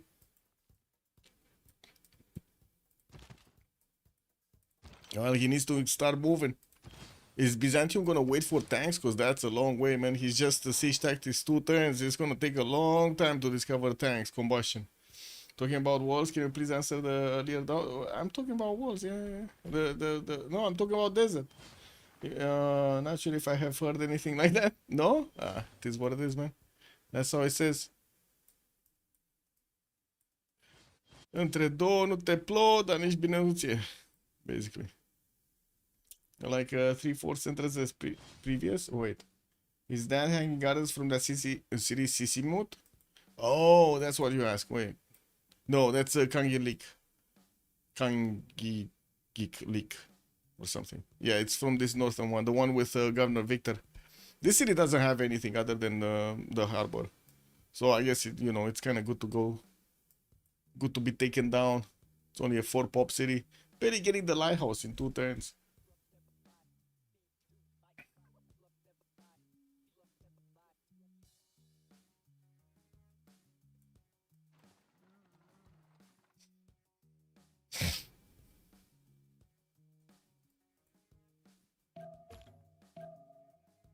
Jandar getting out in Mahapahit.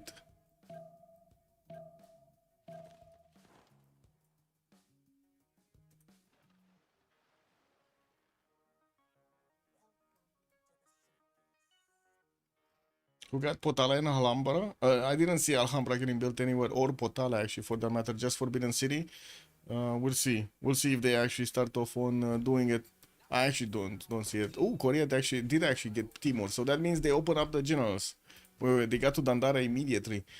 Timur is opening up on Korea. Gustavus Adolphus on Indonesia. Amina on the side of Babylon. Looks like Indonesia also did pick up Jeanne d'Arc. That's only Renaissance industrial zones, but units, but still gonna manage quite a bit. And I do see Thule did get industrial modern one, so he got a one for himself. That's pretty good, right? So he can get his field cannons, also his cuirassiers with the extra bonus. Now these cuirassiers looks like they can keep up with the damage output against them from Indonesia. And I do see the Indonesian bombard is still not moving onto that tile, onto the 1-3. Well, he finally repositioned the one from north of Chinguetti that was just hanging over there. And new builds are coming around from the south. Malm is refining in 4 tanks. He's gonna get to tanks quite quickly. What I do see, Darius is getting his mass production on the top side. Okay. Well, Sisimon does have an ironclad defending it. That's not gonna be enough. By the looks of it, not gonna be enough. Could flex a bit. I gotta say, Indonesia could flex a bit against Sisimon right now. Will not lose that much health on this one. Could get a promotion next turn and could put that city into half HP quite easily. Let's see if he's gonna do it. Because next turn he's gonna have like 2 bombard shots and at least 1 cuirassier to take out the city. He could take the city. He could take the city next turn. It's just a matter of actually doing the last moves against Sisi. He cannot take the city anymore.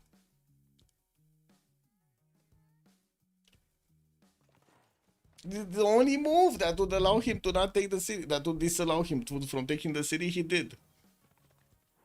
WTF, man. What was the Congress about? When the Congress heavy calves gaining +3. I guess that's on both sides. 50% discount on the production of coal power plants. Okay. So everybody's going to industrialize quite nicely and quickly. And Frederick Barbarossa did lose the 2 Diplo points. Wait, was he trying to get the things, the Diplo things? No, he's actually starting to put down encampments everywhere. And I do see he's getting his coal power plants finished. Okay. Well, at the moment, Byzantium still wants to get some upgrades going. He is slowly moving towards his opponent. Still did not put the field cannons in range. And I do have to say these forest tiles, the rainforest tiles, are actually quite a problem. A very big problem. Because the units that are on the flat tiles cannot actually shoot over these tiles, so they can hit the Babylonian units behind them. So whatever Byzantium is going to put on these tiles, they're just going to be wiped off. Yeah, that's unfortunate. Oh, somebody started building a University of Sancor. What is that? Who has desert? Well, there was some desert here. I don't see Korea building it. Maybe Spain? No? Man, oh, Kyber started on Potala Palace also. Looks like Kyber is trying to get this going. 4 turns in Aachen. Also did manage to get a spy to put into the cities of Babylon. While he's gonna try to bank up on some more gold. He's on 279 points a turn. That's pretty good. And also 666 on production numbers here. But we do have Tirits jumping up to 820 points of production, while Sprig is also 585. Looks like we do have Buddhis also getting that science number up on 587 points of production on his side, still finishing coal power plants. And I do see more of these are gonna get finished. Workshops and factories are being built in other cities, with new traders coming about. Man, that just sucks. Major balls over here. How can you not take this city? Like, he could have easily taken this city, and he's not taking this city. WTF, man. Okay, upgrading new units. Bombard did shoot, but not enough. This one did not move. I have no idea why he didn't put it on the 1-3 to keep shooting the city of Sissimut. And now he lost the tile that he could attack from. Did he just get like totally scared of all of the privateers that are in the water and he cannot see them? I think that's what's happened here. How would Bonaparte buff the cuirassiers and field cannons? Aren't they from... Bonaparte is industrial modern, that's why. Or does the Renaissance era not have heavy cav and upgrade of crossbow? So these are industrial units. The cuirassiers and the field cannons are industrial units. Look. See? Industrial era. Cuirassier, field cannons, cavs, line infantries. And the same guy is gonna give bonuses to artilleries and also tanks. Well, 80 crews and machine guns also. Oh, Sprig also started off on Oxford University. He did have more science than his opponent for quite some time, still on 41. While I do see Boris is on 39, Kyber is on 34. And of course Daniel with Therios are very far away from these numbers. Very far away. Actually, a bit surprising that Basil didn't get more science now. Well, he's on 194. He did manage to get more than Hammurabi, so I guess, you know, did that. So Renaissance era only got the muskets and bombards. I think it's only bombards actually. Yeah, sorry. Muskets, bombards, and pikey shots. Bombards and pikey shots. Yeah. Basically. They're kind of missing a cav unit. Okay, Indonesia sending some units here. I guess he did want to trade some punches with the West. I still feel so weird that we don't have the city of Sissimut being taken out. Indonesia could two-shot it right now. Look at this. This one actually takes the city of Sissimut down to like less than half HP. Follows up with another attack. Boom! That city's down. But he's not doing it. He's like waiting for something here. I don't know. Maybe he considers this city is not worth his time here. Check Coupe for Sancor. Did he have a desert tile for Sancor? Oh, he did. Oh, it is being built here. It's 4 turns away in Granada. He's building it here. Nice. Also, I do see he's starting to get naturalists going. You see, he's only on 34 tourism a turn. Getting his Venetian arsenal built. Also, archaeologists are starting to run around his territory to get those relics out. Very nice. Korea wanting intel agency did finish Casa de Constatacion. Angkor Wat working on Oxford University with the help of Filippo, which does have 1 charge left, and still building up quite a few of his factory points. He's jumping up over 600 production soon, keeping up nice, or I should say Philip II is keeping up nicely with him. Got some conquistadors coming through. A bit surprising that we actually have so many of them. Well, I guess it is what it is. Germany 3 turns away from Potala. Getting also these encampments built in Heidelberg in Berlin as quickly as possible. He does have banks coming out for the extra gold per turn. Definitely that's something that they do have on MFD, a lot of gold per turn. And Byzantium here is getting closer from the city of Sinop to get next to the Babylonian units. Still needs to get the field cannons in the forest line, in line of sight of these cuirassiers, so he can shoot them down. And yeah, that's what he's doing slowly. Okay. That's a 100 strength cuirassier core on the defense. El Fuego, good evening, sir. Thank you for the answer.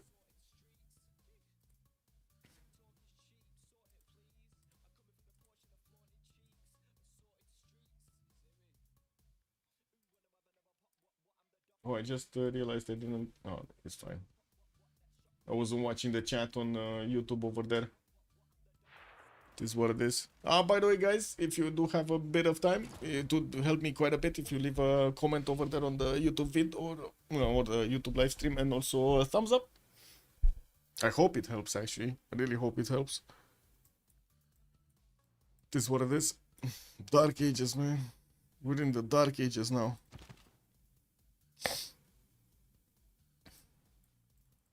Man, this city is still alive. It's still alive. Kind of seems like Malm is not gonna get through until he's gonna get tanks. We do have him getting refining next, and I do see he doesn't have steel.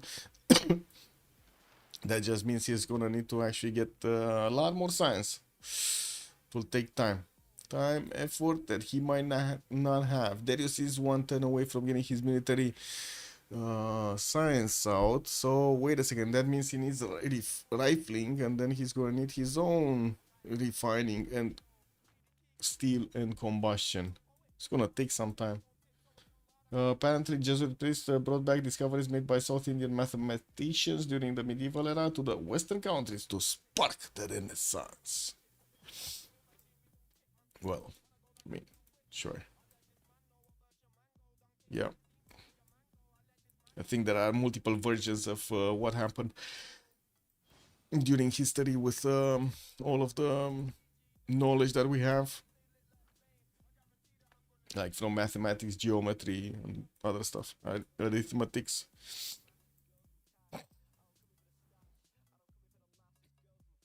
Not to mention history, man. I gotta say, we actually do not have a united history of the planet. In the history books, we do not have a united history in the history books. Everybody's saying their own version of history. Kick W, bro. That might be, I mean, I guess, you know, at some point there might be some defensive measures, like a defensive measure, but that just creates confusion.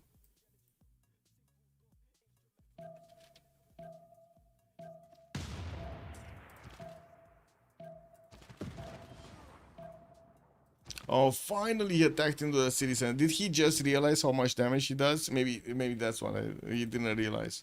Okay, I put that on his blame. He didn't realize.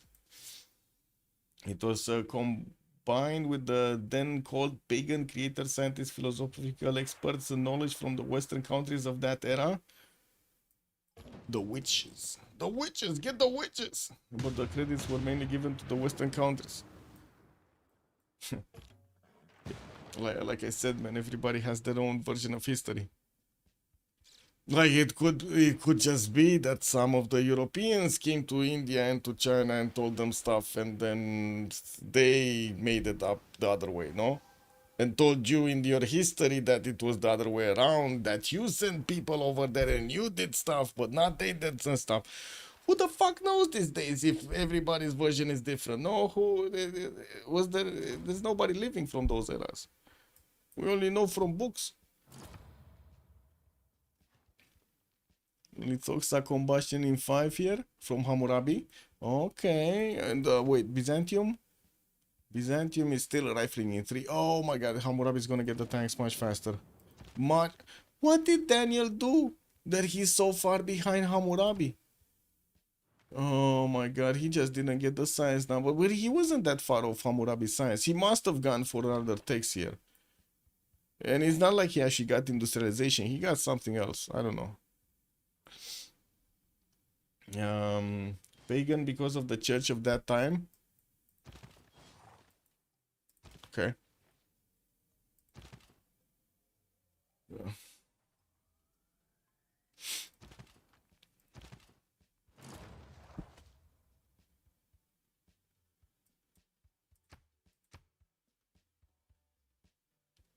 I do have to say, Munzrath, in my second grade, I challenged the religious teacher, like the religion teacher, and I got my first two. Two basically out of 10. That's a grade, right? My first two. He started talking about, you know, back religious stuff back in the day, telling us, oh, that guy did that, and that guy did this, and blah, blah, blah, blah. And I was like, how do you know? How do you know? You trust that book so much. How do you know that's true? Did you live that way? Did you see it with your eyes? Did you smell him? Did you anything? Did you? He gave me a 2, bro. He actually. Oh my god, man! Like so fucking idiots. It is the education system in Romania is made out of fucking idiots. I think I did see this before. The question why was actually penalized in my grade school with money. We actually needed to pay our yeah, imagine that we needed to pay tax if we ask why to the not the principal but the how to say head class head or something. How do you call that? Head teacher, I think it's in English. Diriginta. Fucking idiots, man. No surprise they're losing money, bleeding money everywhere.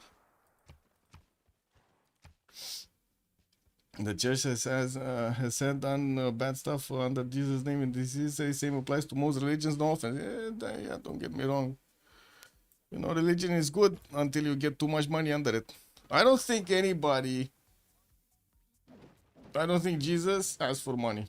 Just saying that. I don't think Jesus asked for money. Neither did God ask for money. So basically, you go to the church, you're just getting stolen.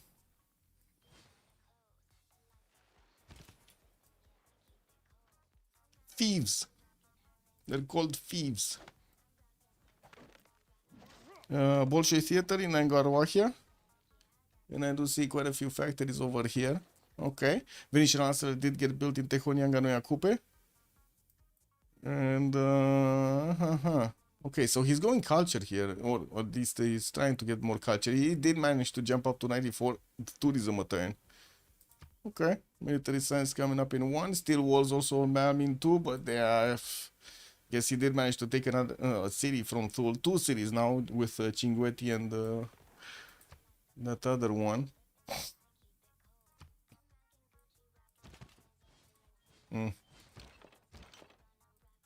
Hello, la sponsor monsieur et bienvenue. Ready for the land? I hope you're coming, man. I mean, you're in Paris, right? So you're gonna be just dropping by anyway. Text. Yeah, there we go. Yes! Ready! Religion needs to be reformed. We still don't have a reform. Refer to the code that gets decided when we finish the reform. I don't know. I don't know about religion needs to be reformed.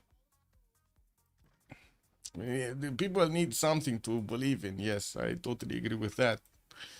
And they do need some behavior rules, sure. Yeah.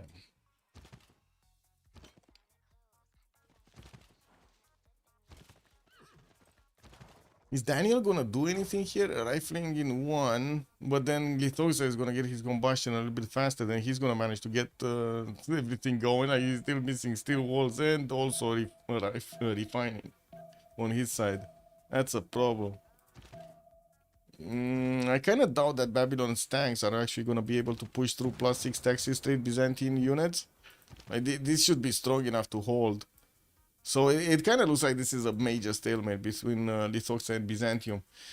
We got some moves happening here. Oxford University in Jinju. Research jobs coming up for Sprig, so he's going to get those extra science points up. The moment he's on 428, and I do want to see Buriz if he did manage to get his own research labs, because right now he's going a lot of campus research projects. What is he trying to get? Oh, it's Einstein. It's Einstein on the board here. Looks like Indonesia, Korea, Babylon, Germany all have points, and we're gonna see a lot of projects finished. Need new religion, holy AI or something? Kick W, man. I mean, AI is gonna destroy the idea of religion soon. It's gonna destroy all of the ideas actually soon, because it is what it is. Right now, religion has too much peer pressure. That's essentially bullying fellow followers. That is wrong and against the teachings of any religion.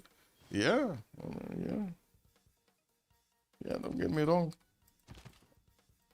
I mean, we live in a society where, like, babies can be killed. No, legally, babies can be killed. What the fuck? That goes directly against any religion. Do not kill. But yeah, you know, sex more important.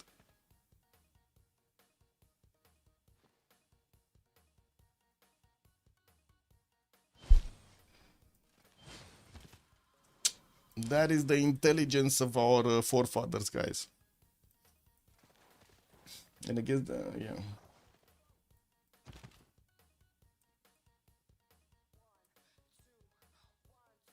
Ooh, aerodromes starting to come around from Korea finally. We do have Tidits also getting his flight in 2 turns, and it looks like they could couple their forces together to take down Thule here. While Indonesia is trying to wrap around, it looks like he's gonna be stopped here. Dead in his tracks. Doesn't seem like he's gonna do much damage. Holy Al. Kick double. Holy Al. Al 3000, man. The Holy Al 3000. Wait, is Spain actually gonna get this? What is he? It's very low in points. He's only 74, but he's making so many projects. Did Korea start making projects? Oh, he's just getting his university. He's not making the projects. And he's gonna finish the Rakota army in Gangneung. I do see he does have a few spies, even though I don't think he did manage to get a level 1 spy to get it to a level 2 anywhere. Looks like Byzantium did actually defend himself against the Indonesian push. While in the south, nothing much is happening. The military engineers are starting to wrap around. He could have actually started chopping all of this rainforest a long time ago to make himself some space. 4 units, no? 4 units to start shooting.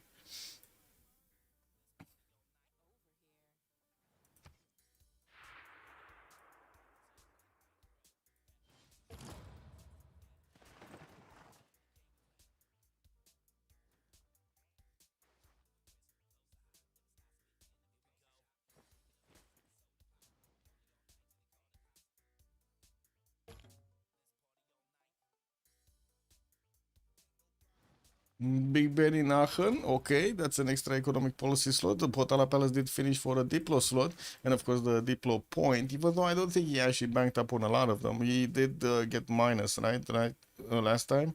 Yeah, Gaiber is only on 4 out of 20 points. Actually, almost everybody is on 4 out of 20 points.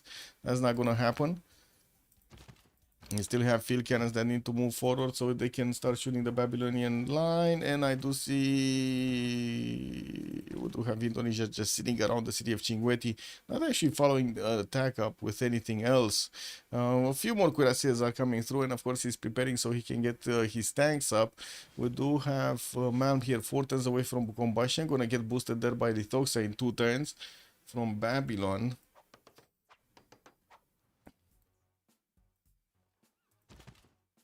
Okay. Well, Daniel is 2 turns out from his own refining and also getting mobilization out in 2. But the science numbers just don't look great. They're way not above Hammurabi. 226 versus 200. Okay, a bit more culture, 113 over 70, but it's not that big. And the production numbers is kind of like fair. It's kind of like close.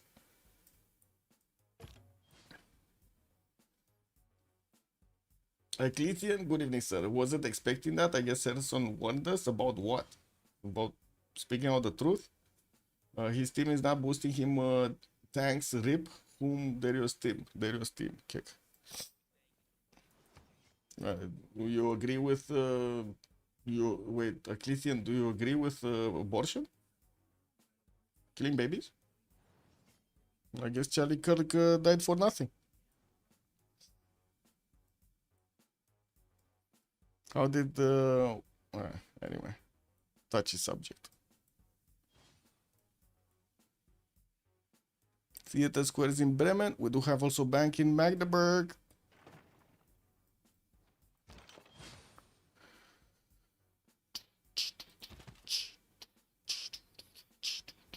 Ooh, +8 taxi state. Where did he get the other one? Wait a second. This is +8 taxi state on Byzantium right now. Did manage to get another one.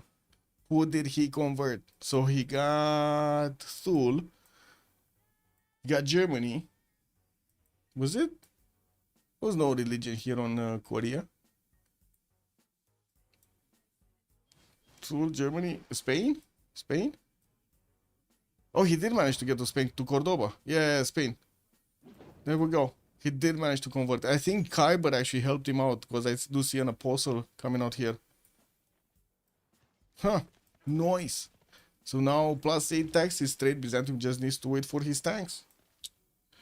There is team. Yes, there is team doesn't want to go tanks. Convert to Spain. Yeah, I don't accept if you with religion being used as peer pressure from denying women equal body autonomy in case of needing to undergo those procedures to literally be able to stay alive. That's different.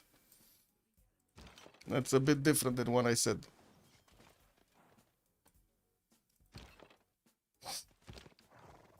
And also the technology allows you to stay alive right now in both cases. Very, very few cases that you don't get to stay alive. Anyway, this is what it is. Touchy subject.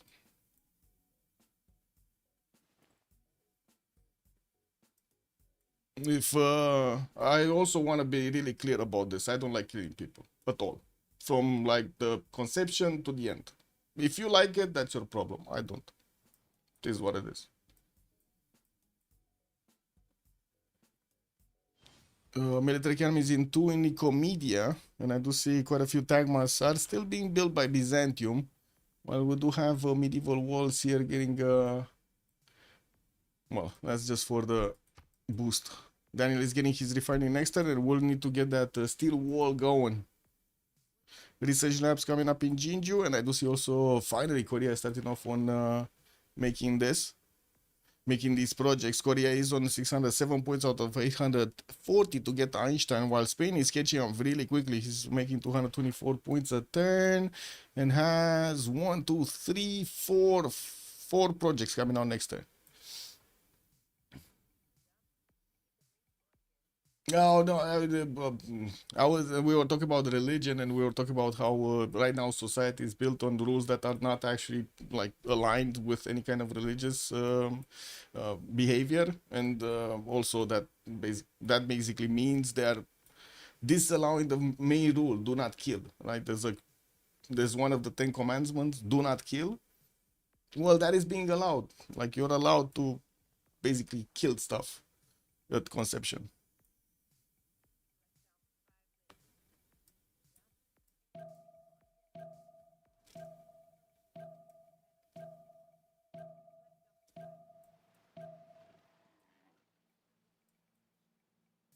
It's Zusi national parks are coming up from Wakera Warawa. Quite a few things going through. Such a convenient to have doesn't require any resources like actual human beings alive today that need help. Just an arbitrary talking about that stirs emotions, draws attention away from real issues. What the fuck?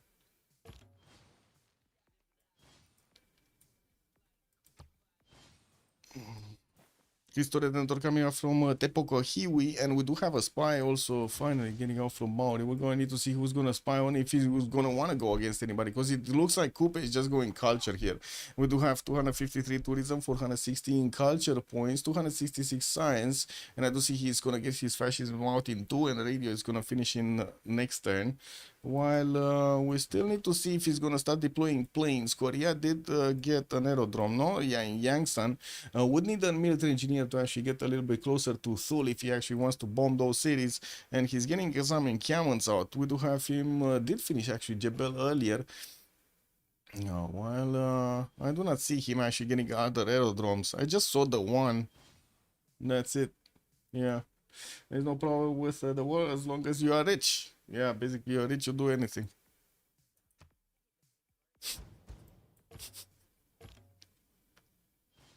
Soxa has built the first tank. Hey, we got tanks. Let's see the damage. Oh, they can actually pass through the Tagmas, but not through the Cuirassiers. And Byzantium does have his army starting to wrap around here.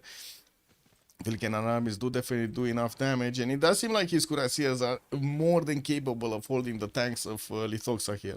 More than capable. I guess it's gonna be a question mark as how quickly he can actually get his own, right? Daniel did get refining, or was it rifling? Give me a second so I can take a look at the... Yeah, he did get refining because he has oil per 10. Now we're going to need to see how quickly he can get to combustion. Yeah, so happy. Good evening, sir. This is what it is, man.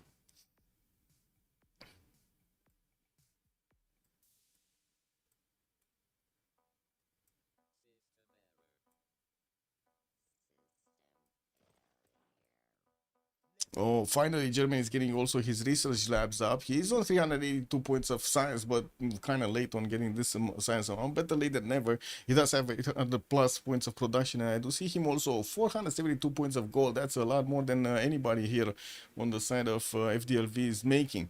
Well, if that, we'll see if that actually matters, because still, Kyber will need to actually get an army out.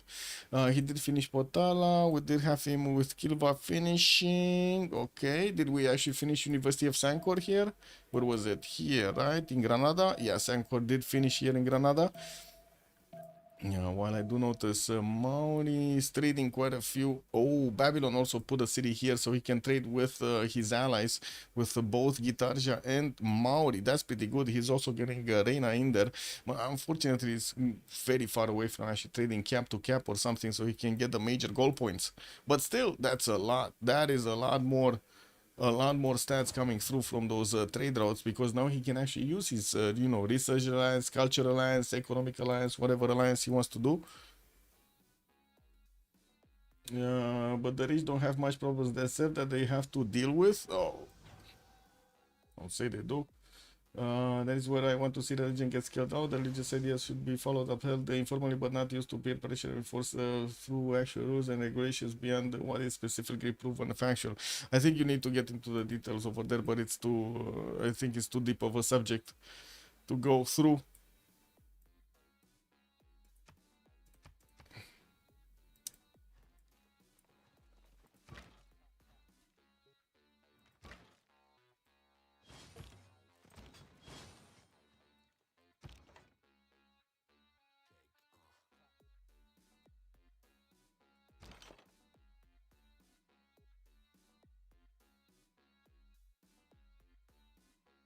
They just make problems for everyone else. Who, the rich? I mean, you gave them money. I don't know what you're saying. Guys, is Darius dead? No, he's still alive here. He's alive and kicking. What do you mean? Darius over here is alive and kicking. I mean, we do have tanks on Indonesia. Maybe he's gonna fall, but right now he's alive and kicking. We do have him 4 turns away from steel. That's very far away from getting his own tanks.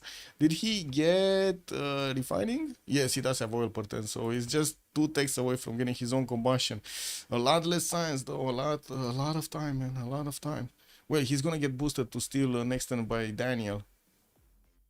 And I do have to say that units here of Daniel, when they're gonna turn into tanks, they should be stronger than the Babylonian tank cores. Both of them do have a generals. Dandara on one side, Rani on the other side. We did have generals here also, right? Napoleon Bonaparte versus, what is it, Jose de San Martin on the side of Indonesia.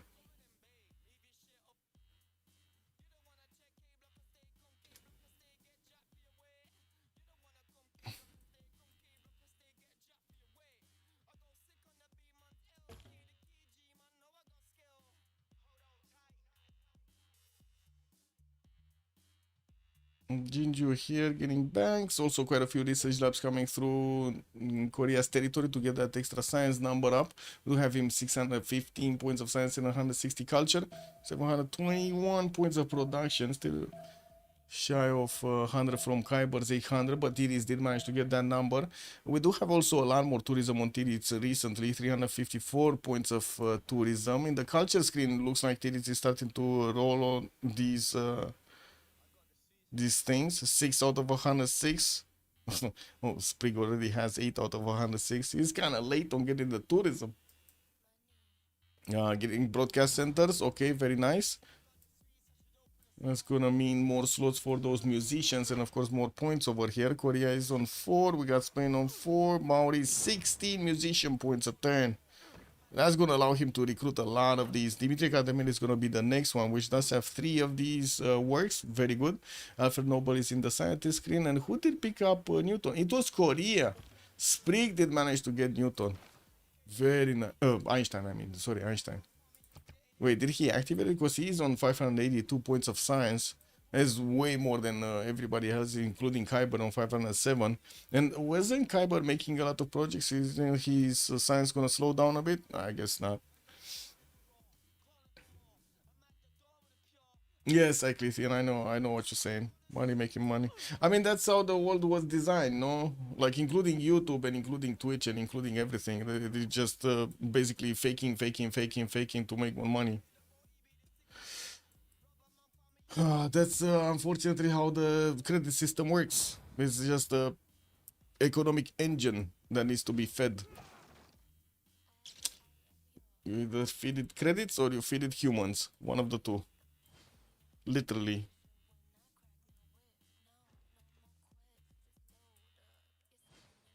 Okay, research labs, banks, aquariums, water mills. Okay.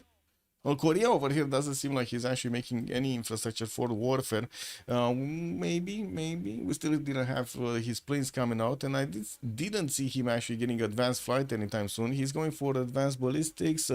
His fascism is coming out next turn, while already Coupe does have fascism. He's switching to democracy soon.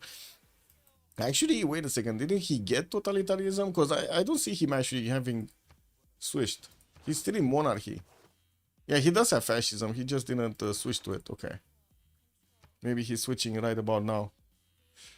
It just means you can keep accumulating your wealth exponentially until you are rich for yourself from a working class. Kick.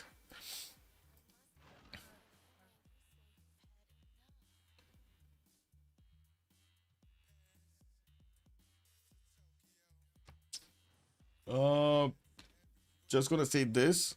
There's a massive disconnect. Like, gonna add to the discussion you have right now in chat. There's a massive disconnect between the value you are adding to the society and the return in cash that you are getting from the society right now. And it goes across the board. There's a big disconnect in between how much value you should actually add to the society for how much money you are getting from the society. Big, extremely big disconnect. That's because of a lot of stuff that I don't really want to get into. Major problem is the credit system and what they chose to actually put the money into. We've been reduced to numbers instead of the infinite beauty of being human. I agree. You are so much more than your bank account. I agree. You're a human first, not a bank account. Yes, I totally agree. Yes, totally agree with you, man. It's not gonna change anytime soon unless you're gonna have like a major shakeup of the system, which is kind of starting to fail all over the place, to be honest.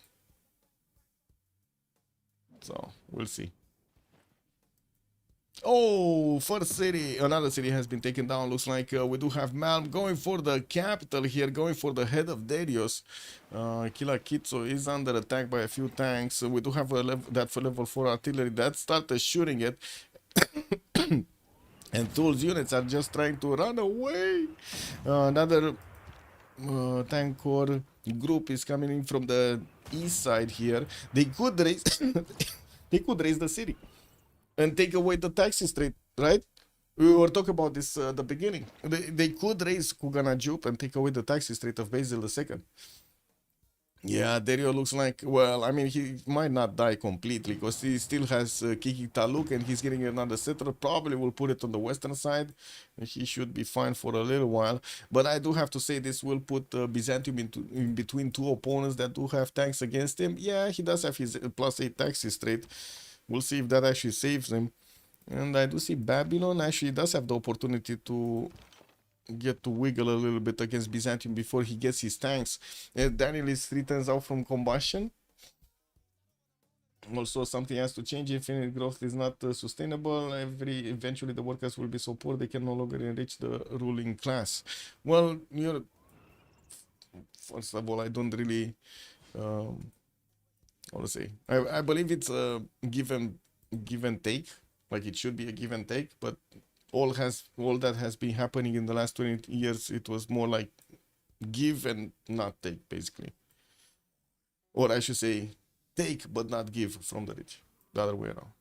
Natural History Museum coming up from Tiritz. We do have also quite a few broadcast centers finally finishing up on him. Spriggan is getting finally nuclear fission in 3 turns, also getting his democracy. Okay. Yeah, why Twitch doesn't show anymore which option has voted for in the prediction screen? I don't know. Honestly, I don't know. But I do see it shows up on new chat right next to your name. It shows up on the left.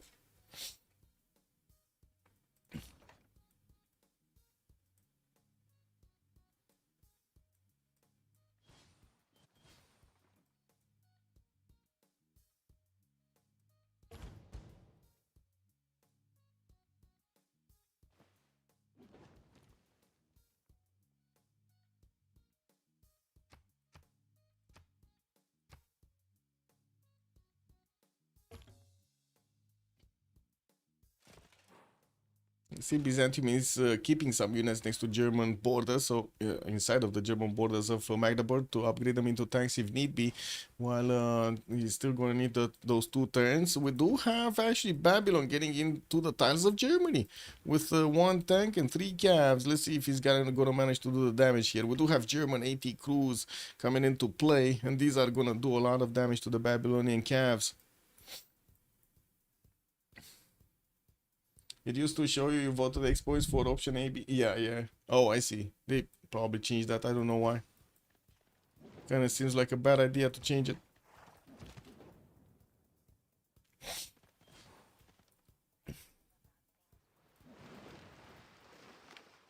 Okay, walls are almost down in the city of Kilakitso, the capital city of Darius here. And it looks like he did manage to pump out a few units. An ironclad and a battleship just came out of there.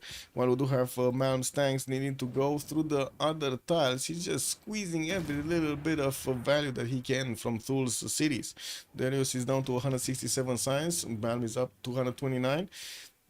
Kugana Jup will need to actually be taken out by an artillery. There is an artillery here that could actually attack. He does have the extra range. Amazing, by the way, 4 range over here. 3 range, actually, from this. Very, very good. Balloon, anytime? Well, he's not getting flight anytime. Lithoxa, synthetic materials. I do see Sprig is getting it at the nice nuclear fission. What's his production in the capital? This should be his most productive city. 230. Oh my god, he's gonna get the nukes out so quickly. So we're gonna be talking nukes dropping on his opponents very, very, very quickly. While looks like Khyber is gonna get slowed down a little bit by Babylon. I don't think he's gonna fall together. These 80 crews are probably gonna save him quite quickly. Khyber getting refining ideology in 2, building Alhambra in Ulm in 2 turns also. While he's getting his military engineers to build up these railroads on the pathways of the traders. He's just gonna multiply the gold nicely. We'll both die, so I'd say our growth won't be infinite. Infinite.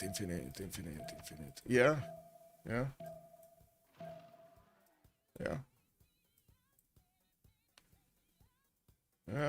I guess we live. We need to be good slaves for the system, and then we die. This is what it is.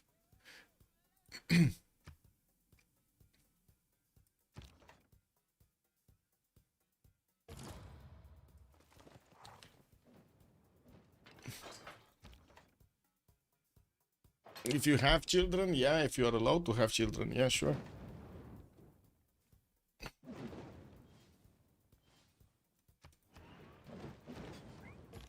Or the, how to say, conditions allow you to have children.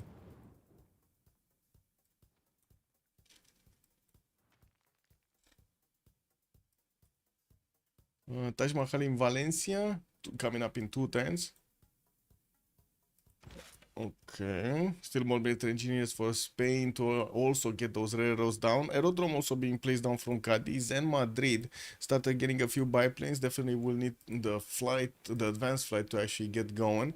Daniel finally getting his combustion next turn as well as Buriz. Well, Buriz over here didn't actually send units towards the east to help out his teammate, and I do see he only has a skeleton army in Murcia to defend himself. Not really an army to go against anybody here.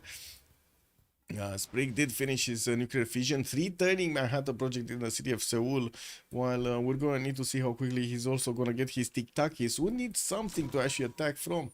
Oh, Tiris just dropped. No, no, come back. Wait a second. Coupe just got, he left the scene, man. He's on 758 tourism, and I don't think he got computers. Wait, he has electricity. Wait. He's going, he's getting electricity. He didn't get computers, and we do need to see him how quickly he can get to environmentalism. Infinite growth also destroys the planet, it seems. I mean, it's not the infinite growth that's the problem on the planet, right? It's the amount of it's the consumerism that is actually killing off the planet. Because basically what it means is the more money people have, the more people they are, the more they consume in every bit of way, right? From like clothes, food, to electronic stuff, to energy, to power, to a lot of other stuff. But that's not like abundance is not something that is required. It just was allowed because it was good for the credit system of America and Europe, basically, and China, I guess. Yeah, and China. The other ones, most of the other countries are now working that way, like Brazil, South Africa, India, for example. A virus that will eventually destroy the host and therefore ourselves. I mean, Iclethian, with what's going on right now with, let's say, the opening up of the borders, for example, in Europe and America, the fact that we're not going to have multiple trees of DNA, because, you know, like every culture will have its own, like, a little bit of a different DNA, and also its defensive capabilities will be different. Whenever this happens, you just increase the chance. Like whenever you open up the borders, you just increase the chances for a virus to actually wipe you clean. So yeah, scenarios of Black Death, second COVID, stuff like that could definitely be available because stupidity. Humans being stupid.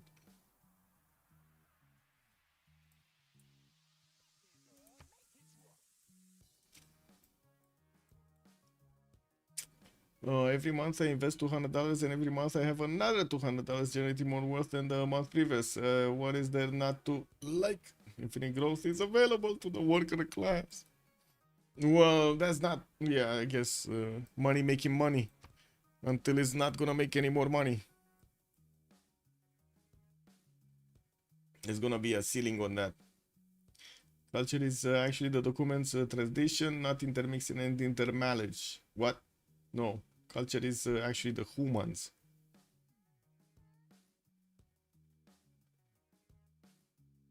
What do you cultivate, Moonsrath?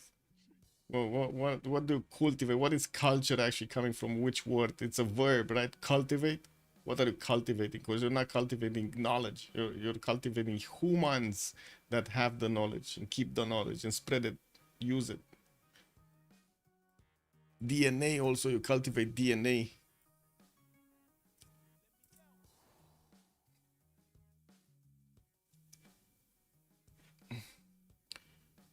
It is the traditions, but it is stemming from the humans being taught in a certain way, like the local humans being taught in a certain way. Some because of defensive measures, for example, different languages do create defensive measures. Well, right now a lot less with Google Translate and whatever others, but yeah. As long as you properly maintain the knowledge and share the traditions, no, culture just dies. No. Culture just dies. If humans that maintain that knowledge and do not share the traditions, basically, if you kill those humans, the culture dies. And the DNA dies. That's how we lost so many cultures, like the Maya, for example. We have no idea what the Mayas are doing or were doing or whatever they wanted. And that's just an example. There are like thousands probably of examples throughout the ages that did happen. They just disappeared. They lost the ability to spread their culture. Poof. That's basically what's happening also with Romania. Losing the ability of spreading the keeping and spreading the culture. And that's probably what's gonna happen to most of the countries actually in the European Union with the next war.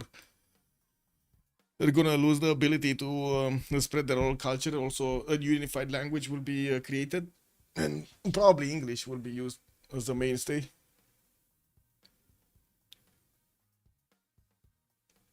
And the original regional cultures will just be destroyed. The reason Maya died because Spanish conquistadors didn't give them a chance. I mean, you say that, but they also died because they didn't have any defense to the Black Death, because they weren't in contact. It was a different tree of DNA. That's the first example that comes to mind, the most shining example of how DNA matters so much. To have different trees. If you have just one tree, you're fucked.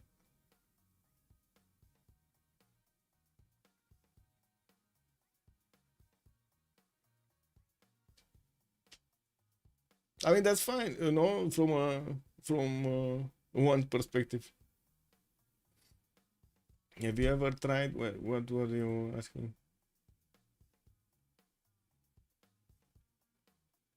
I don't see where. Oh, have you ever thought about? Oh, I see. Talking about money, making money. Yeah, I mean, this is what it is. The gamification of society has started like 10 years ago.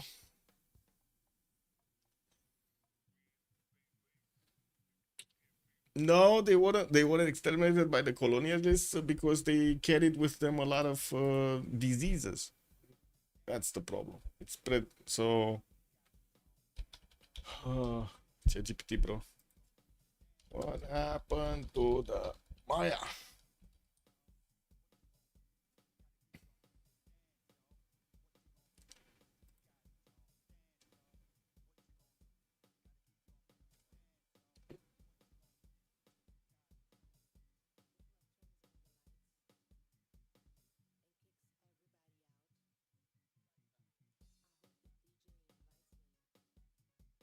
Oh, look, it says actually different. Ha! Amazing. Actually, ChatGPT, I may be wrong. Maybe I missed something. Let's see. I was wrong. Environmental studies. So why classic Maya series declined? Researchers didn't agree on several interacting factors, which, by the way, kind of goes against to what I learned talking about different histories and different points of views. It says severe prolonged droughts occurred, blah, blah, overuse of land, including deforestation and soil exhaustion. Wink, wink, what's happening to the Amazon right now. Political breakdown. Maya cities were independent and often at war, intensifying warfare, shifting alliances, population pressure. Some cities became extremely dense, pushing agriculture beyond sustainable limits. When crops failed, large populations couldn't be supported. Trade disruptions, also long distance trade networks connect. What? Archaeological, I can also provide a timeline of comparison of collapse theories. What was the effect of newcomers coming into contact with them, like the conquistadors? When the Spanish, what? Biological effect. There we go. So it was. Oh my god! It just didn't take. ChatGPT just didn't take everything into account, man. It is what it is, man. Epidemics were the most devastating impact. Had no prior immunity. You were thinking of Aztec, yeah? Maya were way earlier. Yeah, but it's still they suffered exactly the same fate, no? 50 to 90% population loss within the first century of contact.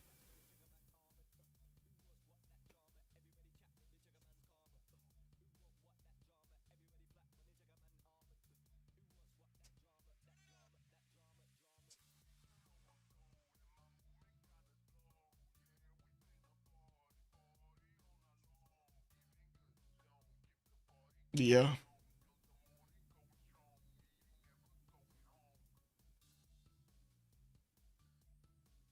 Oh, look at that. We still have like 6, 7 million Maya. But they're like, yeah, got a bit of a Maya culture moving around. I dodged the bullet, those guys can sub, I think. Okay. Kick. Wait, what happened? Won't be a difference? Sandro can sub? Well, didn't Sandro go to sleep? I don't know. Oh, it's Steam issues? Oh, it's Tuesday, right? So it's Steam issues. Oh, that's unfortunate.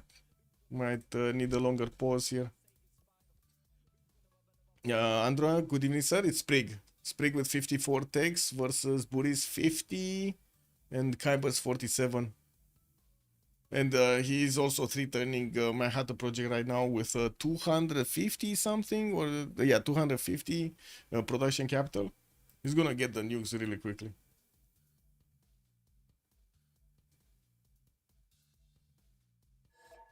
And that's a victory? Wait, they GG'd? Who GG'd? Was that MFD that GG'd? Or yeah, I guess MFD GG'd. Yeah, we got a GG from Daniel. That's it. Okay, let's see what they have to say in the post-game chat. Probably gonna be hearing Daniel over there being annoyed by what happened. Let's see. Ce vrei, mă?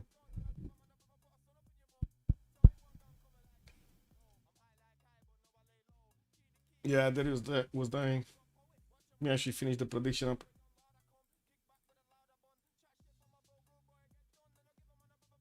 FDLV did manage to knock a victory down. Very amazing.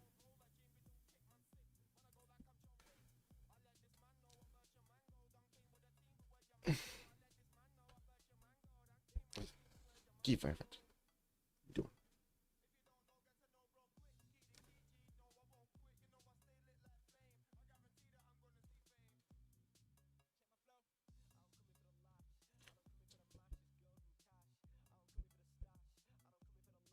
Kind of agree with Blazecat Games over there, but to be honest, again, I'm saying as clearly as I can, the value that's being put into society by a lot of people is not remunerated in good enough cash.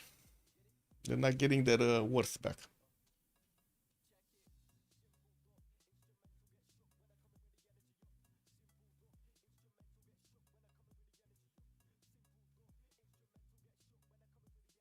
Do we have some post game? I'm still gonna wait a bit here.